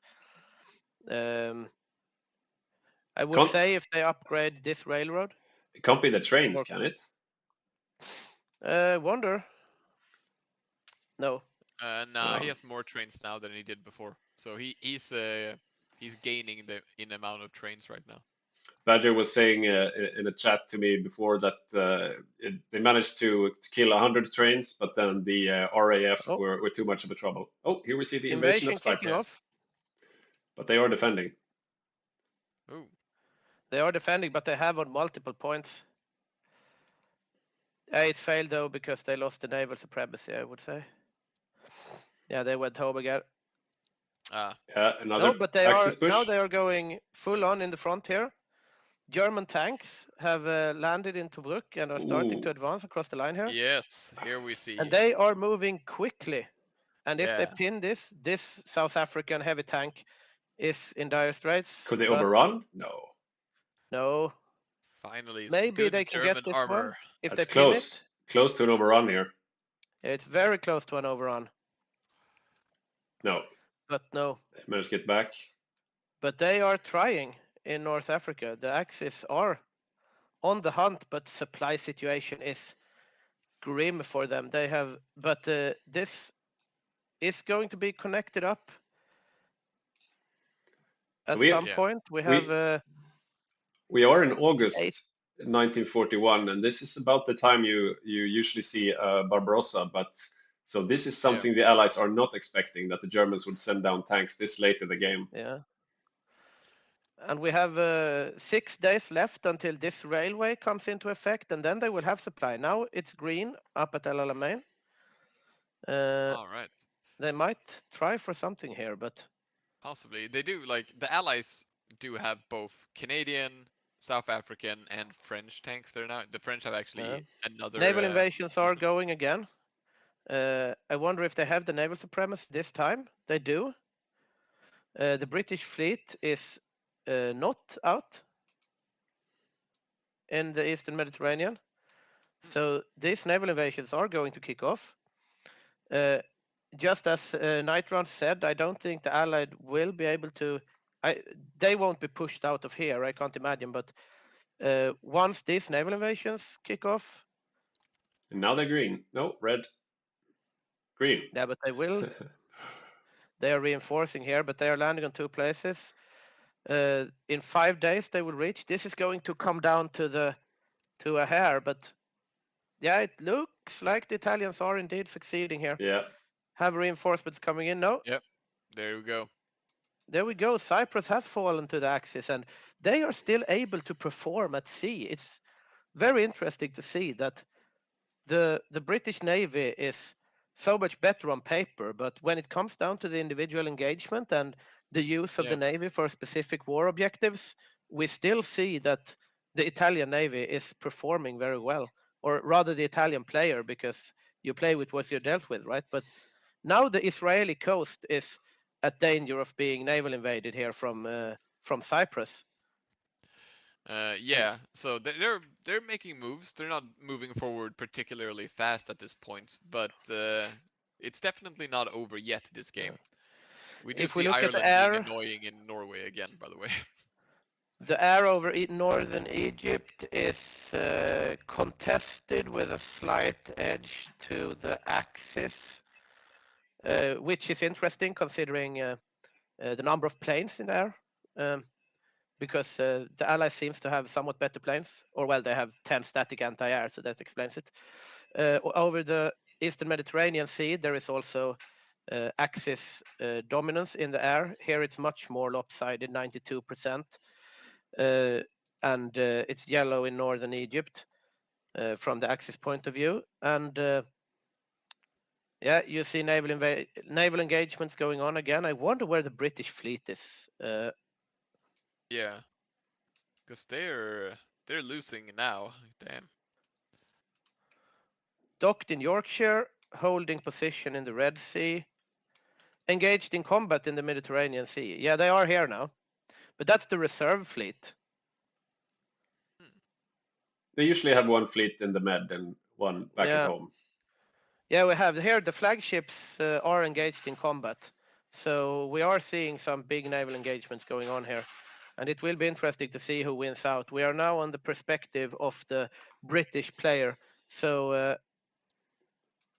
let's see where we have. They are losing convoys. We have some small engagements. No. Allied naval invasion planned from Alexandria. Yeah, they are going all the way up to what was once Greece. That is a ballsy move. And they also have an offensive planned from El Alamein. Why are they pinging here we down? See the British. They were pinging down in the Sudan there.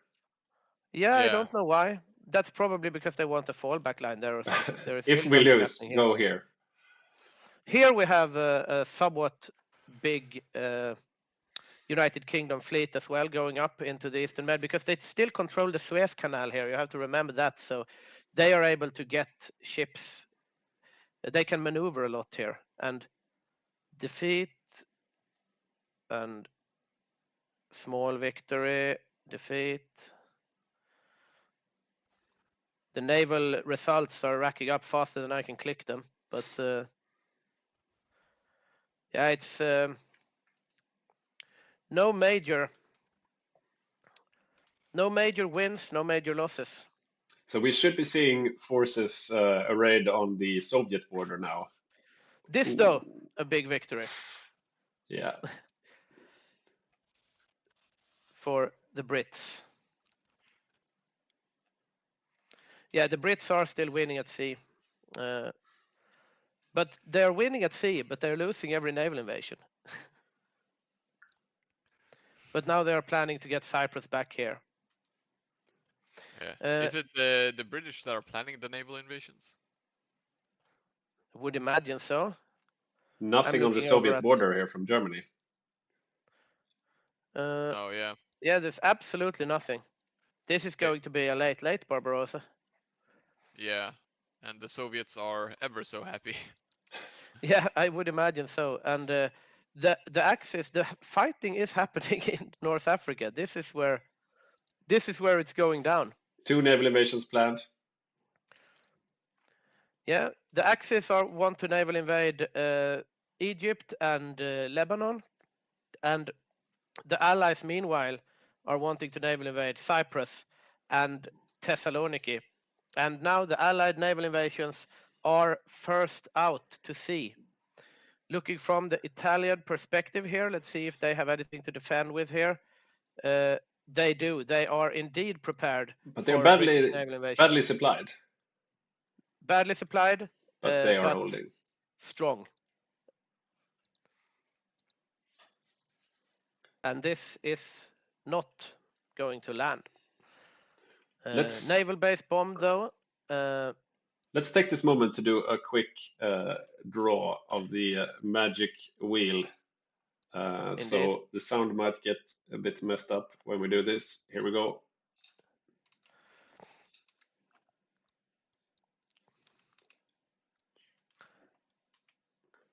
Oh. Number 3. Ooh, that's a low number. And the winner is Bera Or. Congratulations, Bera.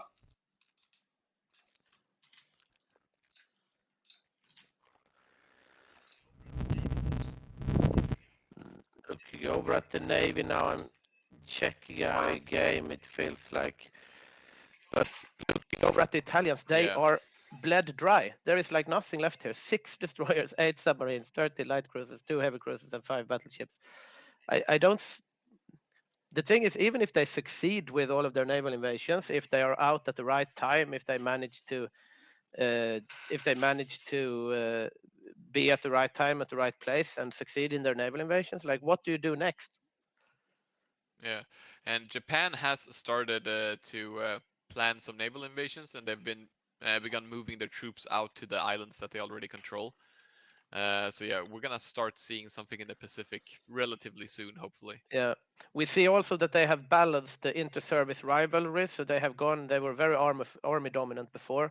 Now they have moved back to balanced so that they don't disfavor the Navy. I'm going to go and turn on the light in the roof. So. All right. It looks like if you see there to the right that Yuri and Ugis, who are playing Japan, they've split the army up and named them very clearly so they don't step on each other's toes. Yeah. Smart. That's Is very the light easy to happen better now? It looks good. Nice. Please make your bed at next hot yours. Yeah. I just woke up and then was like quarter to casting time, so I just woke up, sat here. Mongolia is still only producing strategic bombers, so I don't think they're gonna be doing any paradropping. It seems like Soviet has taken over that responsibility, and Mongolia is only going to be bombing, at least at the beginning of the war. Yeah, they're going to focus on bombing the like railroads and supplies and so on, and I think that could be a really good strategy because the axes are always spread very thin when they come a bit into the Soviet Union. Definitely. Still, no plans for the Soviets. Still, the axis seem to be focused on North Africa. Yeah, the Soviets have plans for Finland though. And we since Don had to leave for personal reasons, we have a new main controller of the Soviets, who is Snistan. He was supposed to play Vichy France, and then he got put on the Soviets instead. And he is, of course, joined by Magnus Ek, and Mossberg and Andreas Eriksson. So yeah, still a solid lineup there. Yeah. Yeah. I'm having a look here at the American Navy, which is going to come into play rather soon. They are geared for it. 5 carriers, 12 battle cruisers, 15 battleships, 18 heavy cruisers, 59 light cruisers, 127 destroyers, and almost 300 submarines. So it's a And, battleship heavy cruiser build. Indeed, it is, and 111 dockyards And was to that their name. rubber refineries he was building? If you go back to the US. Yeah. So they, Yeah, they are building rubber refineries. So they can afford to lose the Dutch East Indies and still be able to build planes. Yeah, seems like it. And looking over at the Japanese Navy, they are 4 super heavy carriers, 5 carriers. So it's a lot of carriers in the Japanese fleet. So it's carriers versus cruiser submarines. I think that's the adaptive build of the Axis coming into play. They saw that the US were going for battleships and battle cruisers, and so they are responding with carriers. Yeah, probably smart to adapt. We are paused now. Yeah, we see Mexico sending more troops to Norway and North Africa. So they're slowly but surely doing some stuff on the continent. Germany has a lot of political power that's not being used, but maybe they don't have too many good things to use it on. They should hire a political advisor for some of it. Yeah. Yeah. I'm not sure. Is there a reason to be saving it at this point? No, never 1200. Yeah. Saxeliv says they have had it for years. And they do have 2 co-ops, so someone should be tasked with spending the PP. I think they did the classic German mistake that they hired Rudolf Hess. And then Rudolf Hess flew over to Scotland and died. Yep. And they forgot to rehire someone new. How is the Battle of Norway going? Back and forth. Yeah, the Battle of Norway is going. Look at that. The very Allies. good The for Allies. the Allies. Are there any Romanians totally stuck in that missed pocket? No. The Axis have evacuated. No, they have evacuated. But we totally missed this. But that's right. Like the Irish and the Mexicans have taken back Norway. Yeah. So I saw in the divisions from Greece there as well. I saw in the Allied chat. I saw in the Allied chat that there was a request from the Soviets that the Allies put some troops, maybe just some shitty divisions in northern Norway to threaten Finland, just to distract Finland, Look at basically. this. Ooh. The Axis is. Okay, this is. Oh, they push Al Alamein. This is a make or break moment here for the Axis. Yeah, this. But how? This could be the turning point. And they are past the line in El Alamein. Is it the latest German heavy tanks? Yes, it is. They are going to have to retreat from Port Said, though. But yeah, so I mean, this is incredibly impressive place from the Axis because they have no fleet, right? No. I mean, the Italians have like 10 ships. How do they manage to get the naval supremacy needed to execute and also land a naval invasion? You see the British fleet, they're mopping up the rest of the Italian fleet just north of Alexandria. That's the last of the Italians. But if this pans out, it was definitely worth it. Oh yeah, definitely. Yeah, it's like Saxeliv said here, very poor capitalization of naval victories from the United Kingdom because, I mean, that naval invasion, encirclement. Even though it failed, this is going to cost the Allies North Africa. Okay, have a look at the Allied tanks here. We see the South Africans and the Canadians to the east there, and the French as well. Definitely, South Africans are retreating head over heels now. Yeah, this is the point with like the tank miners. You get some good tank divisions out, but you need to keep upgrading them, and that if you don't, like Germany will just get better tanks eventually. And we see here that the latest tank divisions from Germany, they really just roll over the older tank divisions. And now we see a race along the line here. Yeah. with the German light tanks trying to reach before, but then again, it might be.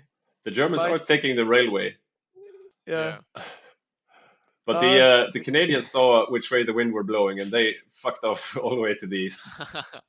And we have the Mexican cavalry still here, just Ooh, fighting against the heavy tanks. We do see German tank in trouble.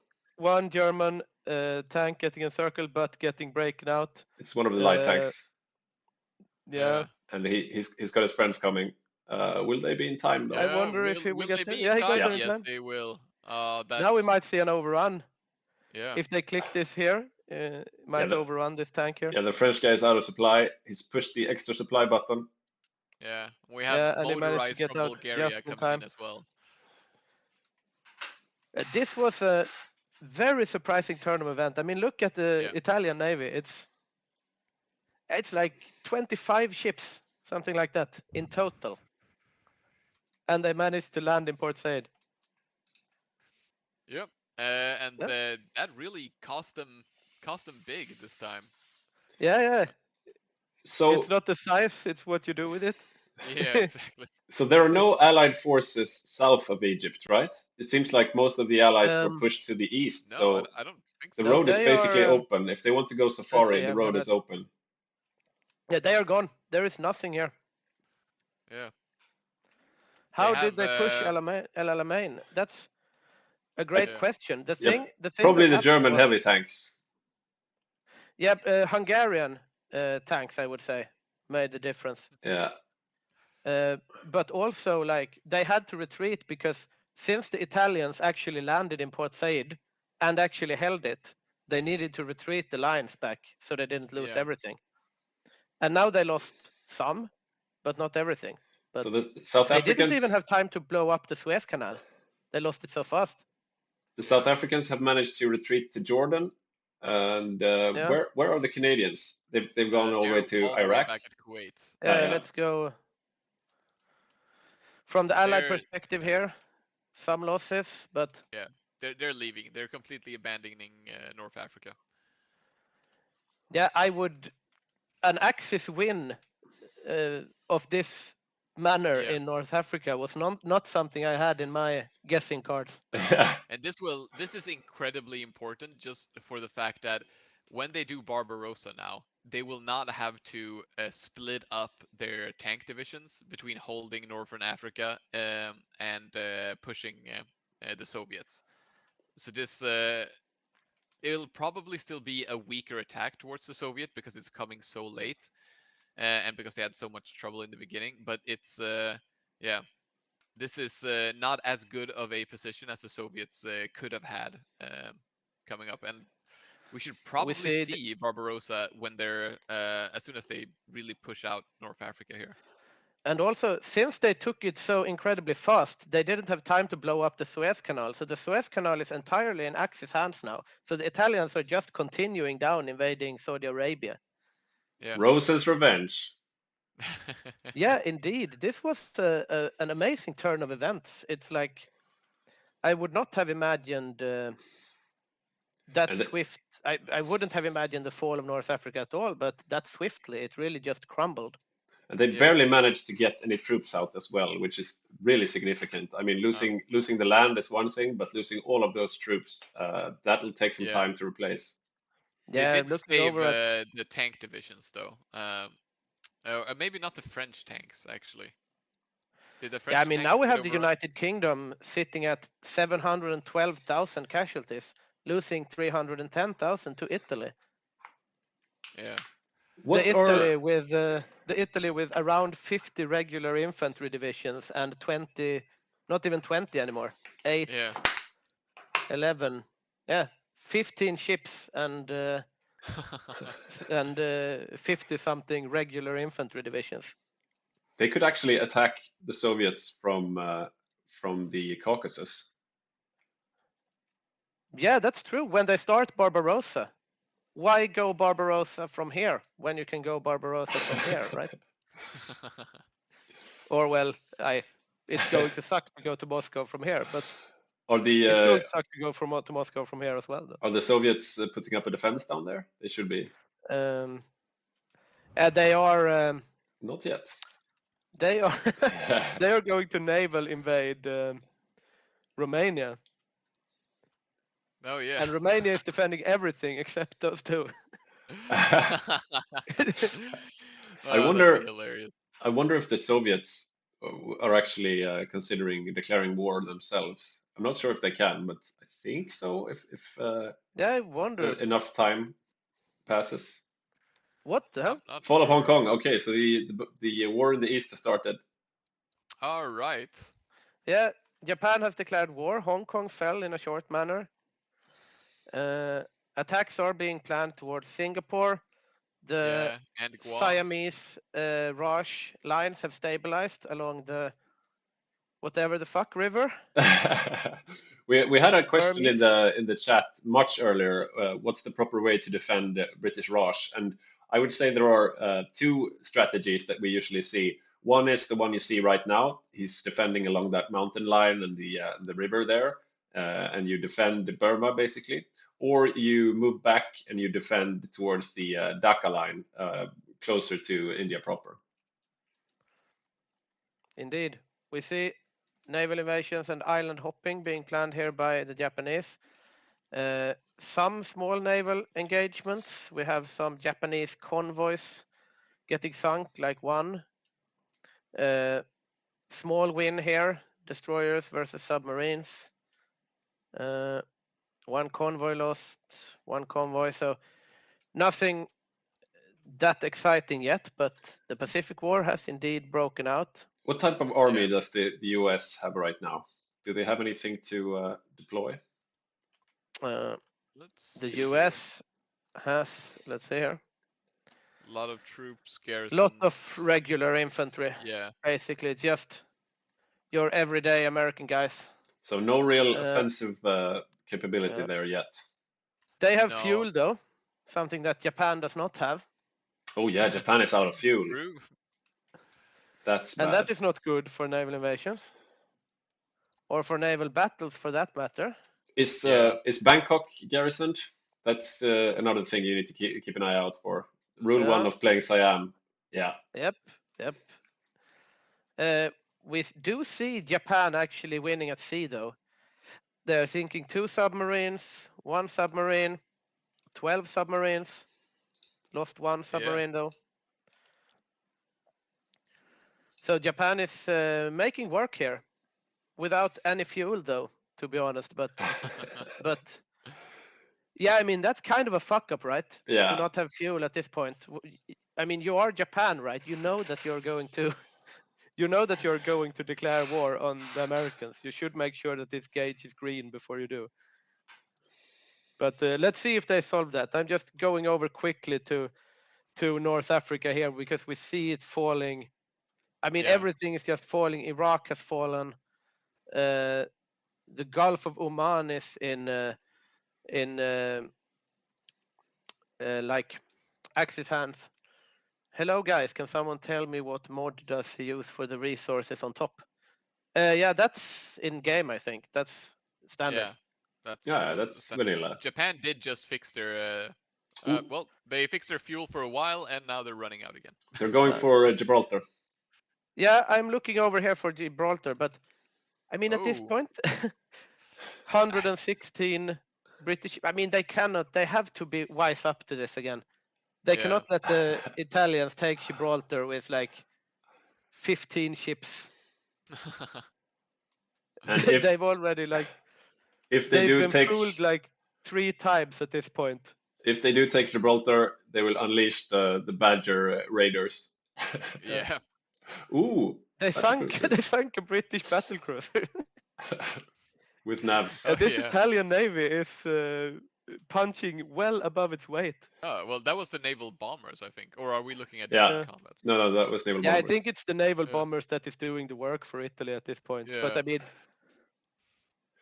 there is no naval invasion planned for the other tile of Gibraltar, though. In this mod, Gibraltar has 2 tiles, and one of them can only be attacked from the Atlantic side. And yeah, no naval invasion there just yet. See, Japan winning at sea, invading the Philippines here. Just got an agent captured, but still no moves 12 on submarines. They are just sinking submarines left and right here. Still no moves on Singapore or Burma, though. We see convoys, Japanese convoys being sunk all the way over here. Yeah, Where are they going?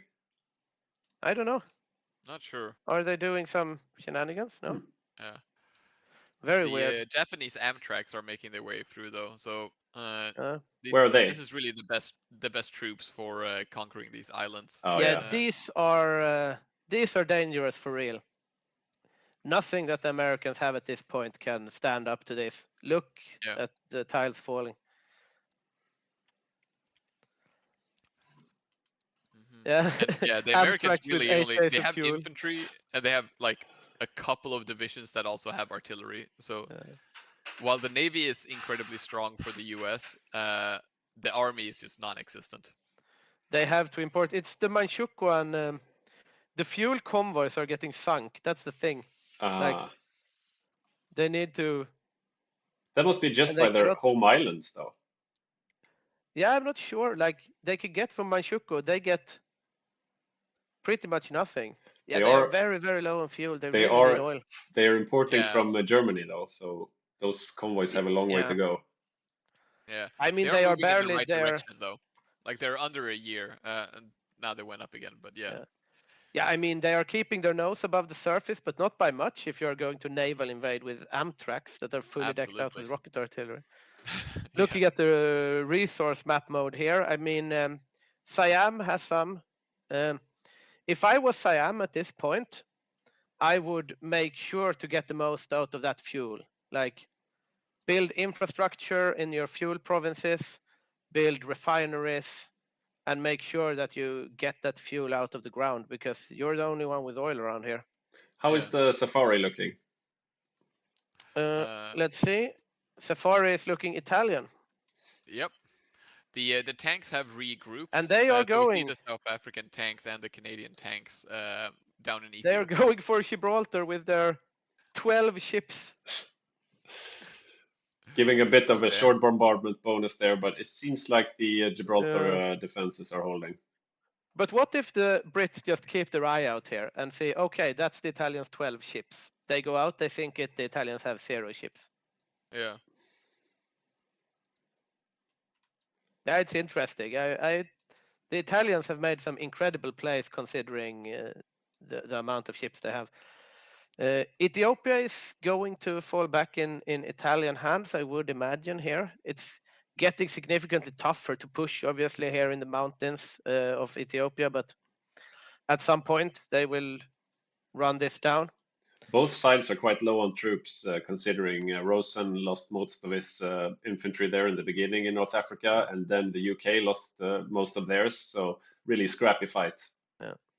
Still nothing nothing on the border of the Soviets. The Germans are completely uninterested. Yeah. They have not even garrisoned Berlin. Everything is just completely empty to the east of pretty much to the east of the Rhine. This is really what like Soviet wants, right? Like the Soviet war machine gets to fully develop. And the Germans, I mean, yes, they are stabilizing, they're getting more, but they're not becoming crazy like they can. So and that the tank divisions, the heavy tanks for the Soviets have begun production again. So they will likely have like 6 or 7 heavy tank divisions instead of just 3 when the eventual battle comes. Yeah, I mean this is a very, very strong Soviet now. Yeah. But then again, I mean the Soviet war machine is not kicking off yet. They're just standing here. Olof, either your camera is not working or you're sitting very, very, very still. Let me check. It seems to have given up. Hang on. Okay, no worries. There seems to be a lot of Axis troops still in France. Could they be considering still a sea lion? Maybe. Look at this, 66 naval bombers sunk. Ouch. The Axis are doing work in the Pacific. And the fuel situation is still a bit meh, but they are keeping their nose above the ground. And as we heard in the chat before, Manchu has oil from their focus tree, and Yeah, looking over here, I'm gonna check out the naval losses report. Over the last month, they've lost 165 convoys. Yeah, they are losing convoys, but they are sinking submarines. I mean, they lost almost 200 convoys, but if they get 57 submarines, that's a trade I would make. That's a good point from Saxolib. They've been at a minus 1,000 aluminium for a while now. Yeah, that's going to hurt them in the long run. And I mean, that's no, but it is Yugoslavia eating up the German imports due to low trade influence. I guess they could import from Bulgaria, but yeah, resources are looking a bit grim in the Pacific. I wonder if they're going to try for something here. Yeah, their macro was kind of poor. We hear Nightround saying in the chat. I haven't looked at it in detail, but I think they should have. If they had done a better macro job, they probably shouldn't be having these resource deficits, neither in regards to fuel nor aluminum. So it seems like Spain has joined the war now, which means they could attack the second tile of Gibraltar, and they could also use a railway gun from Spain. So maybe that's what they're going for. The Italians have not given up on Gibraltar. Now they have docked their their fleet with their 2 capital ships and 7 other ships, or 9, in Malaga. And they have a task force of 1 submarine out here. German railway artillery there, just to the north of Gibraltar. Yeah. And Spain has his proper troops there in Cadiz, so he's preparing to do a naval invasion from the west, I think, as soon as he's taken care of Portugal. I'm wondering, how does the Germans have any fleet? Yeah, the Germans have some fleets. Yeah, look at that. Here comes the move towards the east. The German troops are finally relocating now towards the Soviet border. Okay. Indeed, they are. Does that mean that they are going to go Barbarossa after this focus? Probably.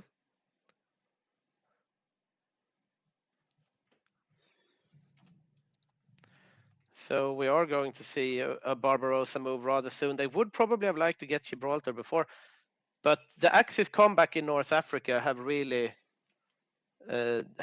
paid off for the Axis here, and it looked so grim for so long, but then suddenly a couple of successful naval invasions, smart use of the Navy at the right time, and everything just came falling down for the Allies in North Africa. And I mean, now with Spain joining, they could release the Badgers of War through the Suez Channel as well. So yeah, that is true. Now when they control the Suez Channel, they can. They're not even locked into the Med. Does he have a raiding fleet, the Badger? Let's check out. Let's see. Badger's fleet is. Yeah, Badger's fleet have almost surpassed the Italian fleet now. Torpedo boats. Yeah. And the naval invasion here is getting planned. I think they will kick it off right when it's done here. We have a question here. If we take a Barbarossa break, we might take a short break, but nothing major. Maybe just a few minutes. All right, I think I'm back. Hello. Hello. Yeah, so we see the Germans actually preparing for Barbarossa now. That is that's good for them to finally get this get this off the ground. Yeah, they definitely want to fire this naval invasion first, though, because if they can get Gibraltar before Barbarossa, that would be nice for them. But they haven't selected their national focus yet. If they want to go Barbarossa, they need to do it before the 1st of August. Otherwise, they have to wait a whole year. So yeah, they are going to press it quite soon. It's just that they want to press these buttons first. There we go, Barbarossa. They so declared war on the Mongolians. If they're gonna do Gibraltar, they're gonna do it simultaneously. Yeah, probably. I'm gonna look over quickly at Japan. We're paused now for Barbarossa, so we, but we have Japanese naval invasions going off towards Kuching. Brunei, and this. And they want to get the Netherlands out of the game here. Looking over at the naval battles here, we see,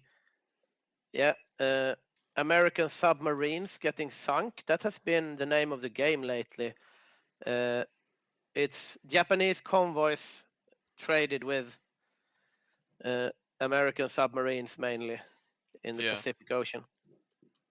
And looking over at the Soviets, they are looking to fire off all of these things into Finland, and probably Finland will have to be the sacrificial lamb here, because the Axis, for all their successes now in North Africa, they have had quite a lot of setbacks. The Winter War, the French War, all of the things in North Africa up to the point where they actually turned it around, they lost a lot there, and the very late Barbarossa. So if there is something they might actually sacrifice here, it is probably poor Finland, because there are no German troops garrisoning behind here, and these two Finnish bicycle battalions will not be able to hold against the onslaught of Soviet paratroopers. Yeah. So oh, look at that. That's scary. Yeah, it is. Unfortunately, Sev, it looks like your country will fall quite quickly. Like the Finnish Winter War was over very quickly, and the continuation war seems likely to be over rather quickly as well, because if the Germans don't reinforce them. Yeah, are there any Germans ready to reinforce? That's a good question. No. Nothing in the ports, so. right? Their light tanks are leaving North Africa right now, so they might choose to send those to Finland. What will be a good question is if the Italian infantry that is left to hold the line, if that will stand up against the tanks of the Allied miners that are still in Ethiopia. I mean, we'll see how that push goes. These guys can still go up here, right? But they want the Suez Canal, they want the status quo here, because the Suez Canal can really come into play later, because since you have such a late Barbarossa now, you can really use the Suez Canal to get like raiding fleets out to like convoy raid around the Russia and so on. And also the Allies have to go like all the way around. Yeah. All right. Do we have a time that they're gonna break? Or yes. Are we waiting? So the game will be paused until 12:30, so another 17 minutes. I'm trying to get an interview with the German main controller, Falk, but he seems to be playing hard to get. And his co-ops refused interviews because they are introverts, I guess. I would love to hear what's going on in the German high command. Yeah. But I'm thinking we can just take the time to look over the state of the war now that we have a bit of a break. Indeed. And what do you say about the state of the war? It has been a very, very exciting and unusual Second World War here in our Hygge Grand Game. Oh yeah, the actual like collapse of the Axis, it felt like, by like being unable to take the Netherlands, Belgium, France for so long. I really did not see their comeback happening. And like you said, like being able to use just the little navy they had left after also losing the naval battles in order to recapture North Africa, huge swing back. And then we see Japan probably not going to hold up too well against the US, it looks like right now, due to fuel shortage, aluminium shortage, losing the initial naval battles. I don't know. I don't think it looks too good for the Axis still. I still think they're a bit behind, even though they have the momentum to push back right now. Yeah. On the one hand, I think we won't see a D-Day for quite some time because the Allies lost so much men and equipment in North Africa. But on the other hand, the Asia Axis haven't taken many or any of the important islands in the Pacific, which you really want to do in the beginning while you have the Tora buff. So I would say in the Pacific, the Axis are not doing brilliantly. They did do brilliantly against the allies in Europe, but the Soviets are a scary opponent. They've had a lot of time to prepare, and the Germans lost about 500,000 men trying to take France, so they won't have too many troops on the border. So yeah, scary Barbarossa, I think. Yeah. Yeah, indeed. And the thing is that the Japanese are trading quite well here. If we look at submarines and screens and so on, it's going in the favor of the Japanese, but that it usually does at this point. So that does not say anything in and of itself, but yeah, the Axis, they were definitely on the ropes before. If let's say that the naval invasion of Port Said and Cairo had failed, then that would have been incredibly troubling for the Axis. Now they actually, to some degree, hold the initiative, even though it will be very challenging with the Soviets, I imagine. Yeah, I think you're correct. Like they've taken back the initiative. I still think they're behind. We see the line pushed up against the Soviets here has a fair amount of tanks still from Hungary and then Germany. They have a lot of railway guns as well, so they're gonna have that bonus pretty spread out on large parts of the line. How many tanks do they have, the Hungarians, for example? Let's see here. So the Hungarians have 3 of the really good ones, which are like the medium tanks along with mechanized infantry, and that makes like a big difference. Oh, yeah. Then they have some standard infantry, and we're gonna see the German tanks rolling up here as well. And how many are those? Because those heavy tanks, they seem to be quite scary. Oh yeah. So they have 3 divisions of the hard hitters. Their Marines are not gonna partake. Almost all their light tanks are not there yet. So. But they're heading back, it looks like. Yeah, we are seeing Germany produce more heavy tanks, but they only have 3 divisions in production. In contrast to the Soviets, who currently have 6 divisions in production, and they're much closer to finishing. They'll be done before the end of August. Now the German tanks are probably gonna be better than the Soviet ones. Let's have a look at their templates. I know some people are interested to see. So this is the Soviet heavy tank. Yeah, so a whole lot of soft attack, over 500, over 400 hard attack, defense 400, breakthrough 640. Now the armor is 28.5. I'm pretty sure the Germans can pierce that. They have their own piercing of 42. So let's hop over to the Germans here and see their heavy tanks. We have 62 piercing, absolutely, and 55 armor. So the Soviet heavy tanks will have trouble against these. But yeah, like we said, there are not that many German heavy tanks around, so they would probably be unbeatable locally where they are, but everywhere else they might run into trouble then. Absolutely, they have a flying fuck ton of breakthrough. So if they get rolling, they're gonna wanna create a lot of pockets with those heavy tanks. And I'm assuming they're gonna want to avoid the Soviet heavy tanks and just create pockets, large pockets of Soviet infantry, and try to create just like a ton of manpower losses. But yeah, we'll see how they play that. Yeah, an interesting turn of events also was that the Allied forces actually got Norway back. A small Allied win, but an Allied win nonetheless. So I wonder if are they planning an attack on Finland from the north? Poor Sticky on Finland, getting attacked from all sides. I think Finland will fall quite quickly with all these orders. I mean, Barbarossa has kicked off now, so once we press play, all of these paratroopers are going to land at all of these points, and there is just nothing there. Yeah. So yeah, we have Ireland, Adam there on Ireland, ready to invade northern Finland. All right.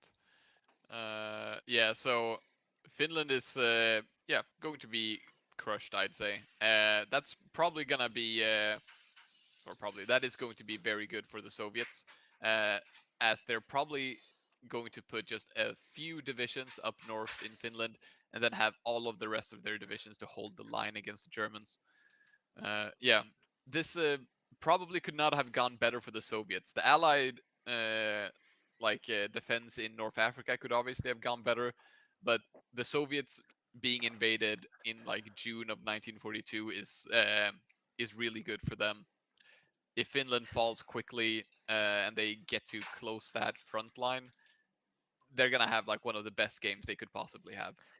Yeah, I mean the Soviets have really been set up for success here. The only little wrench in the Soviet works was the 5 divisions they lost in the Spanish Civil War. But apart from that, everything is going exactly as the Soviets want. Like very slow France, very slow Benelux. They don't care about North Africa. Well, I guess though, technically, they could invade Iran. The Axis could invade Iran and take the Baku oil fields from the south. Yeah. It's a bit of a Hail Mary, and they probably won't do it. But if they do, the Soviets will run out of fuel at some point. But it's a double-edged sword extending the front line, because they are low on troops and frontline troops. So yeah, it's tricky. I might have been able to get the German main controller here for an interview. We will see if we can get him in. He doesn't have a camera, but yeah, we take what we can get. Yeah.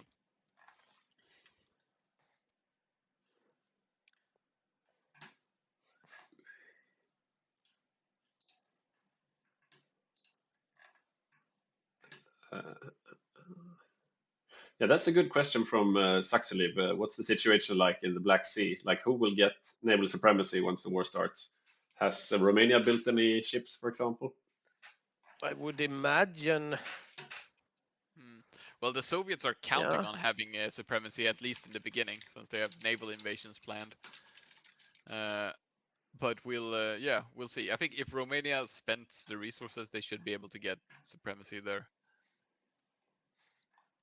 I think so. And I mean, this naval invasion, yeah, it would suck for them technically, but doesn't matter that much. The front line is already here. Yeah, the Soviets might actually want to wait until the front line has moved up a bit, which it will do very quickly. Yeah.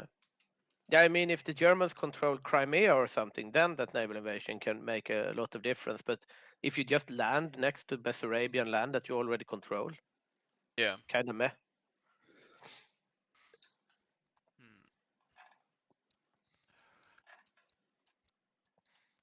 Has the US gotten any troops, any offensive troops? We can't really click around right now. No, but I did check before, and they've started producing amphibious tanks. Okay. And some other chassis. So they've started working towards it, but it's not really close to being able to be fielded at this point. Okay, so we have. Hang on, just a moment. Oh. The viewers can't hear you just yet, but they will be able to. And there we go. Like so. Okay, say something, Martin. Hello. Yes, I think you are being heard. So this is the main controller, der Führer himself, Martin Falk. How are you doing so far? How is the game going, in your opinion? I mean, it's been an interesting game. I knew that France was going to be a massive pain, because partly I know Mako is a very meta-focused player, and partly because I knew I, as Germany, would be weak for the France campaign. And that turned out as horribly as I expected. It did indeed. It did indeed. But then you had the big turnaround in North Africa. We weren't expecting that. What do you think tipped the scales there? The 2 heavy tank divisions had popped. Yeah. And they could just run right through the line and swing up the door. So what makes your heavy tanks so much more special than the South African heavy tanks, for example? they're much higher tech. Like the South Africans have been building tanks from the beginning of the game. My heavy tanks are 1941 tech. Yeah. Right. So, what are your thoughts on the Barbarossa campaign? You're starting it pretty late. Yeah, we decided to take one more year just to see if we could knock out a few more allies, and I mean we did. It's almost 1 million dead Brits combined with some other miscellaneous equipment. So the gamble itself paid off, and we'll see now because they haven't had a lot of factories on tanks, so we should still have tank superiority in Barb. We are a little worried, seeing as you lost like almost 500,000 men in France. Do you have enough men to hold the line, so to speak? I still have 100 infantry divisions, and since I think we're gonna be able to beat them in the air, I'm hoping that's gonna be an advantage. That was another difference in the build I went this time. I went a lot more air than it's common, especially for my builds as Germany. We have a question in the chat. We heard before when we talked to Badger that you had big naval ambitions, and while it panned out well in North Africa, what's your opinion on the Gibraltar situation? Do you think you will be able to get it, or have you given up? As long as Spain joins, which they will now, we should be able to get it. Just need railway guns in the air force. We should be able to get it. We have Marines from Yugoslavia. We have Spanish Marines. We have German Marines. And if you check Gibraltar now, it's all already kind of bombed out. And for Barbarossa, then you have two co-ops, Kalle and Jonathan. So who will be doing what? And Kalle will have his main assignment will be the Air Force. He will be Air Force controller, and that will be a big part of this. But he's also a little bit of a fire department. What kind of fire department troops will you have? Well, we don't really have troops assigned like that. So it's more like I'm stealing these troops and using them to fill this assignment. Fair enough. And what are your estimations, or have you spied anything on the Soviets? Do you know what they're going for? We know what they're doing. Like, it's gonna be heavy tanks. They have a more air than normal. They don't have a lot of tank divisions in general. I know they converted some light tanks. I'm not very scared about those. Fair enough. So if you were to put money on this game, where would you put your money? After we got all the kills in Africa, I think at the moment it's like a 65-35 advantage axis. Oh, nice. Oh, nice. Confident. Yeah, and Martin is usually quite conservative in his estimates, so that's 90% from a normal person's point of view. What would be your plan for all the Marines that the Axis have now that you're starting Barbarossa and like you've probably mopped up North Africa? Hopefully we can just take Gibraltar quickly, and then we're gonna be using them where we need them. But a big part of using Marines in Barb is that they are great in the marshes. Yeah. And everything else just sucks there. I don't want to put tanks in the marshes unless I absolutely have to. Like, just walking a few tiles through enemy units in the marshes can be several hundred dead tanks in attrition. So what's the attack plan? At the moment, it's just being slow and finding where their air force is, and trying to fight the air force as much as possible, just slowly grinding them down. And does Finland figure in your plans? I'm just hoping he's gonna survive as long as possible. If I know Don's plans correctly, he's gonna try to rush Finland as usual. And your plan then is to sacrifice him? There's not really much with our current rules, since we're not allowed to go through Sweden. We can't put troops in Finland before the war actually starts. No, but you could send them by boat. We can, but we need to clear out the submarines first. Right. Okay. Yeah. Any other questions, guys? No. Looking forward to an exciting Barbarossa. We have seen a lot of back and forth this game, and it will be very interesting to see how it ends up on the Eastern Front. Yeah, I think no so more too. no more questions in the chat apart from a complaint about the flag. At least the cross flag would have been nice. Yeah, but we want everyone, even people from Germany, to be able to watch the stream. I guess the Iron Cross is okay though, but yeah, Better safe than sorry. better safe Right, than I'm sorry. gonna go head back to my team now, but thank you for this chance to give my point of view. Thank you. Thank you. Good luck. All right. I think That's so classic OBS is Martin. to my screen.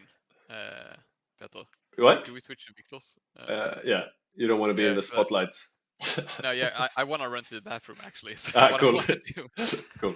Yeah, I'm just looking here at when he said I just hope Finland survives, and I'm just looking at all of this very ominously moving Yeah. paragraphs. It's such a classic Martin thing to do as well. I remember once I was playing Romania and he was Germany as he is now, and it was just like a D-Day happened and he was like, "You're on your own, kid. Good luck." And he fucked off west, and then I think I lost my entire army like 4 times that game. But yeah, I think Martin's tanks are going to be super scary. But the question is, will they be enough? Because if the Soviets start harassing the Axis infantry, they need to respond and they need to defend with something. And I'm not sure if the Axis have anything apart from their own heavy tanks that can really stop the Soviet heavy tanks. Probably not. Yeah. It will be very interesting to see how the Barbarossa pans out. It is very late, and it's also affected by all of these things going around across the world. The miners going Navy and Marine, and the North African campaign and adventures down there. And We are starting. Look at Finland. yes, let's see. Let's see from the Finnish point of view, Yeah. because they can't see the orders. So now I am sticky here, just And minding my own everything business. is peaceful, the quiet Finnish Everything woods. is nice in Finland. Eating some memma with kaffegrädde and some morotslåda. Yeah, I mean, Sweden is not a great country for food culture, but I think Finland might be worse. Yeah, not to this Finland, but I tried morotslåda and it was not that all right.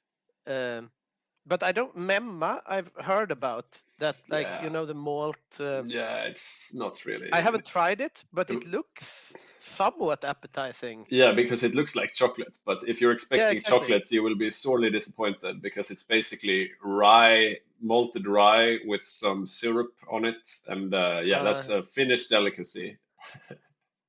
Yeah, I've not tried memmi. No. Yeah, Seve Is it is good? shocked, Victor. You can't be like a Finland main player without having tried Memma. Yeah, but the next game when I play Finland, I will eat memmi when the Finnish Winter War goes on, and I will win. Yeah, you should. You should. Welcome back, Olof. We are just about to start the game. The Badger is asking in the gentlemanly communication channel if everyone is ready, and I said that the studio is ready, so I'm expecting them to start. Awesome. I am so excited about these paragraphs. Yeah, yeah. It will be interesting to see. Because poor old Sticky, he's on his own there in Finland. There is no help coming. We heard folk saying he's on his own. Yeah. I have We'll see tried one how, Finnish food though, the Karelian. The Karelian. Oh, the pierogi. Pierogi. Yeah, those are quite nice. Those are quite nice. Quite nice. If only they It's still not held like- Karelia. Yeah, it's not like wow good, but it's quite nice. I could take like breakfast food. It's quite nice. Okay, so the allies are saying they are ready as well, and there's a question from Ivan playing the UK if they're not forced to call in Denmark, and Falk replies that Denmark cannot be called. So who knows what's going on there? I think we're just waiting from a ready from the Comintern players. Snistan, of course, being the new main controller of the Soviets. We're gonna wait a while. Here we go. Yeah, Snistan is usually a late comer. And right before the break, Boppus returned, and he found his country already occupied by Snistan. So it's unclear if he might be playing as a co-op on the UK for a while before he has to go again. Yeah, they're still waiting on a ready from the Comintern. Yeah, he says he's ready. So expect the naval or the paradox to commence at any second now. Yeah. All right, we're all holding our breaths. Is Turkish I'm watching Turkish here pepper Turkish pepper? this Finnish bike here. He's just chilling, biking around in the forest. He's going on the offensive. He doesn't know he's going to be attacked. Yeah. So the question in the chat, if Turkish pepper is Danish or Swedish, I'm not sure. Yeah. Oh, we're running. We're running. All right, let's see here. Still everything peaceful on the Finnish front. Yeah, they're not declared yet, even though the Finnish public demands war. All right, they're not in the war. But that should be coming anytime. Yeah, we're paused again. They're probably just.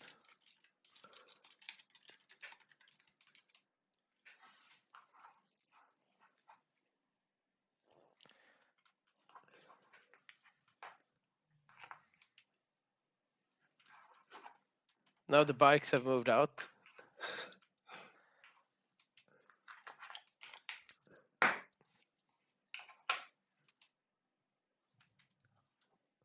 All right, and All we're right. playing.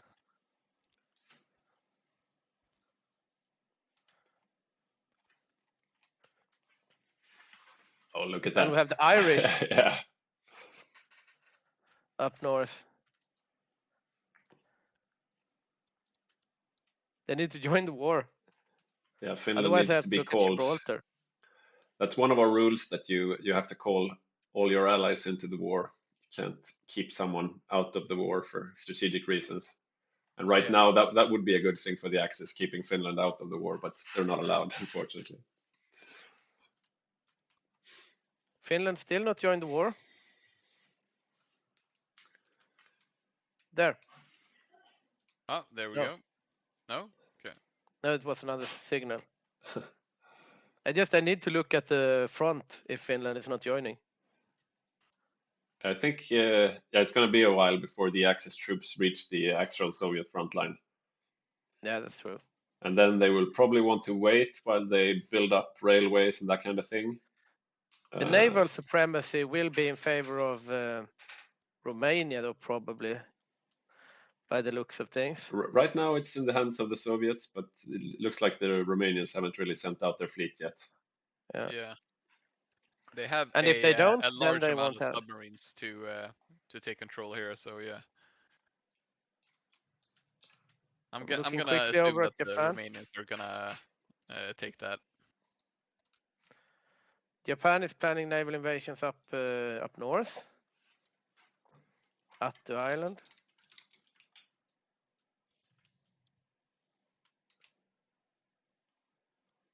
Do the Soviets have air superiority? Let's see here. Yeah, they do. At least over the eastern part, so yeah. But they are not at war yet. Folk says 180 days, so I guess they have to wait 180 days before they can call Finland. That was news to me. Oh yeah. Okay, so we won't see the Finnish explosion just yet. Yeah, we will start to see the first German troops reaching the Soviet front line, though. It looks like the first Soviet line is a bit of a bulge around Minsk, and they will probably fall back behind the Dnieper after that. Yeah. And there's some nice defensive terrain there, some marshes and mountains and whatnot. Naval battles going on in the Black Sea, though. So they have wisened up to each other's plans. All right.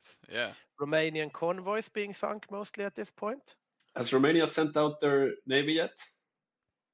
Oh. No. Not entirely, but the Soviets have more submarines than I thought they would have there, so they might actually retain naval supremacy in the Black Sea. Yeah, it's not entirely impossible. Here we see a here we little go. engagement. Let's look at that battle. Or not. Ah, let's see. 2 convoys. Yeah, And it's still only the Soviet submarines that are out to sea. Yeah. And they are just sinking some small amounts of convoys. Here we have destroyers. No, that was... If you look from the Romanian point of view, you can see where their navy is at. They have one destroyer here, right? So that's at least... If you go to the navy map mode, click their fleet there, maybe. Let's see. Yeah, they are docked. Still docked, yeah. Okay. Not doing We have the much. German troops reaching the first line of the Soviets. Yeah, let's see how they fare. They don't seem to be pushing. That's mostly just infantry. We have the heavy tanks from Hungary, but they're going further north. They are up north. Maybe they are going to try to help out Finland. I don't know. We have the German Navy fighting off with some submarines of the Soviet Union in the Finnish Gulf. This would give them the time they need to actually bring some help to Finland if they wanted to. Yeah. So far, nothing coming to Finland. Nothing seems to be moving from Germany either. We see the first battles here on the line, a bit to the south. Yeah. Favoring the Germans. No. Nothing too surprising there, to be honest, but... Favoring the Soviets. Oh, yeah, right. I'm on Soviet. That's good for the Soviets. Yeah. But the German heavy tanks are reaching the line, I think. Yeah, the Hungarians are going for if the Soviets or if the Germans capture the airfields of Novgorod, they could save Finland. If they knew what we knew. Yeah, if yeah, you run exactly. this Hungarian tank here, Finland will live. Yeah, he just has to run over there. Yeah. If Hungary just clicks here, Finland lives. But I mean, they don't know about this hedgehog of invasions. But yeah, but I think it would be such a risky move. I think whoever loses like a couple of tank divisions first here is going to be at a severe disadvantage. Yeah. Actually, like Martin seemed assured of his tank dominance, but I feel like they're actually pretty evenly matched at this point, with the Soviets producing more divisions than Germany is. So the longer it goes, the better it is for the Soviets. and also but you here have in the beginning, 2 of the like the best Hungarian heavy tank just going around here, mopping up territory. Yeah. And so now we have Finland who was justifying on the Soviets now, so we are going to see it outbreak rather soon. Yeah, that was an interesting move. Yeah, the Finnish populace is eager for a war to reclaim their lost territories. Sisu is a strong feeling. It's a hell of a drug. Yeah, indeed. But now they have lost their superiority over Novgorod. And they need that too, right? Yeah, they need that too. And since the Germans have reached the Dnieper, they have air superiority now over Novgorod. So now they've lost it again. Can see that the Soviets are desperately trying to keep their superiority here because they really want to get this off. So is there a focus from Finland or what's? Yeah, they are justifying now, I think. Dreams of expansionism. What's that? How do I check the diplomacy here? What kind of focus is that? Will that start the war? I don't think so. They said they were. No. Justify war goal time minus 25%, but they should be justifying now. We see a justification. Is the Soviets justifying? No, just a war goal. And there, Finland has war goals. So they can join. Soviet Union. Yeah, so they can join. They just haven't yet. So there are some complaints in the gentlemanly communication channel from Ivan on the UK that people are using 1-stack subs, and he wants them to stop doing that because that's cheesy. Okay, so we see the first battle down there. I think the German tanks are actually pushing in towards Minsk. Yeah, it doesn't let's see seem here. that they have quite enough of an edge to really push through right now. So they might have to regroup and push from different tiles Yeah. at the same time. We'll see. Right now, the Soviet line is holding remarkably well, I'd say. They have a lot of garrison troops. They have like 5 or 6 troops on every tile, which you usually don't have, but they've had plenty of time to produce a lot of garrisons, so they're well prepared for this. And the garrisons, of course, they have the same organization as regular infantry, but they're much cheaper. They are slower though, so once you start losing, you probably won't be able to retreat. Mortal Vision, yeah, the night round heard me. I was not articulating probably. 1 stack subs. Yeah, I'm going to look quickly at Gibraltar here. We see the Axis are making a try here. Oh, could we get the British POV maybe? No, wait, we can see the battle there.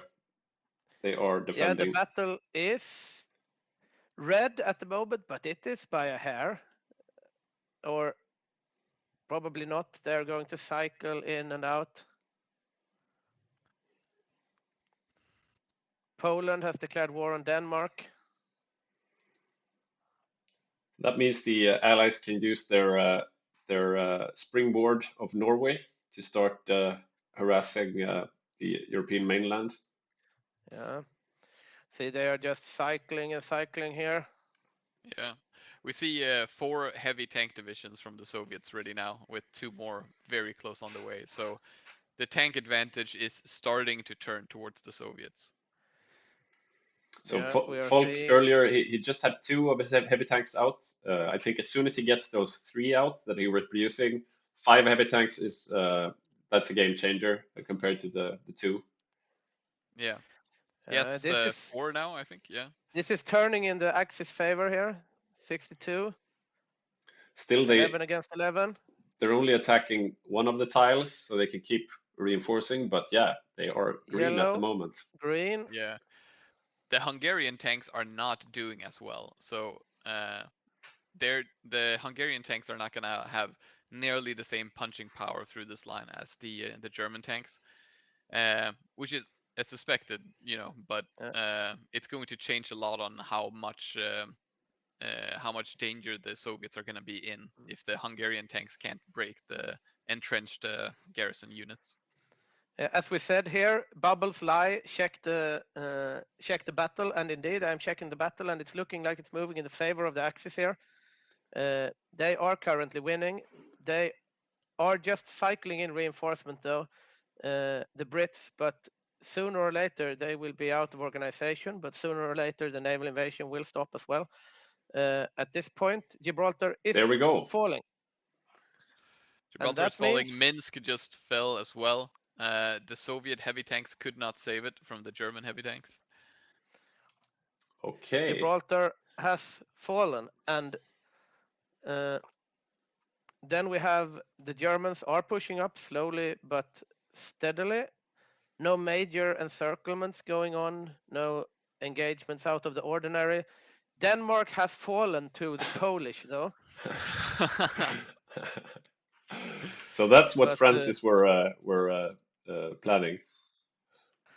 Yeah, seems like it. But the Germans here, they have still not been able to reach the Dnieper even, because this bulge that the Soviets created is still holding. But now we do see a breakthrough in the front with the German heavy tanks here. He's got 4 of them in the same spot now, so that has a lot of punching power. You can see him there just the German punching protectorate through. of Denmark has capitulated, so now this is Poland. Are there no Axis troops going to defend? No. All right. This is from the German point of view, so maybe the Spanish players. Yeah, they have some infantry divisions down here that they could probably and should probably send up at this very point. But there is a lot of stuff going on for the German players, no doubt. But maybe there's reinforcements from Italy or Spain coming. Possibly. Let's see what Italy is doing. No. Not much. Oh, they sunk the Pride of the fleet. British flagship. So yeah, they're just ignoring the Polish invasion here.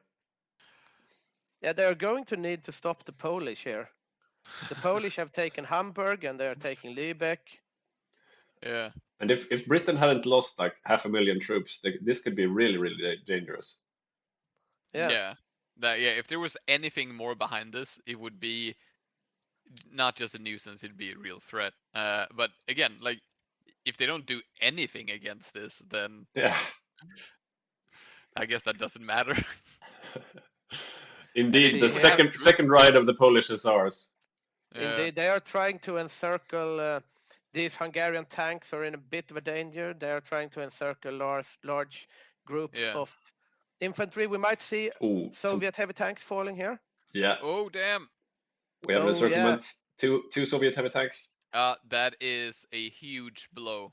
That is not good for the Soviets. Maybe turn off the battle plans just for a moment to see it a bit clearer. How do I do that? Down in the right. And I think he just lost the 2 tanks. If you zoom in, 2 heavy tank divisions lost from the Soviets. Yeah. And this opens up the front a lot. Another bulge it's going there. Well for the Axis on the eastern front. I'm a bit concerned though about Denmark in Polish hands, but so far the Axis are performing. Yeah. That's indeed a heavy loss for the Soviets. Those 2 heavy tanks are not something that you want to lose, even on the west side of the Dnieper. Like. Yeah, they might have been a little too aggressive with them. Yeah. There might be another encirclement, mostly garrison troops there. The Axis are pushing. They're not pushing particularly fast, but I don't think they care about that too much. As long as they get encirclements, they're perfectly happy to just bleed out the Soviets here. Yeah, I mean, as long as they are pushing. They have not been in a hurry so far, and I don't think they are, because the D-Day will be far away. Yeah, there's one tile there. If they manage to get that encirclement.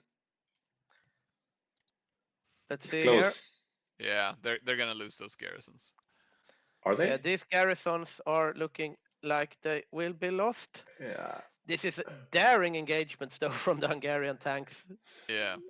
Yeah. Hungary is in much the same position as South Africa, for example. You don't have too many armies to throw away. Some garrisons lost up north here as well. Maybe we could have a quick look at the Soviet losses. Yeah, let's. Yeah, 288,000, which is not a lot in Soviet, but it is tank 288,000. I am still the Polish. Now they reacted. Berlin fell to the Polish. Berlin has fallen. Martin. And I mean, this has taken so long for the Germans. So if they reinforce it, but now they probably will get kicked out, right? But look at the psychotic smile of Francis here. Yeah. Taking Berlin. Let's see Finland now. Still nothing.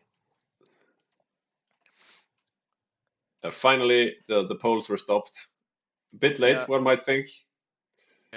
Yeah, they could have done that earlier. Then again, it's obviously worth it.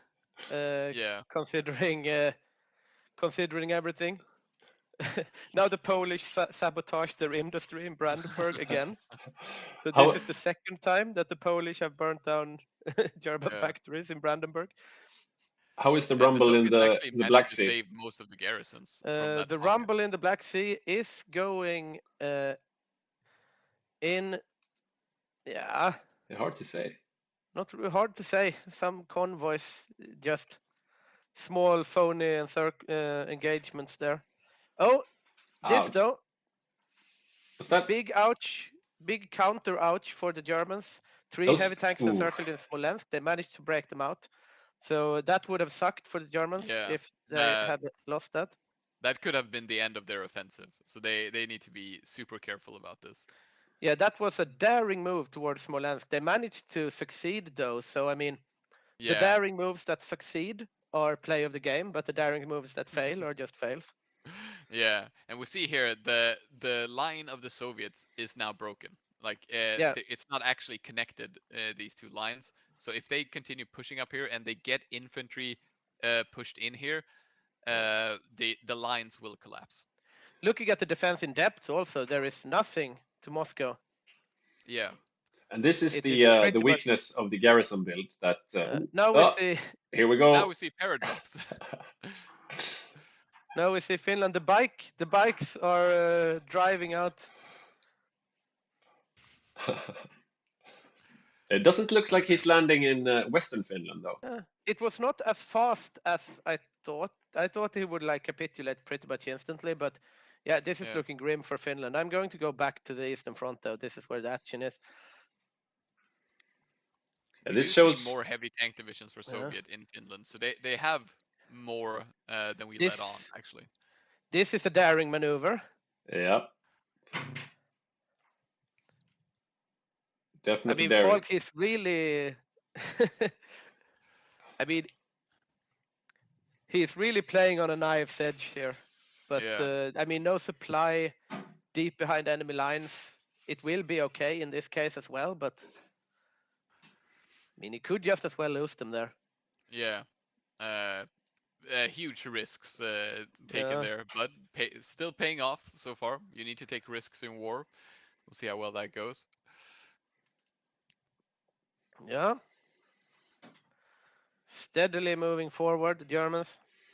A good point from Saxoliv here that some of the paradrops went over the Gulf of Finland, which had red air. So those drops towards Yeah. Western Finland didn't fire. And that is Yeah, important that might be in good terms for the of Finns. victory points. But they are breaking through the main lines. Yeah. Yeah, but that's I gonna mean, look take at this. a long time. The tanks cannot push the Jaeger still. The Finns are still very strong in defending. And this time they need to capitulate fully. They cannot just press the button. So, I mean, Finland will lose, but I mean, Really? if Are you calling Yeah. it, Victor? I wouldn't say so, but Yeah, but like Soviets will have to fight hard for every victory point. They will have to Yeah. go far into Finland. That'll take a long time, and they don't want to do that. They want to have those troops down here pushing back the Germans. So this did not go according to the Soviets' plans at all. and also like they could link up. For example, if the Hungarian tanks push up to like Leningrad, the Finns can link up again because, as you said, the Soviets are not very. I mean, all of these tanks, all of this, they would be needed to shore up this line. They need to be between the Germans and Moscow. There's at least one Hungarian tank in Oh. Estonia might be heading over to Finland. We had a question in the chat, look at Africa, and indeed I am looking at Africa, and things are happening. They have reached the line here. Nothing too exciting happening as of yet, but if these Italian Marines manage to close off this pocket, it will be a sad day for the Allied endeavors. They are out of supply. There's at least this one. is not a fun time being an Allied tank commander. Did they just lose a tank up there? They are probably going to. South Africa has one tank there, and he's in trouble. Might get overrun here. Yeah. Japan is pushing into Netherlands as well. There is just so much going on here. Yeah. Japan is making moves in the Pacific, so they're fighting off, and that's probably gonna eliminate the Dutchies in these two. Ouch. And that's the South African tank lost as well. Yeah, that is an overrun, right? He's still at the north there. Will he have time to get to the time? I don't think so. He's on red supply, so he's really slow. I'm tunnel visioning a bit here, but I want to see if they get overrun or not. Yeah, even if he manages to reach that tile, he's still surrounded. Yeah. Moving over again to the Eastern Front, we're going to check out the Pacific in a little while to see if anything going on there. We have the Romanians in a salient here, somewhat at risk of encirclement, but nothing too scary. It's just the Soviet garrisons on the north there. We have the heavy tanks of the Germans still at, let's see, where do we have them? They're by Vitebsk. Yeah, we still have. We have two new heavy tank divisions, fresh fielded in the German mainland. They are still healthy around Vitebsk. Finland is falling, but holding the old lines quite well, actually, and will not capitulate anytime soon. performing above expectations. The Poles have been driven out from Denmark, and things are looking more and more in the favor of the Axis. Looking over at the Pacific for a moment, we see that British Malaya has fallen, Singapore has fallen, the Dutch East Indies is falling.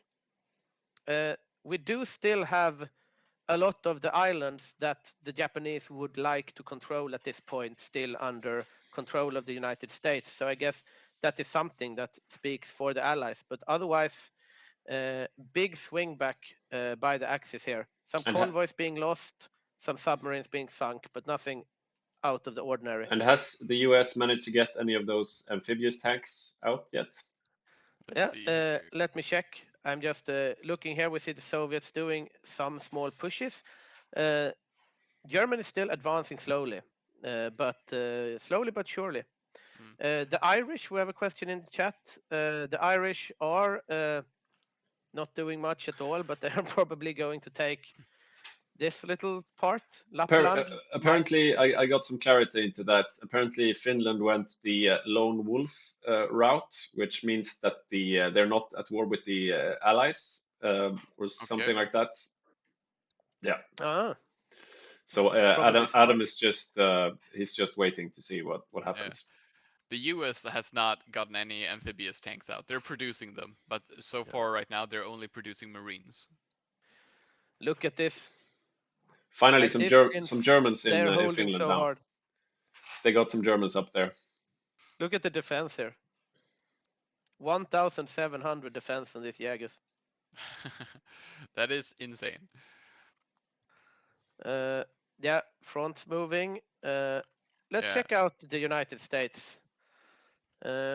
We do have army, and army. No Marines. So it's no Marines, nothing. They're producing Marines, infantry but they're divisions. not out yet. Recruiting Marines, but no Amtraks. They have a template here, but nothing out yet. And that's going to take a while. We do see... we do see the Netherlands falling here. I wonder if Australia might be next, but things are going in the Axis way in the Pacific at the moment. Yeah, we do see that the Germans have broken through by Kiev, so they've pushed back another part of the Soviet line, and there doesn't seem to be any real Soviet tanks here. Down by Crimea as well, they're pushing through, so the Soviet line is slowly deteriorating. Yeah, we do see the naval invasion though of 5 Balkan tourists, light tanks from the Soviets, but this is pretty much just throwing pearls to swine, basically. Like, this is going to get cleaned up quite quickly. Yeah, I mean, 5 light tanks. I mean, it's still 5 light tanks. Yeah. Like, what does this accomplish? Bit optimistic. Yeah, that's a bit of a Hail Mary. They're feeling stressed, the Soviets. The Finns are not getting pushed further back either. The tanks cannot take these forest provinces. They're just standing here. Yeah. What are those? Those were not Finnish or German. I think we saw some Marines there pushing. Yeah, we have a Hungarian tank here as well. And Yugoslavians, 4 Marines there pushing. Definitely, and this is not going to fall anytime soon. Obviously, the Germans are moving down here, but this is going to take a long time to get to Helsinki from there. We have a German naval invasion of Leningrad planned as well. I think that will bounce though. We have a little encirclement here. I don't know if there were anything in here, but there probably was, right? How many heavy tanks? So I don't know. Apparently, Ivan, playing the UK, his fleet was trapped in the Med as soon as they lost Gibraltar. So I think that's why he lost the pride of a fleet. When they lost Gibraltar, it was trapped. The Germans only have 2 heavy tank divisions now, so they have gotten encircled. I think they got encircled down here. Yeah. So the Germans have lost the main part of their heavy tank fleet now. And how many did the Soviets have? Looking over at the Soviets, they have 7 heavy tank divisions. So the tank game heavily favors the Soviets after what seems like quite a large German loss that we must have missed around here. I'm betting the German production is only heavy tanks at this point, if we have a look. I would imagine so, Yeah. yeah. And they are going to field them rather quickly. Looking over at the Soviets, they are only having one in production, one line. So 6. Yes, 6. It's just divided. So they have 6 divisions in production. So that's more than the Germans then. Yeah. So like the longer this goes on, the more it's going to swing in favor of the Soviets, assuming that the Germans don't take like out something important of the Soviets, like the oil fields or a huge part of the production. The Finns are doing work up top though. Yeah, it's not just the Finns now. The Hungarians are there. Together with the Hungarians here. And here we have some Soviet heavy tanks as well. Oh yeah. They are in trouble. Yeah, they did not lose them, but they're getting driven back quite quickly, and the Finnish Jaggers are fast here. With Mountaineers and the Hungarian tanks as well, yeah, it's difficult even for the heavy tanks to push. Yeah, they will not get encircled though, which is good news for the Soviets. In the south, it seems like the Balkan Bros are steadily advancing, but yeah, slowly. I was also, like we discussed in the chat here, we see that the Germans are fully stocked on heavy tanks and medium tanks. Medium tanks even a surplus of 500. Meanwhile, if we look over at the Soviets, for example, they do have a deficit of 1,600 heavy tanks. That's due to production, though.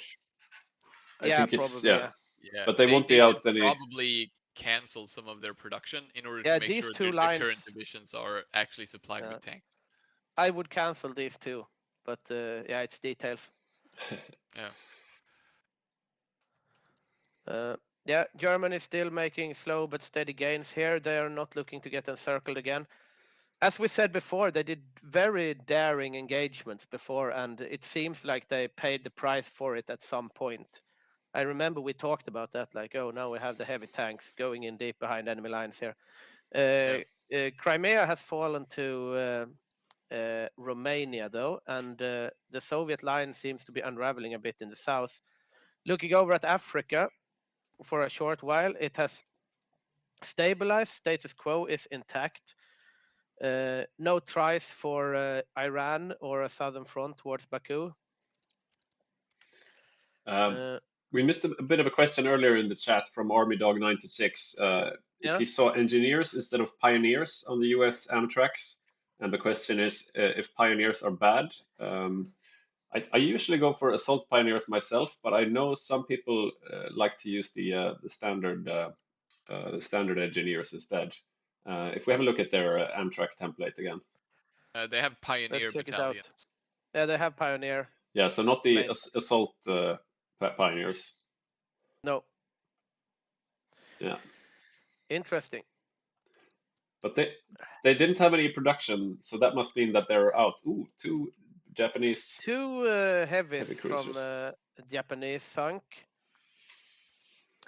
Trading destroyers here. So clawing their way back into the Navy game, but nothing very big sunk yet. And they lost. Joachim Löfgren on the Netherlands is still alive, surprisingly. He's fighting a hell of a defensive fight down there. Yeah, definitely. And this is quite troublesome to take for the Japanese, I can imagine. We see some blinking going on over here. We have Italians pushing in Morocco.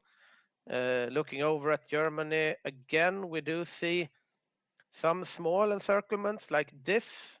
These Soviet heavy tanks might be able to drive through here and get something. Meanwhile, we have some... Leningrad is pushed all the way up to by Finland and Hungary. So they're taking ground in the north but losing in the south. This is interesting, though, because the north of Finland is still very heavily in Soviet control, so they can't really push in too far or they risk being cut off. Yeah. See here, we still only have the 2 German tanks here, but quite soon we will see 4 new German tank divisions hitting the field. Meanwhile, on the Soviet side, we are going to see 4 heavy tank divisions hitting the field quite soon. It's only a couple of days away. Meanwhile, the Germans will have to wait for a month or two before those divisions actually arrive. Yeah. The Finns are pushing out a bit with the support of like some Vichy France troops, some Greater Hungary. I think some Germans and Yugoslavians too. Up there. Yeah, definitely. The breaks in the Soviet lines are not being converted as fast as I thought into like a chaos by the Axis. Like the lines have been broken several times, but the Soviets always manage to get some reserves from somewhere and plug up the holes. So they're doing a really good job, I'd say, of adapting and microing the line. But the Yeah, Allies, definitely. the Allies are not planning a D-Day. They are fighting in Africa. The last time we looked, how is it going down there? Still stalemate. Yeah, seems to be pretty stable there. Looking here at the Soviets are planning a counter push here in Ukraine, going towards Hungary. Maybe we could have a look where they position their heavy tanks. That should give us an inkling of where they are planning to attack. It is definitely down here somewhere. Let me check Comrade Shukov's army. No, it's In up Finland. in the north. Shukov is up in the north, but they do have 4 heavy tanks down by like Kharkiv. They're not getting a whole lot done at the moment. What are they doing with their heavy tanks in Oulu? Yeah, they're fighting in the dense Finnish forests. Yeah. Completely out of supply. Yeah, I mean the strength is like they're half strength, just stuck in the Finnish forest. Yeah, because I mean at that point, like if you have 2 heavy tank divisions more than the Germans, that's super big, right? But if those 2 heavy tank divisions are half strength in the Finnish woods, it doesn't really matter that much. Yeah. Oh, and yeah, the Spanish are actually the Spanish Marines are pushing out of Crimea towards Krasnodar. Yeah, so they are. That is really bad for the Soviets right now. They don't want to open up any more lines. Yeah, this is scary for the Soviets because their counteroffensive here. You saw before that there were a counteroffensive planned here to Crimea, but they have cancelled that counteroffensive because they see that the Spanish Marines are across the Kerch Strait, and that would be bad for them. Yeah, you can see them bringing up reinforcements there. Doing some little pushes here. Nothing out of the ordinary. We have Shukov's tanks up here. They are blinking the axis here. Here are the tanks, which is good for them to know because that means they are not here. Here we have 2 heavy tanks that are at the front line here. I wonder where they are going. You're on the German POV right now. Oh yeah, indeed I am.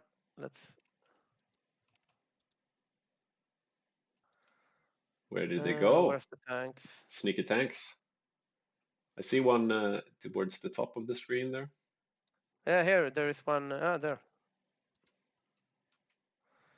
Yeah, they are preparing for something here around. And there are 3 new ones just reaching the front. Yeah, indeed. They have a lot of tanks coming out now here. They're going to try for something here in in the middle of the line, a push towards Minsk or something, I would imagine. Meanwhile, Finns are pushing out. So the German tanks should be out now as well. I guess they are heading towards the same place as the Soviet heavy tanks were.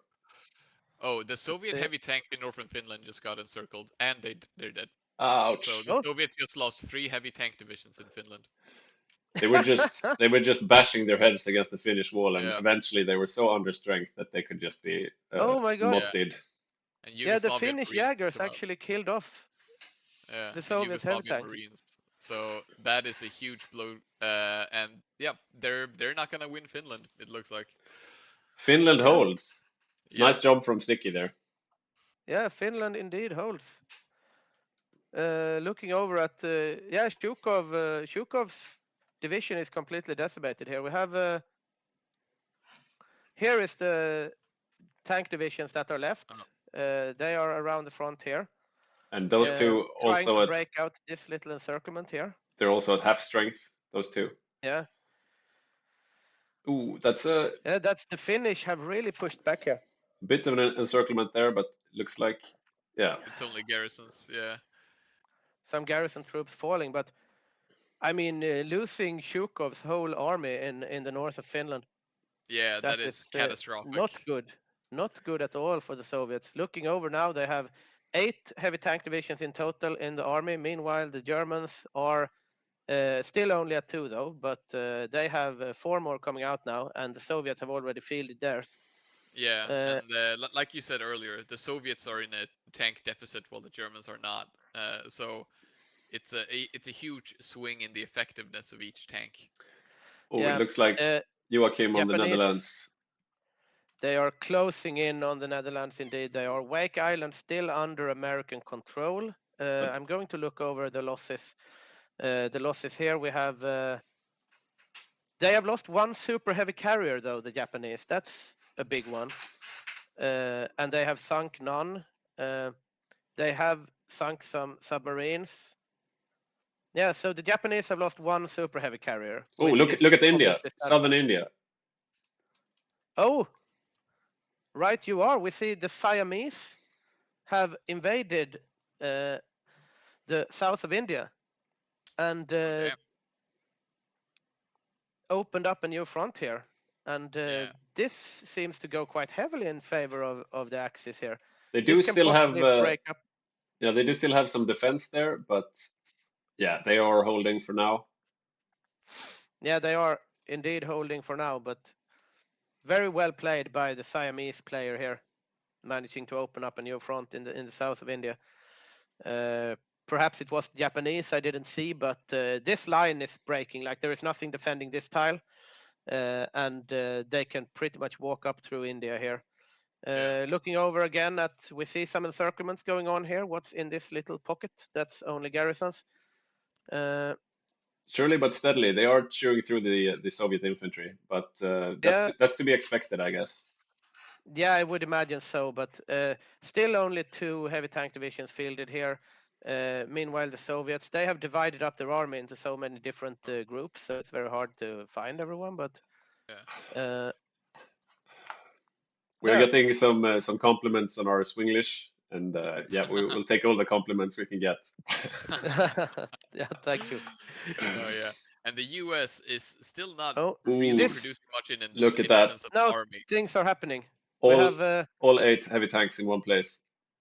All 7 rather Soviet tank divisions are pushing in to the German lines here.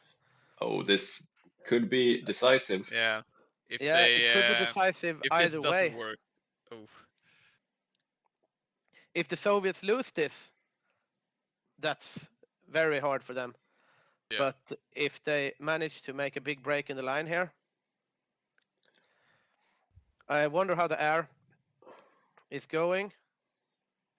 Still, we have the bug where we can't see the colors. Oh no, it's red. Here we are. Okay, red so for the Soviets. So no That- air superiority for the Soviets. Still a bit under strength, but nothing too disastrous.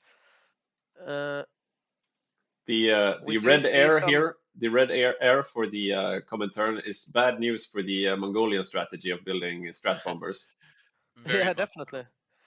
So that is not paying off in the slightest at the moment, which is a real problem because right now the Soviets are heavily pressed. They are. This counter push is not working out as they would have hoped. They're not managing to push here. It seems to have stalled out. Yeah, they're getting some garrisons encircled here. They are getting pushed out as well in the south. They have managed to counter. get Crimea back. That could be troublesome. Do the Axis have anything to meet up the Crimean push there? Let's go to German perspective. Not really. I guess they should probably take some of this and just place them here, so they can't cross from Crimea. But Sevastopol will fall to the Soviets. and Leningrad is still in Soviet hands, but the northern front here is unraveling because where Zhukov lost the tank army, the only thing that remains is the Hungarian tanks on the field and nothing else. So this might be hard to shore up. So Finnish bikes is actually pushing into the Soviet Union. Yeah, I mean the Finnish bikes at this point is actually quite good, right? Because they take basically no supply and they move faster than walking. Maybe we should have a look at where the Brazilians are. That could be a good indicator of where the Allies are planning their move. Let's see. They are in England, preparing to naval invade north of Spain. And is there a defense in Spain? Probably not. Yeah, Some. But no real quick reaction force. So we will see a D-Day coming in quite soon, it looks like. Yeah, I would imagine so. What was there, apart from the Brazilians, if you have a look at the UK again? How much is the build-up of force? Polish. Railway gun, Polish, British, yeah, those Marines. What's this here? Yeah. That's also United Kingdom. Tanks, everything. This is going to be the D-Day. Yeah. Yeah. Yeah, the Canadian tanks are there. Yeah, and that needs to come soon because every month now is crucial for the Soviets. Encirclement again here. Nothing too exciting in it. This looks messy. Maybe we can have a look at the losses and then we compare after they close this pocket. Yeah, let's 3.3 million Soviets, so they are losing a lot. Yeah, and 3.39 for the Germans. So Germany definitely coming out ahead right now. Yeah, they definitely are, and the North now is they in have trouble. 4 heavy tanks on the field again. By now, I bet that a Comintern player has jumped into the Allied chat and said, "We need a D-Day. We need a D-Day soon." Yeah. I would imagine so, especially like this northern front intrigues me because there is this is a walk that they can really do, like around this lake down to the front. All right, Stalingrad just mobilized, so another wave of extra troops for. It's a bit messy here also for the heavy tanks. Like there are just bubbles everywhere and so much going on, and this tank needs to wake up. Yeah, because starting to retreat. If this tank doesn't move, they might be in trouble. Has the Germans gotten their new heavy tanks out yet? 2 of them they have gotten out. Meanwhile, we see Bulgaria and Romania reclaiming Crimea, surrounding the Soviets at Sevastopol. Okay, so they closed that pocket now. Let's have a look at losses again. It was 3.39. And now it's... Okay, so about 500,000 men there. Yep. And looking here, they are going to try to encircle this little heavy tank here, and he has not wised up to it yet. And we have 4 German heavy tanks there attacking Bryansk. Yeah. Now he woke up, but is it in time? Probably it is. Yeah. So they're slowly falling back, but they're not. Martin keeps going. Oh, damn. He keeps going. He's spreading out a bit. Yeah. Oh, this might be another big encirclement. Yeah, that is not in time. They're not able to do any holding attacks. And look at the losses and now. 1 heavy tank division in it. Yeah. Ouch. Another few 100,000 men there. Yeah. Okay, so they're at 4 million losses. That's beginning to be a notable amount of losses. Yeah. They have held on for an entire year right now, and they're still not at Moscow. So this is far from the worst they could do. In fact, they're doing quite well. I guess I just would have expected them to do better, considering like how much advantages they had going into it. But once the war started, not a lot has gone their way. Looking at the Soviets here, they now have 8 heavy tank divisions. They have been producing all this time. The Germans have also been producing, and they have 6 heavy tank divisions. So they are steadily catching up, but they are not producing anything at the moment. But they still have a surplus of 1,000 heavy tanks. So they could produce. Meanwhile, the Soviets have a deficit of 725 heavy tanks, which is obviously mostly due to production, probably. Now they have cancelled their production, and they still have a deficit. So yeah, things are Germany, turning in as the long Axis as- favor, definitely. Yeah, indeed it is. But It can quickly turn though if the Soviets encircle a German tank. It can and what about the swing D-Day? back quickly. Is it any closer? Let's see. The D-Day is Nothing yet. Oh, they nothing yet. changed the plan They canceled the D-Day, so they are going classical D-Day. towards Or Brittany. not completely classical, but a bit more classical at least. yeah. And they should be The able to naval land. supremacy. Yeah, the naval supremacy is probably there. I'm not really seeing looking over- a quick reaction force from the Axis. Usually you want to keep some tanks in reserve to be able to throw out any eventual D-Days, but I'm not really seeing any of that. Yeah, not really, no. And they are lacking a Vichy player since Snistan was forced to move over to the Soviets. So the D-Day defense is a bit weaker than it should have been.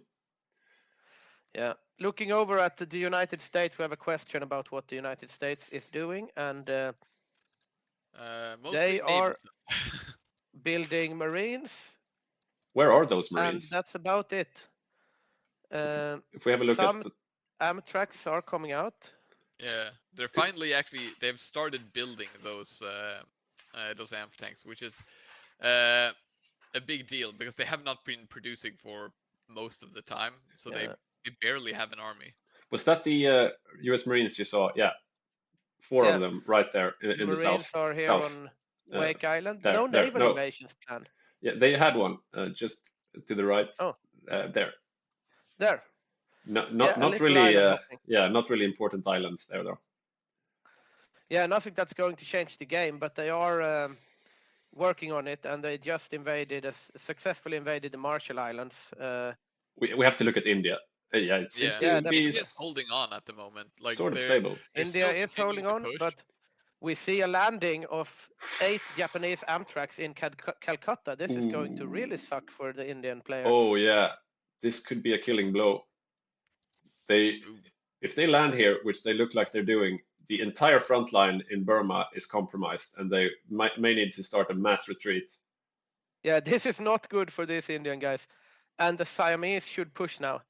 Could we have a look at the Indian perspective to see the reaction? They are not reacting as of yet.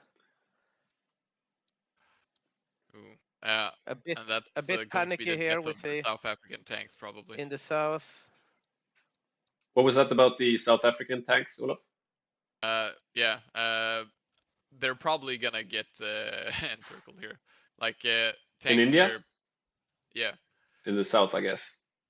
Yeah, Japan keeps on pushing, and those tanks are super slow here when they run out We of see supply. pinging going on. D-Day is off. Oh damn! The Brits are pinging attack. The D-Day will be in Brest this time around. And they will land no problem. Yeah, they will land. No problems there, I would imagine. Some reinforcements, but. So what is the Axis response? What is the Axis response? Let's check out from the Axis point of view. They're going to try to shore up a little line here with regular line infantry. Romanians. These Italian divisions are somewhat dangerous. But they need to stop and consolidate. They're going a bit too far ahead, in my opinion. I hear more of them. So yeah, they're actually doing some work, the Italians. All right. Yeah, British Marines are on the field now, though, so that they should be more evenly matched. But they seem to have a whole lot of attrition.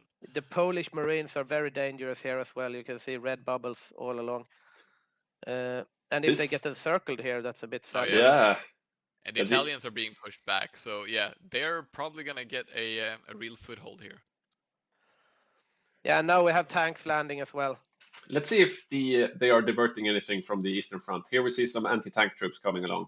Yeah, we have anti-tank troops coming up, forming a line to the east of Paris, though. So it's kind of a defeatist, fallback line, to be honest. Yeah. But the probably heavy for the tanks best. are leaving. So the German heavy tanks are leaving the Eastern Front and going to the Western Front. So that will clear up a lot of problems for the Leningrad, Soviets. Leningrad has fallen. or as we like to now call it, it's Pietari. Pietari. Pietari back in Finnish control, or back in Finnish control, but Have the in Soviets? Finnish control. Yeah, the Soviets have moved back their front line. Yeah. Still 6 heavy tanks fielded by the Germans. Meanwhile, 9 heavy tanks fielded by the Soviets. So no big encirclements or losses on the Eastern Front since we checked in on them last time. We do see a link up of the German and the Finnish front here and closing in on Moscow. These 2 parts will probably be able to link up rather quickly. So Rosen, for some reason, is listening to the stream and he's writing in the chat, say, check Panama. Okay.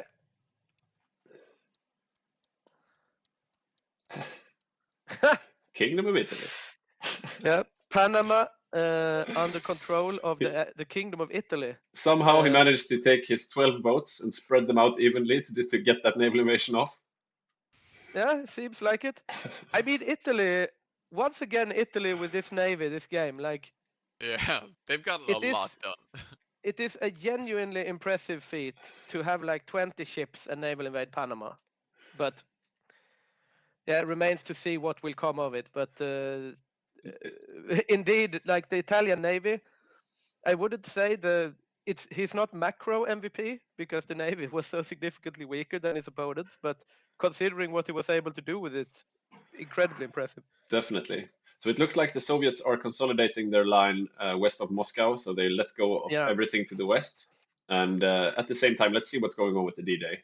Yeah, they are waiting for the D-Day to really stress out the Germans here, because if the Germans do not push out this D-Day, the Soviets just need to hold around Moscow. Look at those German heavy tanks just cutting through. The German heavy tanks are coming in and they are doing work. For the Canadian tanks there. They did just eliminate a bunch of the Italian Marines. So we'll see if the Germans can create pockets here. Yeah, this could be a really decisive moment, because if the Allies lose the troops or too much troops in this landing, they won't be able to do another one for quite some time. Yeah.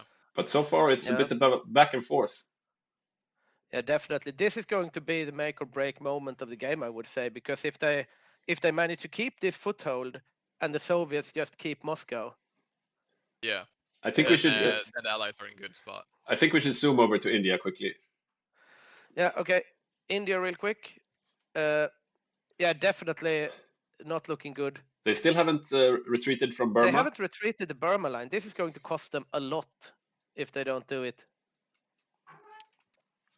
The Siamese are just working here together with the Japanese and making short work of India. Yeah. I'm going to look a bit more at the naval game between the United States and the Empire of Japan, rather. Looking at the naval losses here for last month, nothing. Current year, 1 super heavy carrier and 1 carrier. So the Japanese have lost 2 carriers. Looking over at the United States, we do see naval losses of cruisers, submarines, light ships, convoys. So the carrier game is won by the Americans at this point. But all right. Yeah, but not by any decisive manner. Like, okay, 2 carriers, it's going to suck, but it's not going to be game deciding at this point, especially if India just folds over. The tanks have recovered somewhat. The Germans somewhat. are trying for an encirclement here. Yeah. They might be able to. We have some Marines, some got 2 of infantry. their tanks stuck, but they managed to get them out through a port. So now they're back to pushing again. They're being met up by the Canadian tanks, and they seem to be somewhat being held back by the Canadian tanks. And that seems like the deciding factor here right now. Yeah, the Canadian tanks are indeed rather dangerous. Also, the Irish just cracked the German cipher. So they are making a big impact here. Yeah. I think Irish that's breakers. Is that an Irish railway gun we see there on the line? Yeah, we got an overrun up here. It was just captured, I think. Something got overrun up top. but Yeah. it was Oh, not and German tank. they're really rolling up the coastline there. Dangerous for the Allies. Yeah, this is Yeah. dangerous for the Canadian tank. They They were are. saying that we might not be able to beat the Canadian tank on the field, but we can just go around you, right? Yeah, and look at the Yeah. supply. Now that they lost those ports, the supplies are Oh, yeah. hurting, and this might be the Allies Oh, losing yeah. a lot of troops. And the Kingdom of Italy has blown up the Panama Canal. That is really going to suck for the United States in the Pacific. Yep. Oh damn. Yeah. Yeah, Everything's being pushed back here. Rosen is actually, really the getting Italian revenge. Navy has been able to do a lot of very high impact and very strange plays this game. Ouch, ouch, ouch. Will the Canadians make it out if we pinpoint those guys? They're probably the most high value units that the Allies have there Yeah, right let's now. see. Where do we have the Canadians? Maybe just go to the Canadian POV. Yeah, I'm just gonna go Canadian POV. They have 5 for now. Ah, Yeah, they they are. are. They saw They the are writing on the ready. wall. So Yeah. they live to fight another day, which was probably Yeah, the right which is move. probably the play. Like if they lost all the Canadian tanks there, it would be. But I mean, if they roll up all of this, it's gonna take a while before you get the new D-Day. Let's have a look Yeah. at the total Allied losses, and we can see compare after they Yeah, throw them out. let's see here. Ooh. We have dangerous for some Hungarian heavy tanks, but nothing much happening yet. Still full strength German heavies.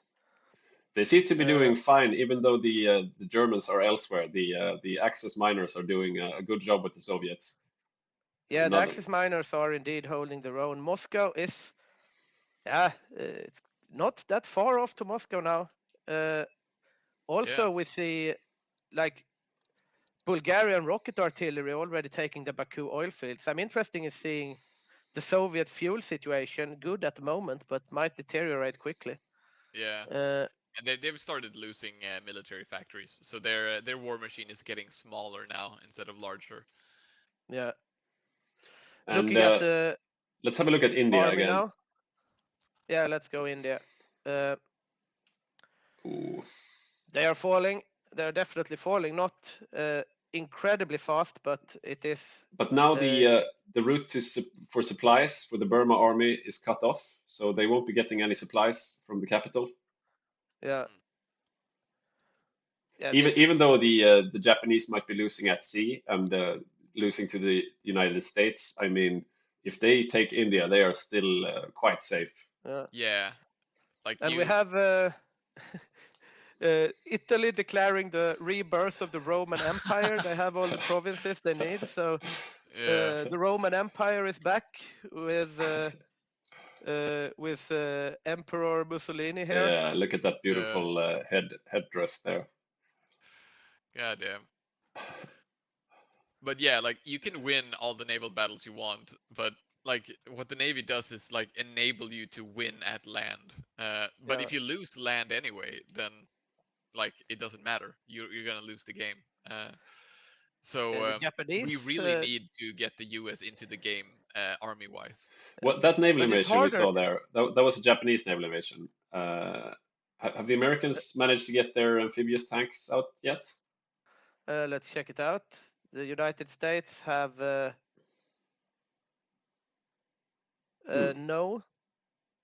They seem to be really But slow soon coming. they have a deficit of the German tanks. This seems to be a miss on the. I mean, for the United States to have this deficit of Amtracs at this point. So Mortal Visions just noted that the US is below 200 convoys. Actually, the Japanese are at 0 convoys. The Japanese are at 0 convoys, yeah. So the Navy game is starting to show here.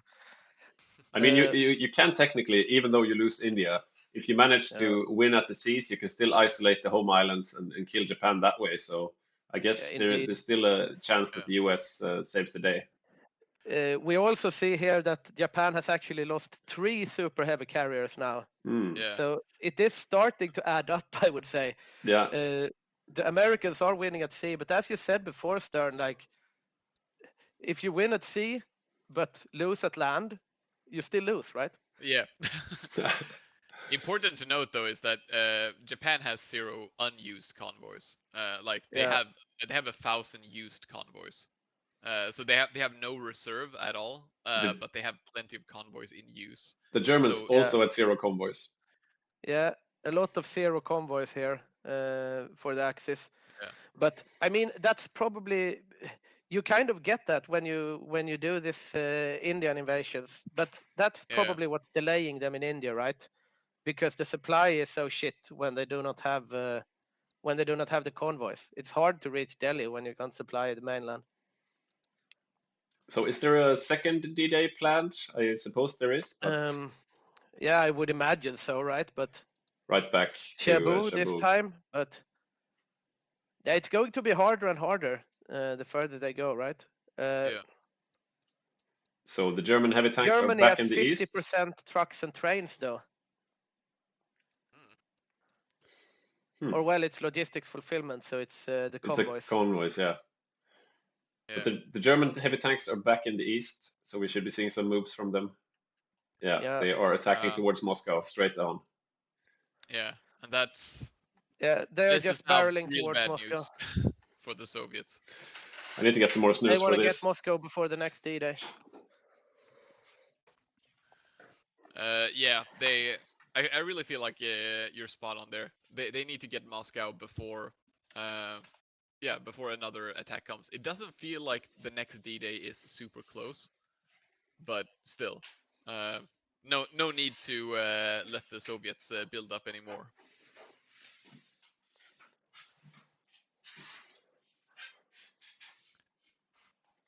And with the heavy tanks back on the line here, we see them pushing in with green. So they're going to be, starting to push this final assault towards Moscow. Yeah, they are indeed closing in on Moscow. We see the Finns are moving a lot in the north. These Finnish bikers are just moving across, jumping off the bike, fighting against the infantry, and then just biking on towards Urals. Yeah, biking across all of Siberia, goddamn. The Soviets have managed to create quite the iron ring around Moscow, though, so they're doing everything they can. This will take a while to get. It's interesting. I did count out Finland there for a while, like, oh, they're going to fall in like in a couple of minutes. But yeah, this, by the looks of things, they're not going to fall anytime soon. They've even proclaimed Greater Finland, which means that they get more manpower and so on from all of these tiles. That is just beautiful to see. But yeah, I also expected Finland to fall pretty soon after the parade drops. We see the Roman Empire planning naval invasions of Ethiopia as well to break up the line here. Yeah, not too many allies there. Yeah, there's only a small line of basically garrison infantry.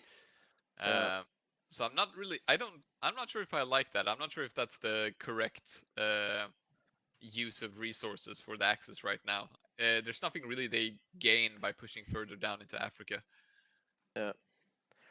Now looking at the German perspective here, trying to get an encirclement of 3 Soviet heavy tanks here. They are moving down the German heavy tanks quickly here.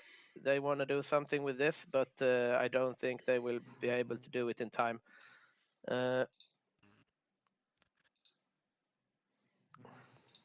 No, and they have settled for attacking straight into the Soviet heavy tanks. See if they can get these 2 tanks in a small encirclement. They managed to do it. Very smart place by the Germans there to actually just take this tile instead of trying to get around and get both of them. And they are dead. So yeah, another huge heavy tank loss for the Soviets. How many do they have left? They have 6 right now, I think. Looking over at the Soviets now, they're fielding 7 heavy tank divisions.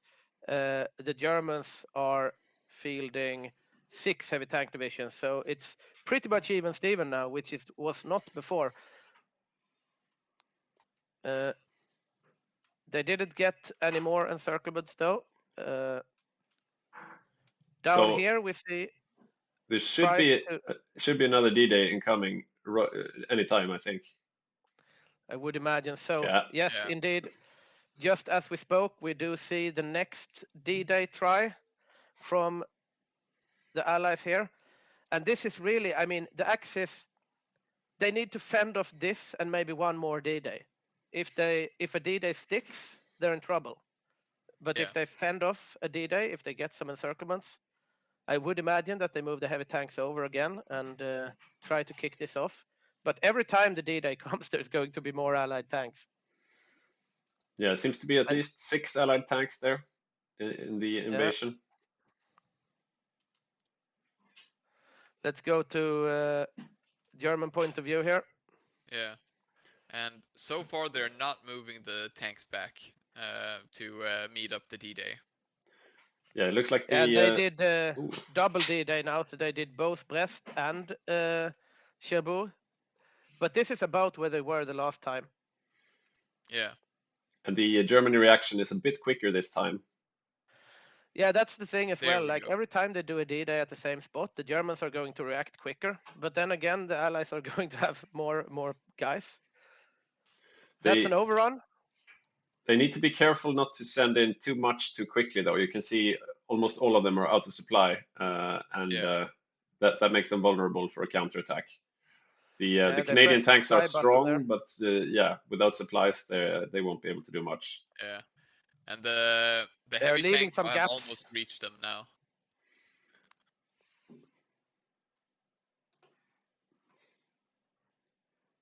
So they're killing some divisions, but nothing important. Are the heavy tanks heading back? Yeah, they're through Paris now, so 4 German heavy tanks are about to hit into these out of supply troops. Yeah, they are heading back. We have let's keep them in view. Coming down by train. So we will see the Canadians versus the German tanks again. And we have 4 heavy tanks here. The Germans are now fielding 10 heavy tanks, so they are really ramping up. Yeah, they even managed to afford to keep some on the Eastern Front. Yeah. So this is. If they lose here, though, they're going to be sad that they kept the 6 heavy tanks on the Eastern Front. Yeah. And I mean, here the Soviets they're are not going to now. So. Oh yeah. Now and they push back pretty much immediately. And they are trying to pin them here. The Canadians are strong, and here comes the French tanks as well. The French tanks of Mako.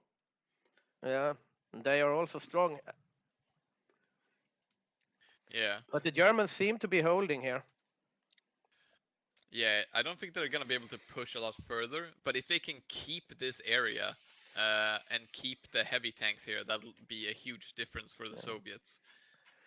Yeah, we have a question in the chat here. No U.S. troops in France, and no, because I don't know. They don't have that much troops, and also they seem to be busy in the Italy, Pacific. or the Roman Empire rather, blew up the Panama Canal, so they can't ferry them from the Pacific. Yeah, they have 1 division of tanks Marine brigades, and that's pretty much it.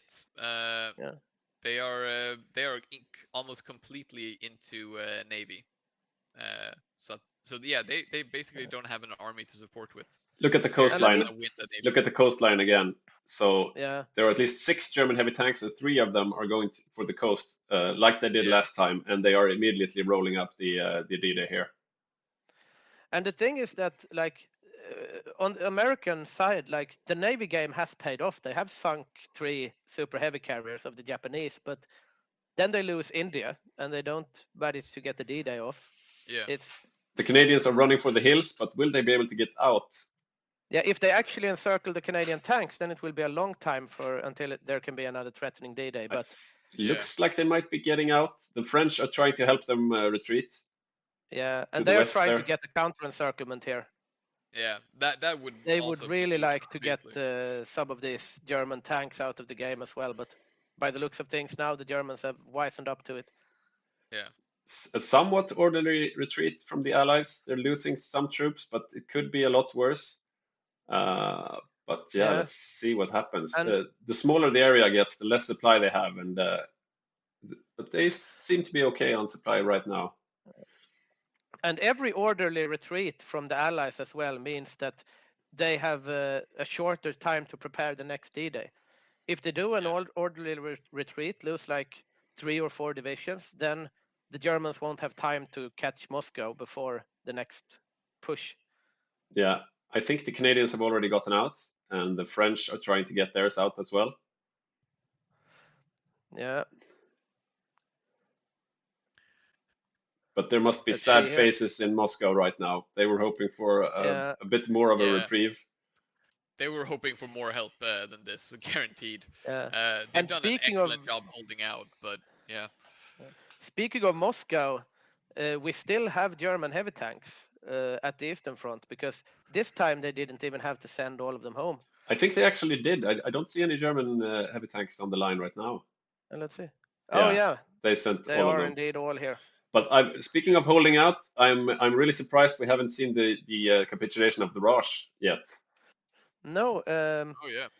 they are slowly but surely dying here, but now look we at- see that the Siamese are making a broad push on the front here, and they are completely surrounded and cut off. But probably still, the Japanese are back on convoys and fuel, though. They have still not taken Wake Island, considering the Americans said that they were going to go very Pacific focus, and the Japanese also. It's very interesting that there have been basically no island hopping of significant or big Amtrak or naval engagements here. Yeah. It's just some carriers being sunk, and that's about it. Looking over at the naval losses here, let's check current month. It's submarines versus convoys. So Japanese are getting raided. Likewise last month, and older. We have a total of 4 heavy carriers sunk, but yeah, the Pacific game is indeed quite boring. Not a lot happening in the islands. Yeah, the most that's happening is India, and Yeah. since Japan is winning that, I really feel like Japan is coming out ahead of the whole Pacific showdown. Who's going to try to retake the Panama Canal? Yeah, we do see the Americans trying to retake the Panama Canal from the Roman Empire, but at this point, I mean, they blew it up, right? So Yeah. I mean, it's nice you to can have, I repair guess. it, right? Like you can spend production to build it again, right? Yeah. It's going to take a while, though. Yeah. And they are also invading Panama. They're invading the Panama Canal with their first Amtrak division. Yeah, with their only Amtrak division. Yay. They have 2 Amtrak divisions out. So 50% of their Amtrak force is going to retake the Panama Canal from Italy. Seems like a weird priority for me. Yeah. So the the US badge is dangerously low on steel and aluminium, and also rubber, and like pretty much everything. So they don't really have the resources to do mass production at this point, even if they do have the factories. I got a message from the Badger saying he started to raid the UK now with using his torpedo boats. All right. So we could have a look at the UK convoys. Yeah, they have 0 reserves. They still have not over 900 actual convoys being used, but yeah, every convoy sunk now is going to directly impact trade and supply. Yeah, he has sunken 43 British convoys last month. So he does have some impact here. Looking over at the UK, they actually have 0 convoys. And they're trying to do a landing. Indeed, they are. Very small landing compared to the earlier D-days. Where are the tanks and whatnot? The Canadian tanks, the French tanks? I don't know. That's a good question. I should actually check that out, because I wonder. The Canadian tanks are around London, and the French they tanks are up in Birmingham. Yeah. So they're still there. A bit of a defensive posture. They might be worried of a sea lion this late in the game. Yeah, I mean, it's maybe. possible. Yeah. I'm checking out Italy here. They have not done anything with these shenanigans down here, but they are still planned if they should want to. Looking over at Germany, they are closing in on Moscow, but it's kind of It's a real slog. The Soviets are playing a really good game, I must say. Yeah, the fact that they're still holding on, like they might actually make it like 2 whole years without losing Moscow. Well, okay, that's a couple of months away, and they're pretty close to Moscow. But yeah, It's And there possible, but they hold comes out 2 whole years. That's India done. the surrender of India, but Skoginga did a valiant defense there, I must say. Yeah, he should have Yeah. probably retreated the Burmese army a lot sooner, but yeah, still a good defense. Yeah. Do you think Japan will continue to push into Iran and then into the Soviet Union? They may be lacking the navy to go for Australia and anything, and yeah, that would mean that Iran is the only logical choice. Maybe Yeah. they could start doing naval invasions towards Africa and so on. Let's see where the Japanese or the Asia Axis war machine turns next. Yeah. Yeah. It remains to be seen. Meanwhile, we see Stalingrad. The Axis are trying to take Stalingrad with Bulgarian rocket artillery and some Romanian infantry. Also a slog, very slow moving. Extremely cold at the moment, minus 21 degrees. We have research finished on nuclear reactors Ooh, interesting. from Germany. They do not want to be Make it lost with the to nuke system. Shit.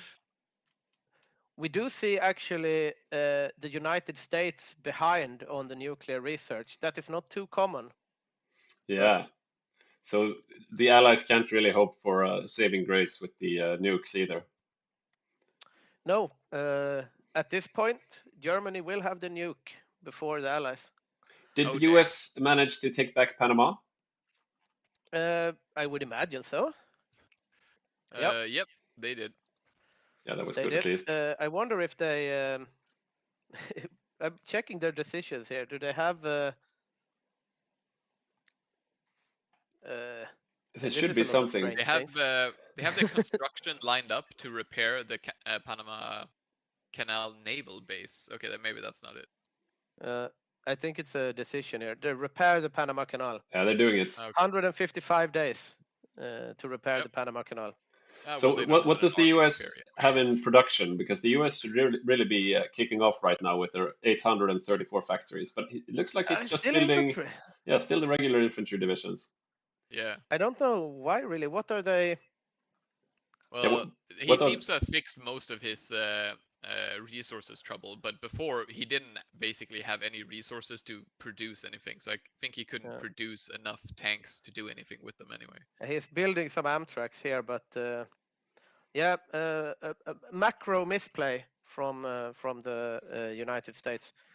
We do see some incessant blinking from the United States here because they are getting convoy raided by the Spanish on the high seas.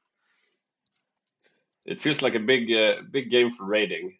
Both sides are losing convoys quickly. Ooh, Meanwhile, we have a D-Day in Denmark. Again, we have Brazilian and United Kingdom Marines landing in Aarhus, swiftly taking over Odense and moving down. The Spanish are moving up. Are they moving their tanks in? We head over to they London. Have not really committed yet, I see. Let's go to the United Kingdom perspective. Yes, they are indeed. Landing. Yeah, the Canadians. They are landing with big forces in Denmark. This is a bit closer to the Eastern Front, though. Yeah. I wonder if the Germans expect this. Yes, they are moving up. But now they are kicking off this one. But that's one division, so yeah. Yeah, that's probably not going to do much. But I wonder the Germans if the Allies are going to try to just fortify here and like take 2 tiles, try to fortify them, and make sure they're not pushed. Like this river right before Kiel could actually be a good point to just hold the land and try to force the Germans to commit tanks to this place. Yeah, the Germans are not falling for the Denmark ruse again. They're coming home. All the 10 heavy tanks coming home from the Eastern Front. They are not taking any chances here. No half measures here from Falk. Yeah. Yeah. They are. I mean, the Germans know it's their game to win, more or less. Like, they are not in a hurry here. They will be first for the nuke. They are closing in on Moscow. Losing some Axis troop here, might be able to break them out though via Lübeck. Yeah, they did. And again, we see the Canadian tanks retreating in the face of the German heavy tanks. Then again, there are not that many harbors close by now. Yeah. at some point you will see the last hurrah of the Canadian tanks if they keep Yeah. doing this sort of engagements. But as of now, They're holding, or are they? Yeah, I really like. I think their best chance is to hold this river, but I'm not holding my breath for it. The German tanks have really proven to be. yeah, the German tanks. Yep, they're over the river. Yeah, they are over the river. I wonder if they're going to try to go for encircling tanks, or if they're going to let the Canadians get away once again and instead grab the infantry they can in order to delay further D-days. Yeah, Meanwhile, the progress have obviously stalled, so every D-day means no push towards Moscow. yeah, But then they come back and they push 2 tiles towards Moscow, and eventually, yeah. Yeah, they still haven't decided if they're retreating or not, but I think they must at this point. yeah. Let's see where the Asia Axis war machine is facing now. Olof's cam is frozen again, Army Dog says.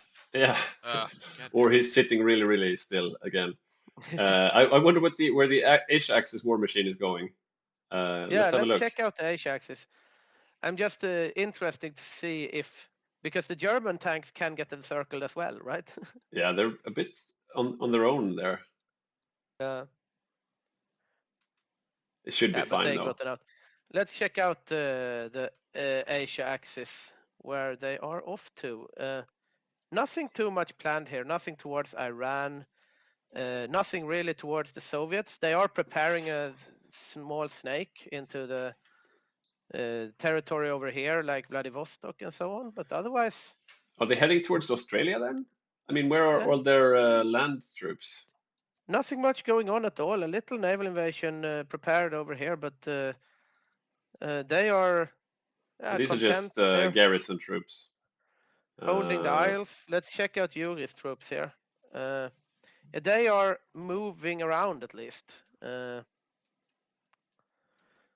They nothing seem too to be extraordinary. they seem to be going on the defensive here. Yeah. But I think they are allowed to attack the Soviet in the back at this point because they've taken India and it's 1944. So according to our rules, yeah, it looks like They are that's what they're definitely doing. preparing for a Soviet offensive here. Yeah, so we know what they're doing. I wonder what the Siamese are up to. Nothing much. Let's check out Denmark. The Romans have pushed 1 tile. Otherwise, it's just Atlantic D-Day wall. Denmark still holding? Yeah. Denmark still in Allied hands as of now. They are getting slowly pushed out though. I wonder how long they want to keep the tanks here. But Germany is still committing all their 10 tanks to this, to driving out this. So the Germans are not taking any chances. Meanwhile, in the south, I think the Axis miners in the south are, they're doing fine, but they are unable to take Stalingrad. Some blinking over here from the Germans. The Soviet tanks are trying some desperate pushes here, but they just get lose even more troops. I think you may have some connection issues, Victor. We're lagging a bit. You're a bit in the yellow here on your connection. I don't know if there's anything you can do. Olof, are you still with us? Yeah, I'm still here. I'm trying to fix the camera. Okay, I'm going to switch to your game view. Okay, yeah, I can keep up the game view. Yeah. So the northern part of Soviet is completely abandoned at this point. It's just up to Finland and Yugoslavia to keep pushing there, and eventually they'll get in. The Japan will obviously, when they start pushing, just roll through this part of the Soviet Union. It will take them a long time to do so, though, because it's a huge country and there's like no infrastructure to actually get anything quickly over here. Have a look at that notification. Francoist Spain has conducted a naval invasion in the French Caribbean. All right. Yeah, the Spanish have taken Cuba. Oh, Or not Cuba, but the island Puerto Rico. yeah. Oh, Puerto Rico. That's original Spanish clay in one perspective, I guess. Yeah. True, true. Still yeah, just Moscow is falling. Moscow We have not falling? seen any. Oh, Moscow it's is falling. Oh damn! Is this finally it? Do we see They are the desperately trying to hold on, though. German heavy tanks here? Oh no, that's. Is here my we go. connection back, by the way? Yeah, it looks much better now. Yeah, nice. Yeah, green I had bars. Steam was downloading a patch for Dota 2. Ah. And Moscow did Moscow fall fell. and overrun. So To without Yugoslavian the heavy Marines. tank, yeah, Yugoslavian Marines took Moscow. The heavy tanks are still in Denmark. So yes, I think we can consider the Soviet Union broken at this point. And- They're gonna hold out for a while still, but yeah, the back is broken at this point. What is I'm gonna the have a look at surrender this. limits at? I'm just going to look at Badger's Yugoslavian Marines. Where do I check the surrender limit? If you look at the war screen, you can see how close the Soviets are to surrendering. If you hold it just under unit there. Yeah. Okay, so percent towards capitulation. a ways So, to yeah. go. Yeah, and they can hold out for a while longer just because they're such a huge country. It takes a while to get to all the victory points. But yeah, the Allies are definitely running out of time. The next D-Day has to be something spectacular for them to actually recover here. Are they still slogging it out in Denmark? Yeah. The very last tiles are being lost here. So Right. yeah. The heavy tanks from the Germans should be on their way back pretty soon. Yeah, these should be on the way back already. Yeah, they're still And, standing there. So they managed to take Moscow without all the heavy tanks. Yeah. Yeah, it was Badger with the Yugoslavian Marines that took Moscow, pretty much all by themselves. And we heard you like D-Day, so how about fourth D-Day? Yeah, yeah, they're just doing it again, which at this point I do respect. I mean, you just gotta try. There's nothing for it. You just gotta keep pushing. They do still have the Canadian tanks. They have Brazilian Marines. They have Polish Marines. I think the French tanks might have been eliminated. Let's check France here. No, they're still here. They're in Norway actually. So they that's where they retreated. But yeah, it's not looking good for the Allies at this point. Let's see how the United States is doing here. We have Fall of Vladivostok. Yeah, that means the Asia Axis have started the invasion from the east. So the days of the Soviets are numbered if they weren't already. Yeah, the U.S. infantry is finally making its way over. Where are they going? Oh, they're going to all the islands here. So yeah, maybe now they're gonna start island hopping in the Pacific. Fair enough. They have the Marines there. Yeah. A bit late in the day. Yep, pretty much. How is the nuclear arms race going? If we have a look at the Germans, I think they are in the lead. 688th day away from the bomb. Okay, so that's still a ways off. Yeah, it's an interesting thing in chat here. From a viewer experience, it's much better having 3 observers because there is not much action getting missed. Yeah, that's good. Yeah, that's true actually. Maybe we should do dual screens at some point. Might consider bringing more screens to Bergerhof. Yeah. Happy you like the stream, Milo, and nice to see you again. Another one of our regulars there. So Stalingrad is still holding, and that's I think worth 10 victory points at least. So that's a big one. We do have the Soviet heavy tanks down here that are actually pushing some of the infantry back at least, but not a lot of is happening up north. Just a slow retreat of the line, basically. Japan has started pushing into the Soviet Union from the east. Obviously meeting no resistance. It's just going to take a while to get through here. And they just have normal infantry doing this. So it's going to take a long while. So if we have a look at the Soviet surrender progress again, because now they're being pushed from two sides. Stalingrad could be like the last holdouts. Okay, so Yeah. 14% more is needed. So that's basically Stalingrad and 4 tiles or something like that. Yeah, and they're going to lose some more here. The Finnish are biking into the north of the country. Yeah. Ever so slowly pushing forward. Yeah.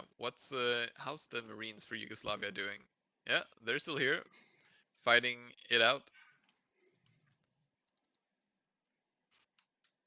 Actually, right now they're just resting, but yeah, the Yugoslavian Marines have done a lot this game. I think they all had medals, didn't they? Yeah, pretty much. Deservedly so, I guess. Level 8 veterans, yeah. Yeah, nice. So there should be another D-Day coming anytime. But yeah, Yeah, will it come before the capitulation of the Soviets, though? Yeah, good question. And if the Seems 3 first unlikely. D-Days didn't succeed, the fourth one seems unlikely to succeed. We see there 10 Italian troops close to Paris, Yeah. ready to receive them. And I don't know if the Germans have sent their heavy tanks back to the Eastern Front. They should have by now. Yeah, they should be here. Well, they're on their way. Actually, they're on their way to meet the D-Day Yeah, immediately. they know So what's this is coming. going to be the most well prepared they have ever been for D-Day. And I suppose the African front is not moving. Yeah. Not much happening, no. Very few The troops. Italians are pushing down a bit, though. Yeah. They have moved a bit off the original line, but nothing too exciting. But the Asia axis, they must be doing something else than pushing into Vladivostok. Is Australia in danger, maybe? No. Nope. Not yet. Seems pretty fine. Pretty much Not nothing yet. happening. They are sinking American submarines via naval bombers. Yeah. And that's US about it. is They are moving more moving, but troops. very slow. Let's see, where is the US moving these troops? Towards Brazil? Are they scared of getting invaded in Brazil? They are moving them. God damn. This is the longest. Frick. Where are they? What? What? Where are they going? Okay. Yeah. Stalingrad is slowly getting surrounded here. Yeah. These ships are just gonna take forever to get there anywhere. Yeah. So let's have a look at Stalingrad then. Yeah. Yeah, and as soon as Stalingrad gets surrounded, that means all the troops not connected to the new capital of Stalingrad, they will have supply issues. Yeah. Soviets are still fighting. Hopeless. Yeah, they did cut the last railroad out of Stalingrad now, so the supply issues are already starting to show. Yeah, and the rocket artillery from Bulgaria is proving effective. Yeah, Thomas has had a nice game on Bulgaria. He's been involved in a lot of fights all over. Yeah, yeah. The Soviets have officially held for 2 years, or was it in June they were invaded? Maybe. Yeah, well, that's more than. Yeah, something like that. Yeah. They've had a good game. You can't blame the Soviets. Here we go. This was a D-Day of some kind. D-Day number 4. Guess. But in the Low Countries. The Low Countries. And yeah, here we go. But the German heavy tanks are in France, so they are close by. Yeah, this is not gonna last long. And we don't see where are the Canadian tanks here? They're just landing. Oh, there they are. Yeah. Yeah, so far the Germans are reacting here. Yeah, these 10 heavy tanks. I can't really see anything from the Allied side that will stop them. They are in Liège right now, building up strength, and as soon as they are full organization, they will move into attack. They even moved slightly before that, I would say. Yeah. Yeah, they probably don't need all their bonuses. It's just clean this up. I'm not even sure. Like, do you guys think we'll see a capitulation from the Allies? If the Soviets capitulate, I think we'll see a capitulation from the Allies as well. Yeah. Okay, let's see the Germans throw out the D-Day here. All right. Nothing being built in the United States of Nothing being America. produced by the Americans. So they're standing around waiting for a bit, Yeah. gnawing a bit at the edges. Choosing their point of attack. What are the Germans producing? Yep, they're producing even more heavy tanks. So they've decided to go up to 14, which I'm pretty sure they can because they should have a lot of heavy tanks by now. Yeah. Their surplus has actually shrunken down a bit, but they can still field more. Yeah, it looked a bit sketchy there for a while when they were down to 2 heavy tanks, having lost a couple early on. But now they are, yeah, they probably have as many tanks as the Allies and Comintern do combined very soon. Yeah, it's been a big game for encirclements and losing heavy tanks.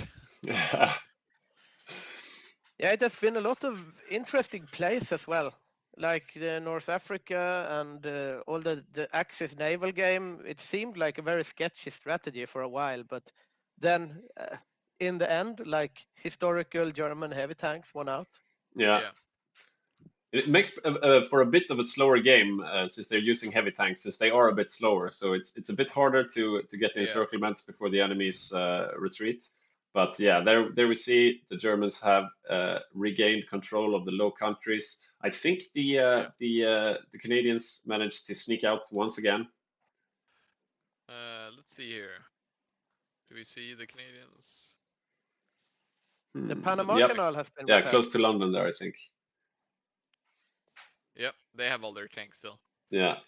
What's the surrender progress here? 91. Yeah, so now it'll be enough for them to take Stalingrad if they manage. Yeah. And it's interesting what Asnog said here, that the US have been very absent.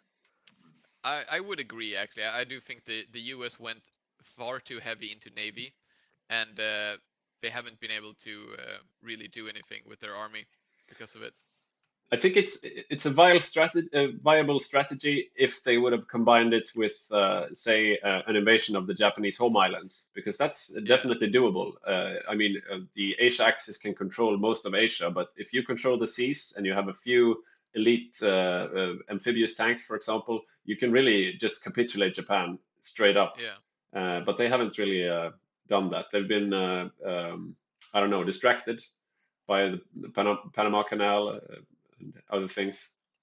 Yeah. The Italian Navy has been, as I said before, they managed to do a lot with what they have. Yeah. Like the Panama Canal play was actually very smart as well. Yeah. Yeah, really like messed up. It's a bit of a meme, but I mean, that completely disconnects the Pacific theater from the European one. Yeah. Yeah. So we see Japan continuing to push here, and you guys, you see how incredibly slow this is. I'm not even sure if they're set to push anywhere right now. I think they are here. Yeah. But it takes forever for normal infantry to move across these tiles. Stalingrad is getting surrounded now. It's finally completely surrounded. Yeah. We have rocket artillery here. Do we have anything heavier? No, I think it might just fall to rocket artillery in the end. So I think the German from Romania. Where are the German heavy tanks now? They could really put in the death blow. Yeah, they are on the eastern front. They're further north, so they're not really concerned with Stalingrad at all. Let's have a look at the surrender progress now. It's now officially surrounded.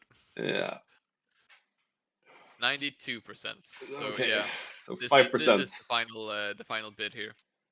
And is there a light in the tunnel? Is there another D-Day coming? A fifth D-Day that can do what the first 4 D-Days could not?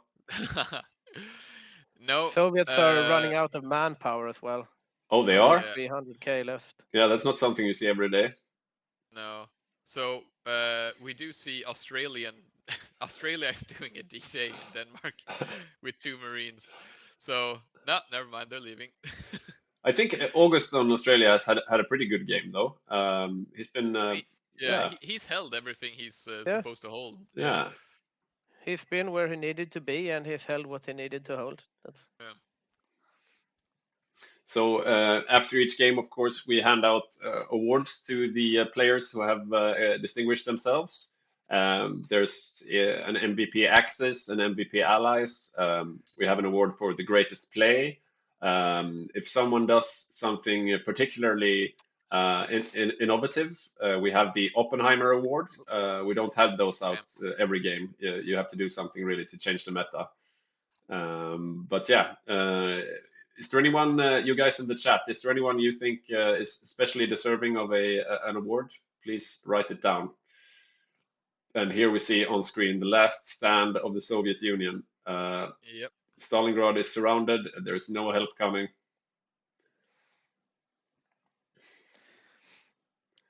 Let's look at the losses. I'm looking at the losses now here. Let's look at the losses. Loss porn. 8.9 million for the Soviets. That's a lot. 93%. That's a lot. But if you have almost 9 million losses, that means you've been fighting hard. Just to get 9 million men out in the field means the Soviets had a good game. Yeah, look at all those. Their manpower is on volunteer only, but manpower hasn't been their problem. No. And there we go. That's it. That should be the capitulation. Let's look at the surrender limit. 98. 1%. Yep. 1% more. So just a few more tiles, and then we'll see the surrender of the Soviet Union. And I think we'll see the surrender of the Allies shortly after. They don't have much left in the tank. It takes such a long time to cap the Soviets. I mean, look at how much of the country is under enemy control. But that's historical too, I suppose. Yeah. I mean, yeah, they managed to hold Moscow in real life, but yeah, they've lost almost half of their military factories. Yeah, this does look to be an Axis victory for sure. So we have some comments in the chat here. Some people think Rosen should get the MVP award, and he's had a good game for sure. A bit of a weak beginning there, losing most of his fleet and most of his troops in North Africa, but he's really repaid the Allies for that, I would say. Another comment here from Asnog saying that Poland should get an award for the raids, Canada for the tanks that are first to run away. Yeah, he's been really good at conserving his strength. Yeah. I mean, usually you land once and then you get thrown out and you lose all your tanks the first try. Ooh, what happened there? Seems like the Japanese actually managed to win a naval battle. Yep. That really puts the nail in the coffin. Yeah, they don't have like for all this navy, they don't have any control of the. And there we go. So the Soviets have capitulated. I'm gonna see if I could get Snistan in for an interview. Which would be interesting because he was supposed to play Vichy France and he was just thrown in to be the Soviet main controller. Yeah. Let's see. So they're gonna do the peace process here, but we'll probably see the surrender of the Allies straight after. We'll see. Snistan has accepted an interview, so I'm just going to get him the link.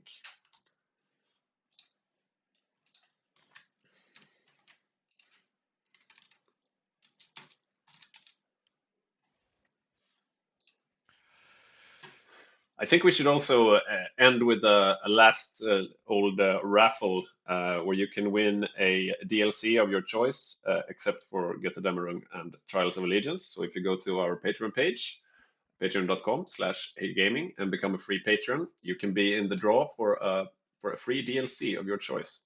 And also, we would appreciate greatly if you subscribe to our YouTube channel and follow us on Twitter. We are still quite a small channel, so every viewer counts. So we really appreciate your support and that you've been watching us today. Let's see. We should be getting the Snistan into. Yeah, I see him here. I'm just gonna. I think he can hear us now. I'm just gonna get him on screen as well.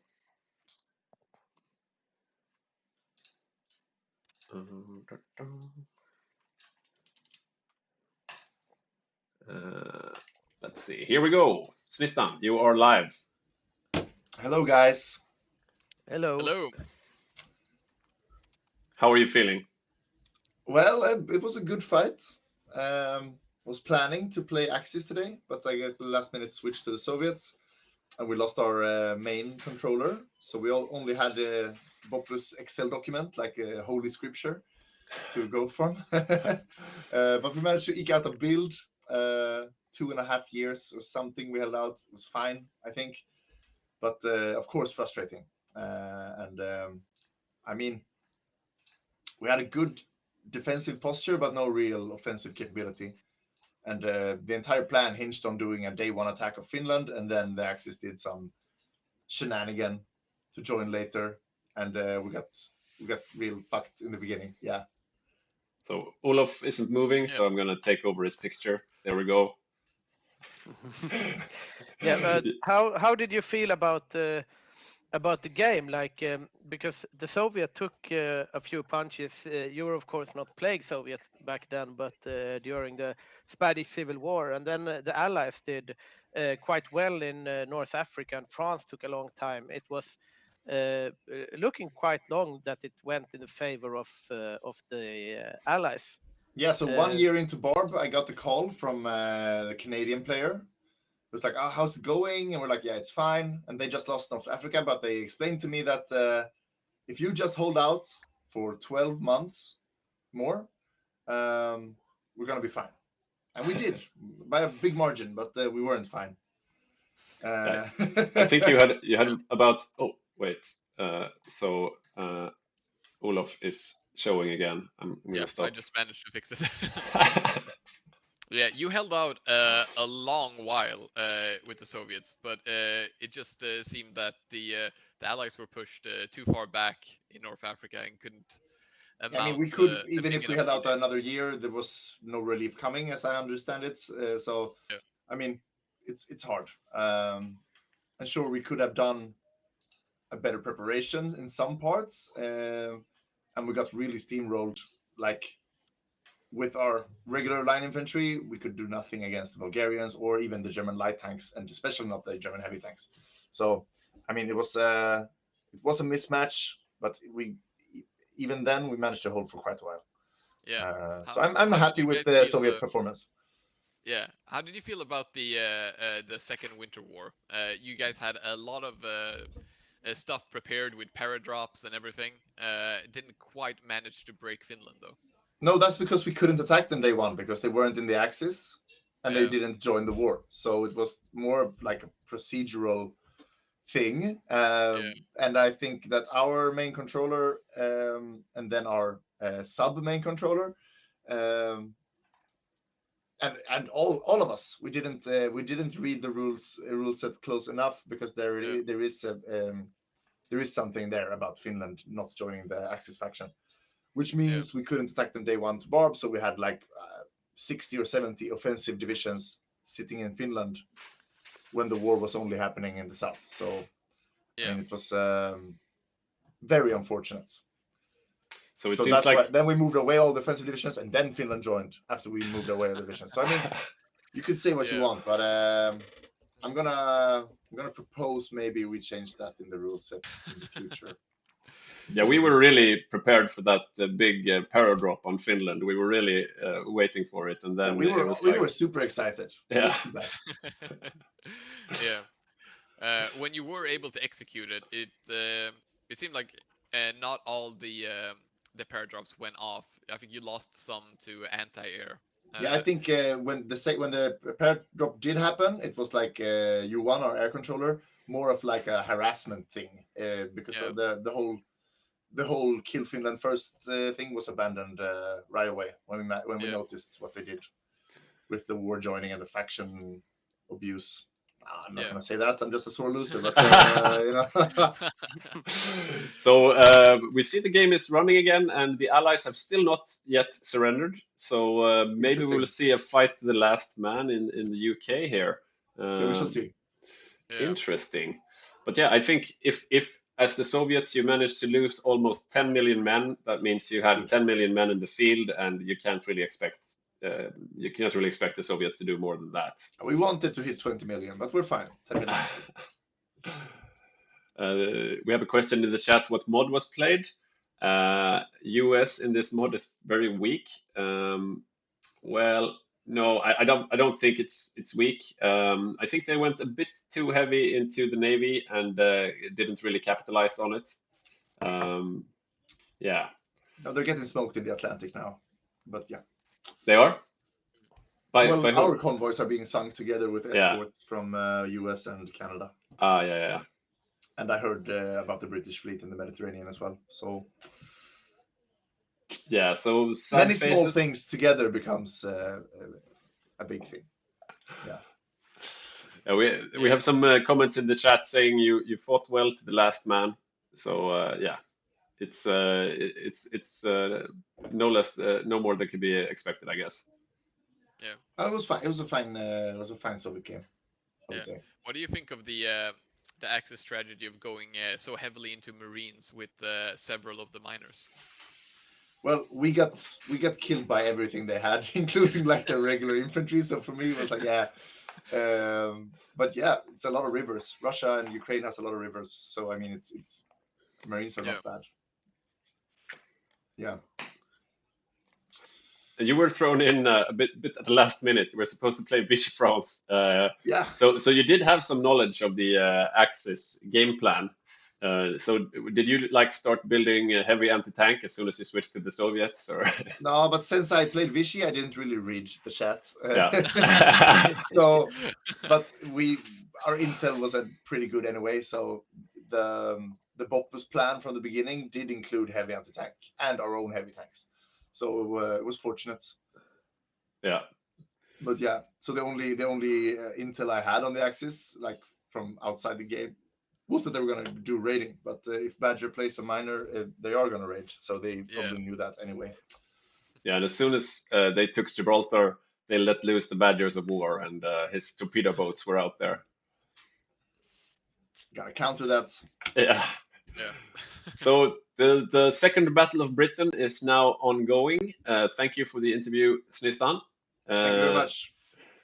And well played. Thank you. So yeah, he didn't seem too sad. A bit bitter, maybe, about some things. Well, losing is never fun, you know. Like, losing is never fun. I have a problem. I am tagged into Mongolia, which is a country that doesn't exist anymore, so I cannot tag into any other countries. I'm just sitting here with Mongolia perspective. And really? Say anything. Yeah, I have the exact same bug actually. But you're still able to see everything, but you just can't select anything. I can see. I can see the Axis, guys. It's a very weird situation. So both of you have this problem? Yeah. Okay. But and even if you go to a C zone first and everything. Oh, maybe. Let's see. What if I tag into a C zone? Yeah, it's not working for me. Right. Is there you guys in the chat? Is there anyone else that you would like us to interview? Let us know, and I will try to get them online. We see here the Axis are preparing to invade the UK. Indeed. And yeah, look at that. It is an overwhelming amount of force. The question is if they will get the naval supremacy needed. Yeah, I can see. Or I could see naval supremacy 59% in the channel. But we can't really see if they've planned any naval invasions, but I imagine they have. No, I would imagine so. I'm just gonna hot join. Okay, I'll switch over to Olof in the meantime. All right.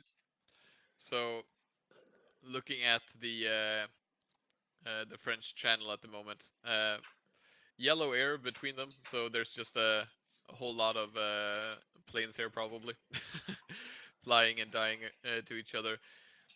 No invasion is going off yet. I'm not really sure what the allies have planned, because yeah.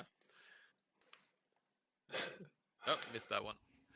So I'm trying to get August, the Australian player, for an interview. I'm gonna see if he responds. But yeah, so there's mainly a big air battle going on right now. Yeah, the Axis looking for their opportunity to to invade, and we do actually see. Is this Poland again doing a run for for Berlin? Although it's called Germania now, so yeah. Yeah, Francis has been doing some really sneaky naval invasions, managing to take Berlin even for a short while. Good for morale, at least. Yeah, yeah. It is one of those games where both Moscow and Berlin fell. Yeah. Not always that happens. Okay, so he accepts the interview. I'm just gonna find a way to get him the link.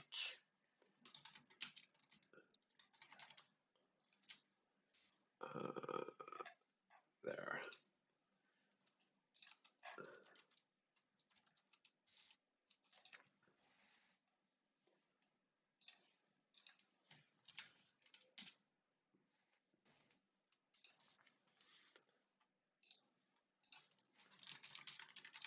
Oh, I hope I didn't end the game now when I joined. Well, we'll see here. Okay, we see a GG there from Ivan on the UK, so that might be the surrender from the Allies. Yeah. Finally, we'll still get August on Australia for an interview in just a bit, hopefully.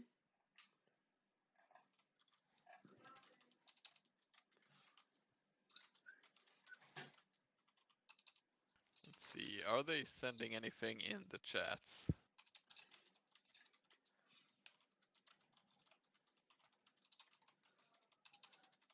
I'm gonna try to get Francis. I can't write in the chat. I'm gonna try to get Francis on Poland in as well.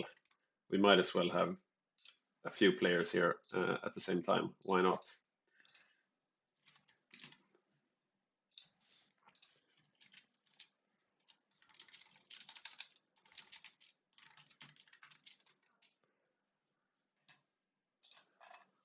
And we'll see who shows up first.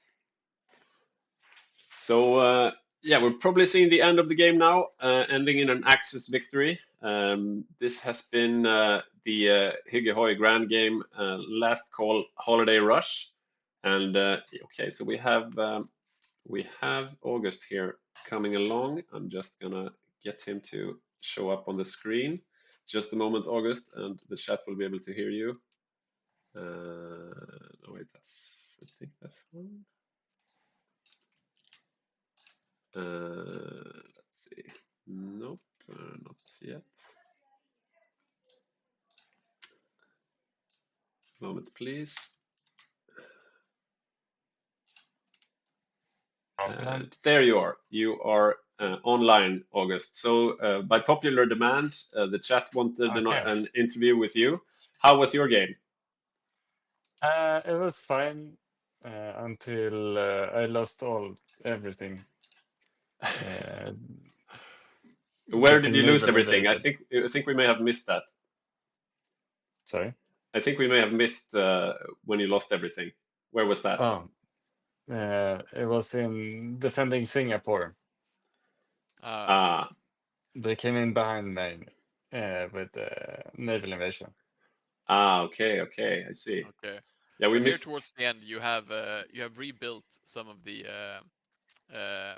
assault guns and Marines. Yeah, so it's the third rebuild, I think. Yeah. What made you decide to go for both assault guns and Marines, and not focus on just one of them? For fun. Yeah. So I just wanted to have some Marines in case I needed to help out in the Pacific island hopping, and I wanted to make some tanks because I have the resources. And you were fighting in the defense of India as well?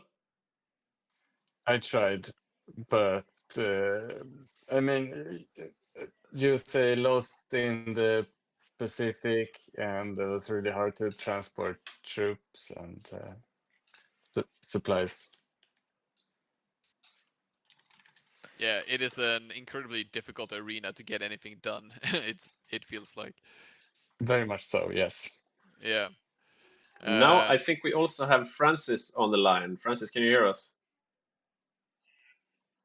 Do you have a camera as well? Maybe. We've only been able to show the stream your player picture where you have the psychotic smile from Bergordhof. Okay, fair enough. Fair enough. How was your game, Francis?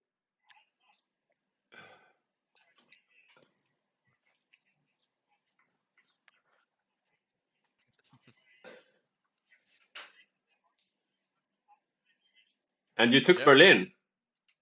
Yeah. Yeah. Yeah. No you got audio further from into Francis. Germany. Oh, no audio. Okay, hang on. One moment. I think I see the issue. Wait. Now maybe? Say something? Hello. Yes, Hello. now I think they hear you. All right. So yeah, you took Berlin, and as we're speaking, you've also invaded Hamburg. I did. I had 3 or 4 Marines that I jumped around with as much as I could. Nice. And tried to keep the morale up, and yeah. Yeah, we were really psyched for your initial naval invasion. As soon as the Germans invaded, you re-invaded them. That was quite the move. Yes, I was very invested in that one. Yeah, I like the cavalry snake. It was yeah.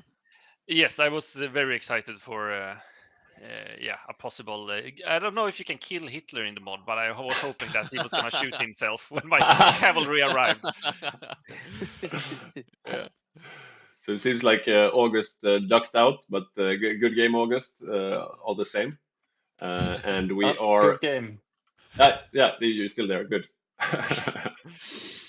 Yeah, so we are at the end of the line here. It seems like the Allies have officially capitulated. Did you think at any time, Francis, that things were gonna go differently? Well, it looked well in the beginning when France held out for a long time. Yeah. And Italy lost a lot there in North Africa. Yeah, but they lost that too easily. So I knew that Rosen was gonna come back because he's done something like that against me in a game in the past. So I was like, but I was hoping for.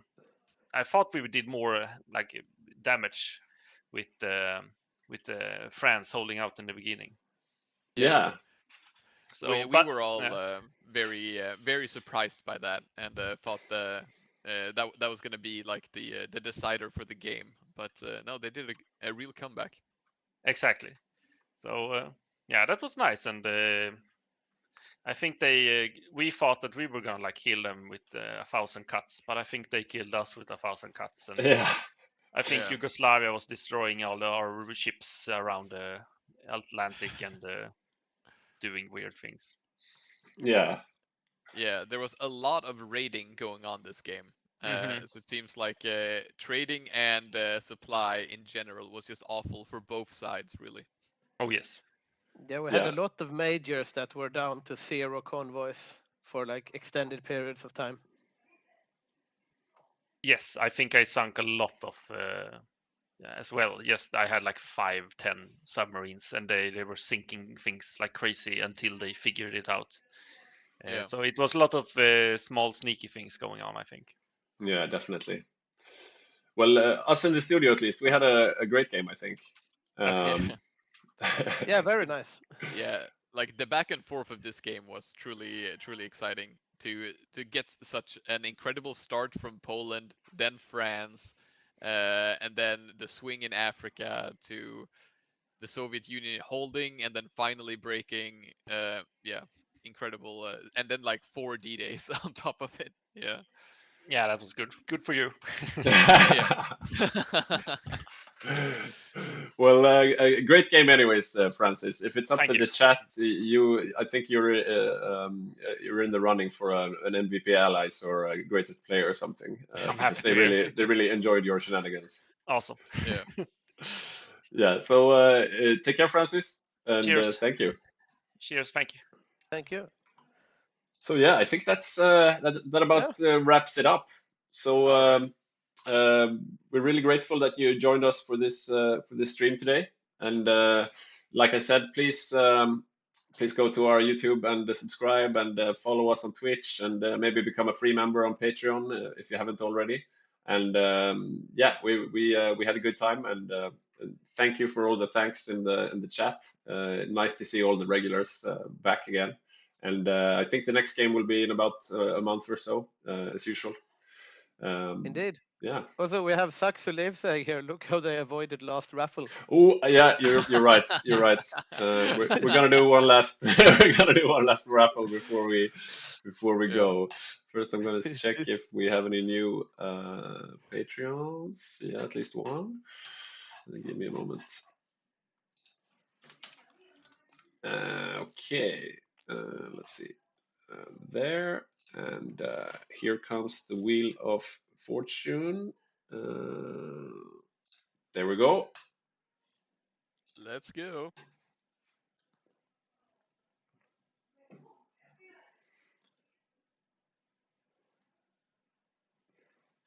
Okay, so number 66.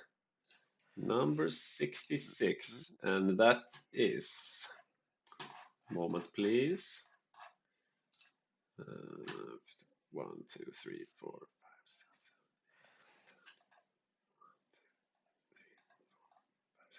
Jonah Massey. Congratulations, Jonah.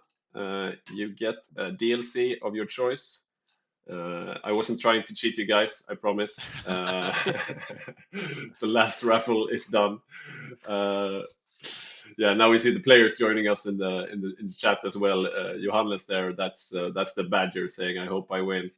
And Rosen says, "At least this game, my place made it to the stream." Yeah, you are also a crowd favorite, Rosen, definitely this time. Yeah, indeed, very good place. Yeah, so thank you for joining us in this holiday game, and I wish you all a very happy New Year, happy 2025. You have lots of content to look forward to from us here at Hygge Gaming. Yeah, happy New Indeed Year's. we do. Happy New Year's. Thank you so much. Take care, everyone. Bye.